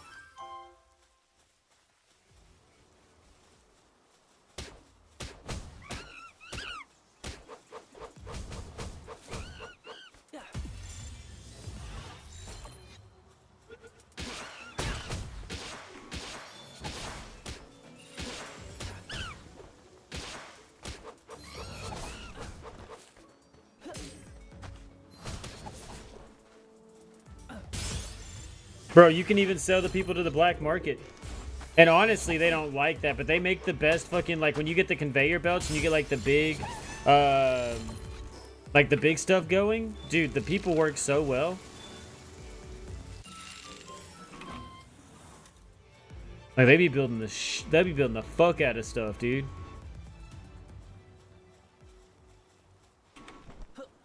Yeah, that's why I'm just kind of, like, fucking off right now. Like, I fucked up on the first map. Was like, okay, yeah, I kind of remember that, yeah, a lot of places are more lucrative to build than others. And this one, I'm doing more exploration right now. And so it's like, now I remember that, like, yeah, like, it is nice just to build a lot of stuff and go and do the Pokemon thing. It's like, yeah, I think this, like, between the map that me and you build together, and then after that, I'm just going to do another solo, and I think that'll be my grind one.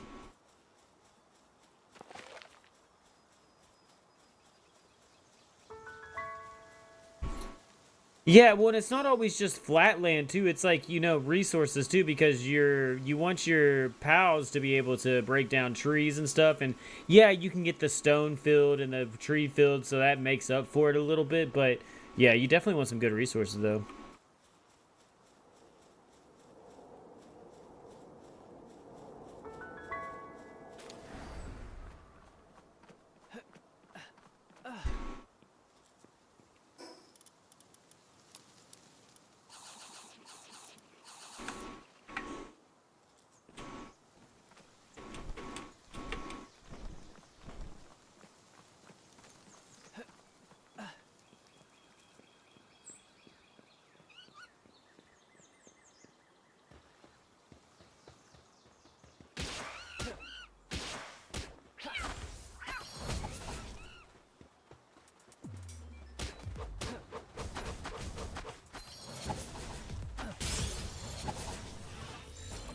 Yeah, that's why I'm like, I think I maybe just moved my first base here.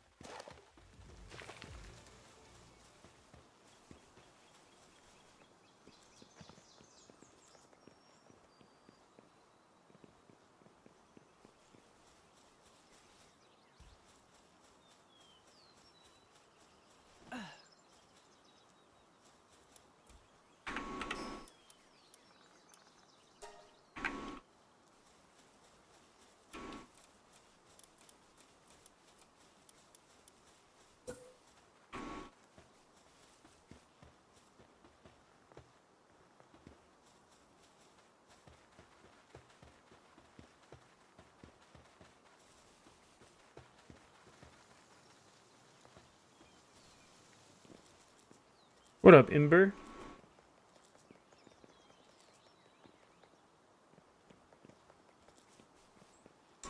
Just messing around on Power World. How's it going for you?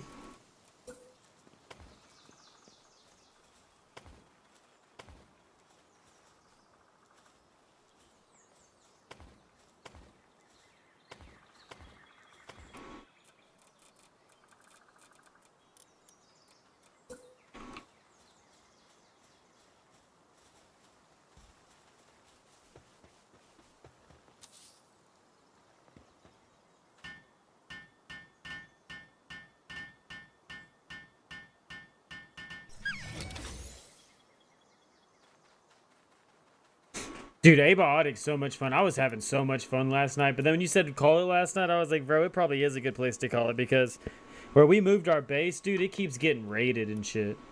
It keeps getting raided, man.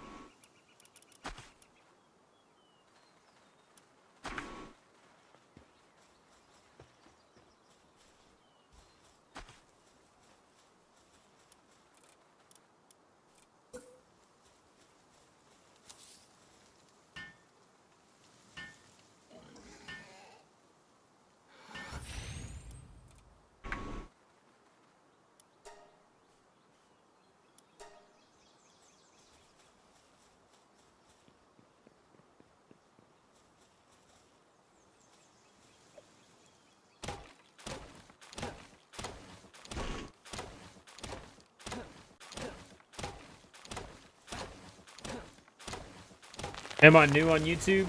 I'm relatively new. I've been streaming on there for, I don't know, probably about 2 months now or so. But I also stream on Twitch too, so it's like a co-stream thing.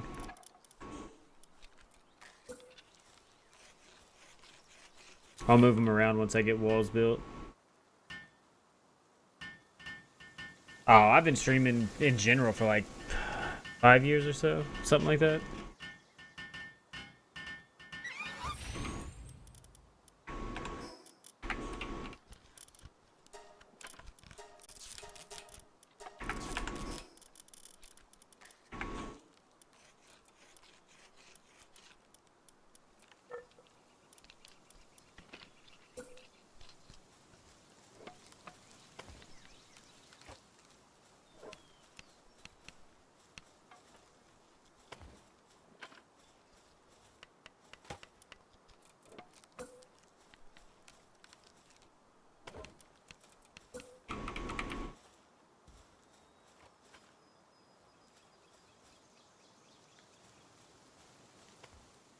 No.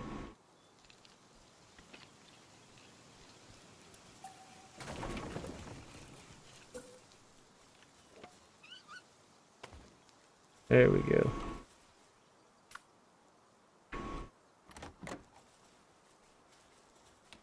I'll play a little bit of everything. I'll play a little bit of everything. Just like today, I think we've already played like 2 or 3 games.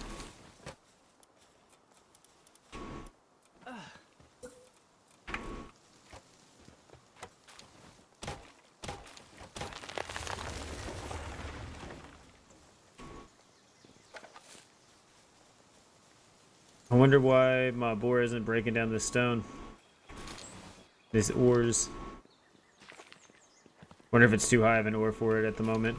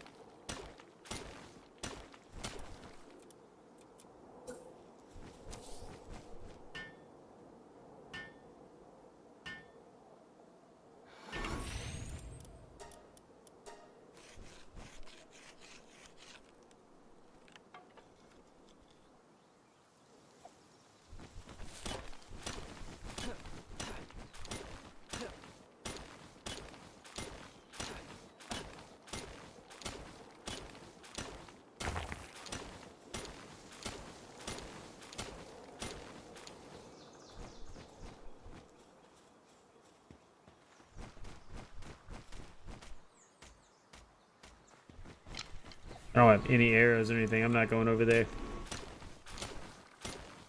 Those pals gonna have to get poached.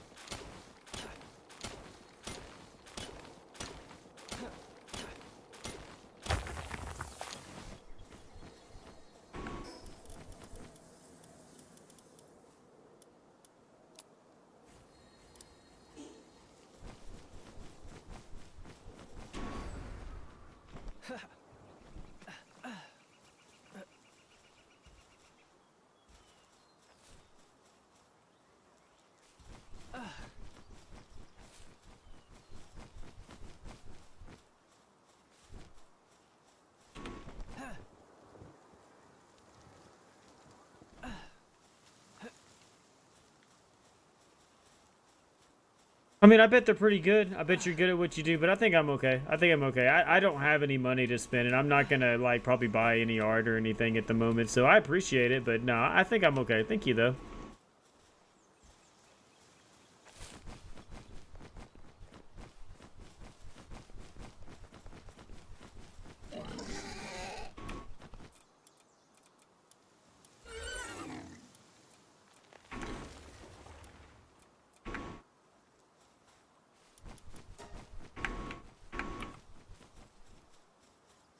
Because I dropped all the wood, now I need wood.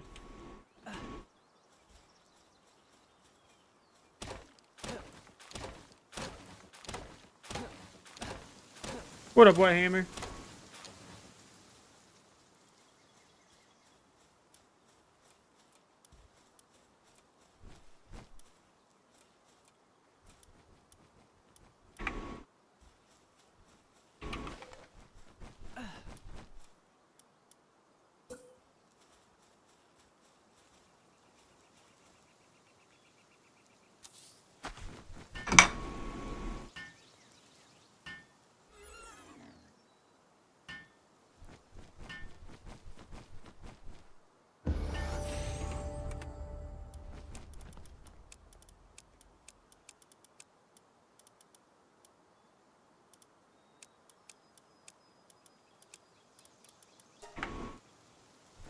Got you a desk pad while you was out too. Let's go.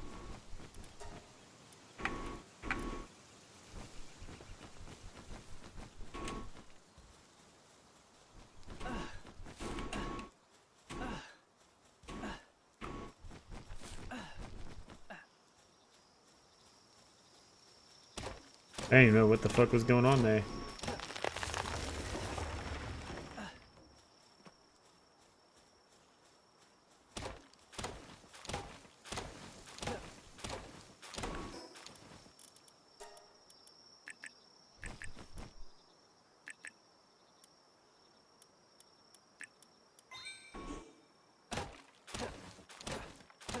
This is called Palworld. So this is like an open world survival with Pokemon aspects. Basically, you're dropped into a world with like these things called pals that are like Pokemon, and you have to capture them and domesticate them, and you can make them work. You can make them build guns, all type of things.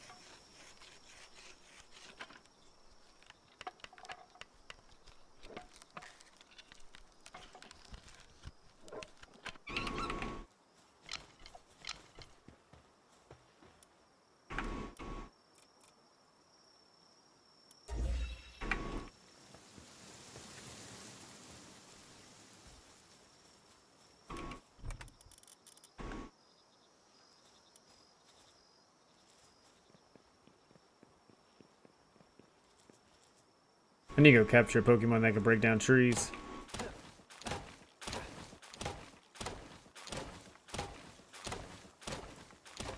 I think my monkey should be able to.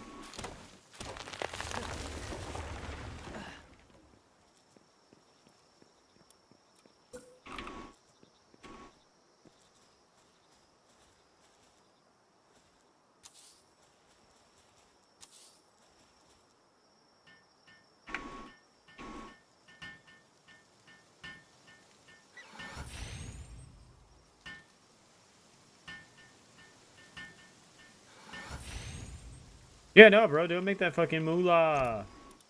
I feel it. I'll be here.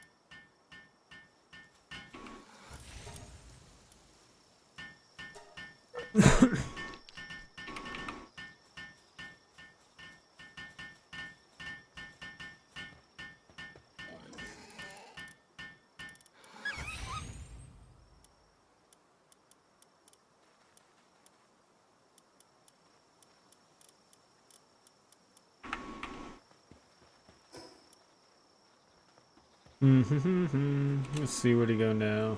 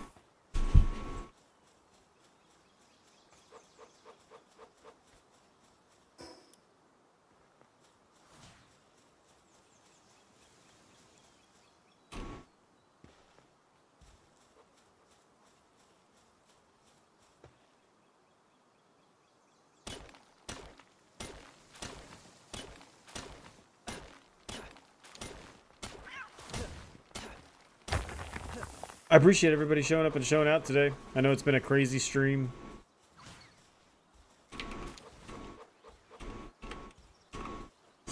Shit, we're playing Pow World again. Crazy.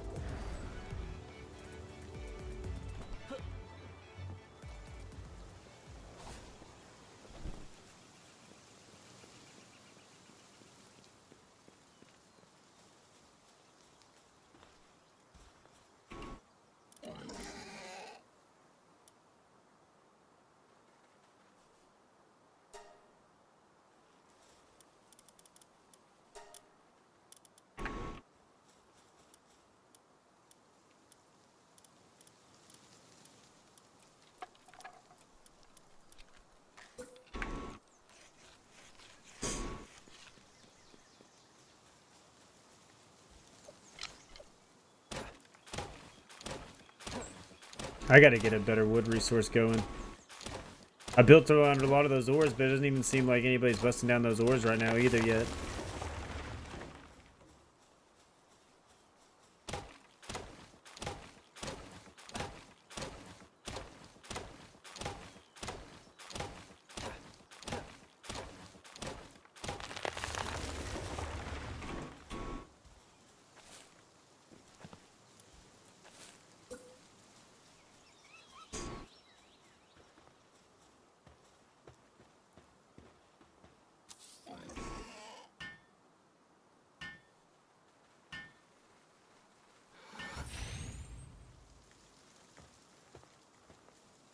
Yeah, I think as far as Twitch goes, yeah. I've never gotten in trouble. Everybody that I've seen do it hasn't gotten in trouble, and there's a bunch of bigger streamers that do it too. Like, I'm pretty sure Shroud has been doing it, Ko's been doing it, a lot of people have been doing it. So it's like, I think it's just like one of those things that if you sign an exclusive contract to anywhere, then yeah, you're stuck. But like, I don't think affiliate's a exclusive contract. Even I think what Twitch says about like VODs and stuff on Twitch is that for 24 hours they're theirs, right? And then after 24 hours you can mess with them or something. I don't know. I don't remember.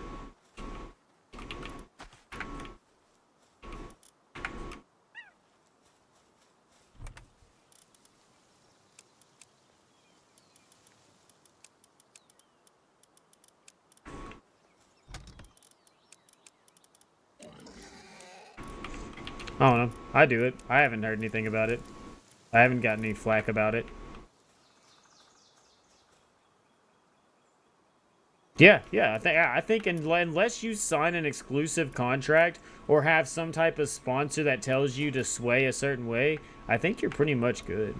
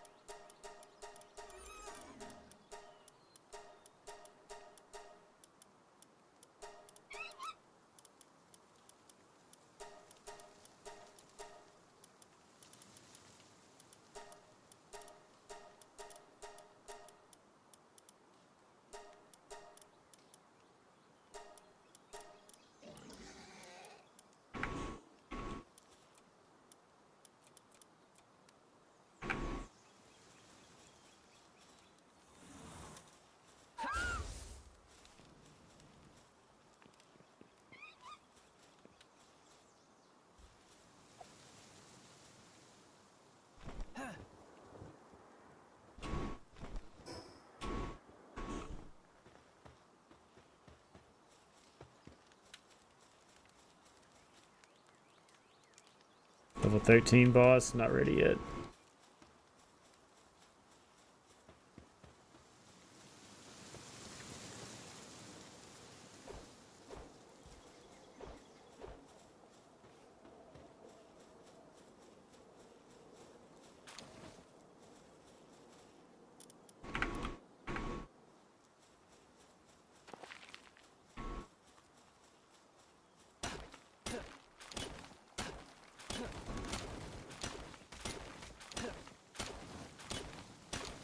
Them syndicate thugs.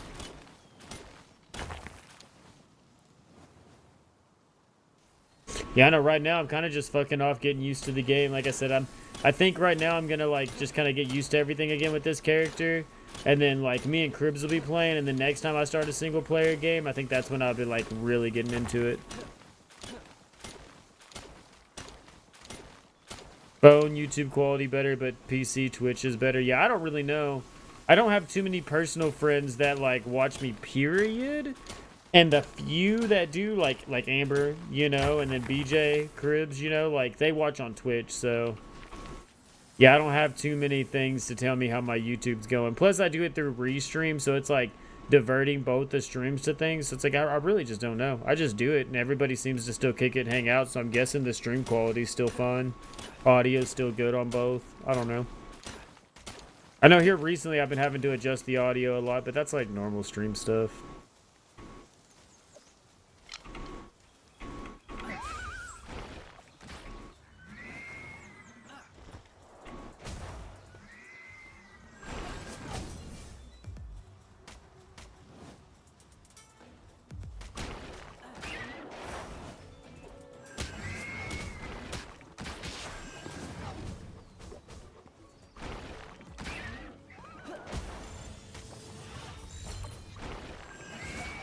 People are already getting into queues for the Battlefield 6 open beta.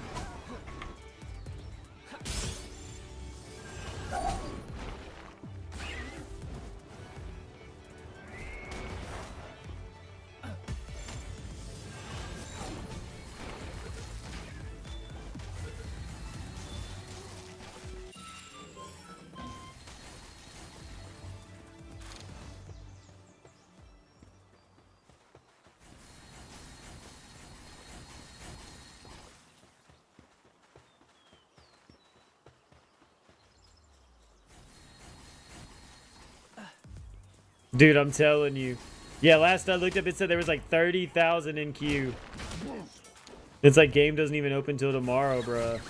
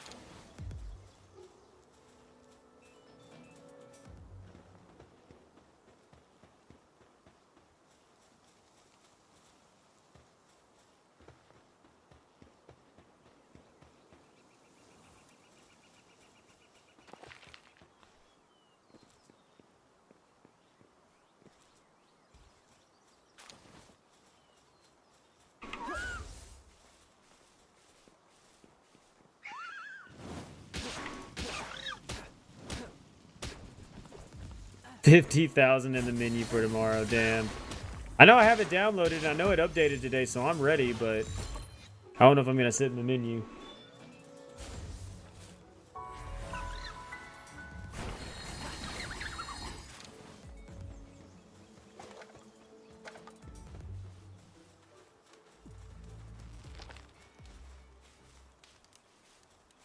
Cave boss level 13.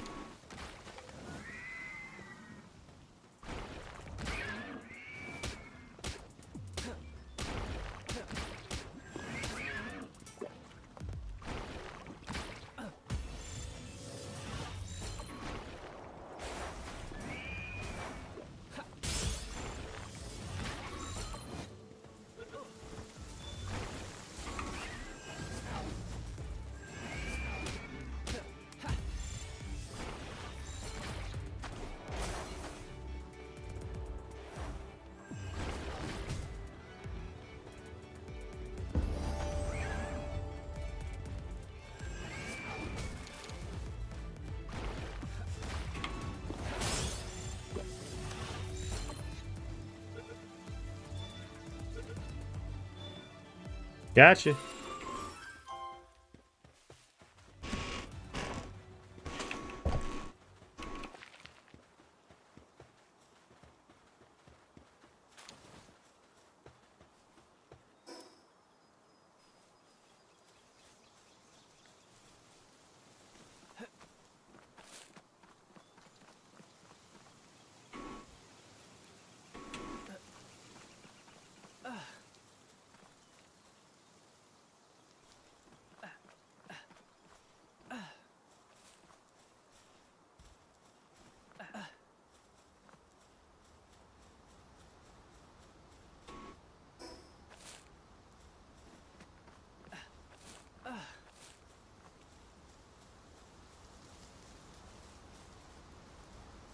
I wonder what that is. I mean, obviously it's a fish, but I wonder why it's glowing like that. Is it shiny?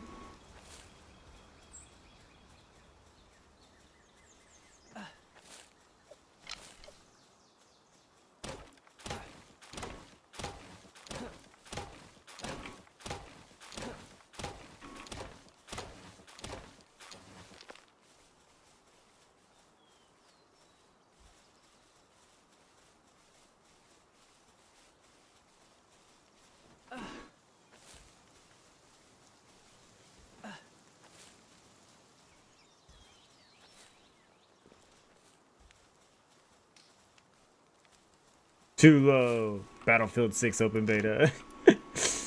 He's like, I'm one of them.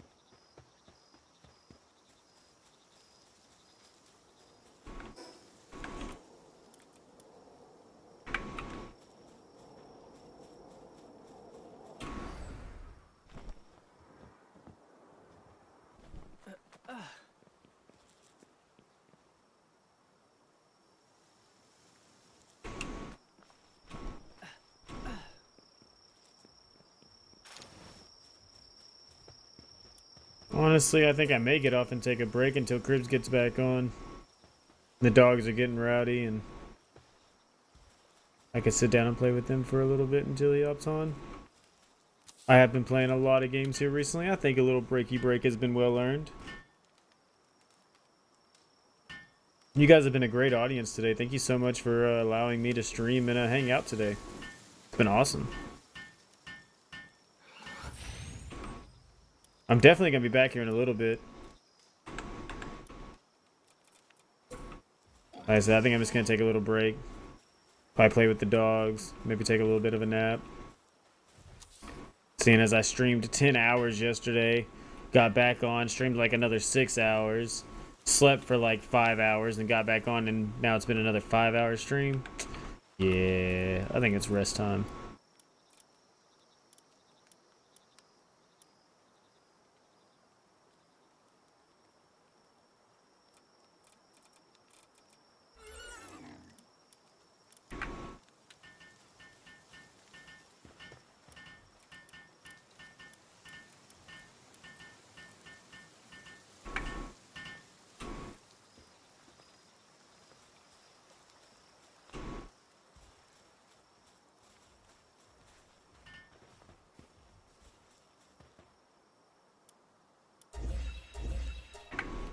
Well, I appreciate all of you for showing up and showing out. Like I said, I'm going to be back here in a little bit. I'm going to take me a little bit of a break. Hopefully you guys will come back here in a little while. And if not, I hope you have a great rest of your day. By the way, how about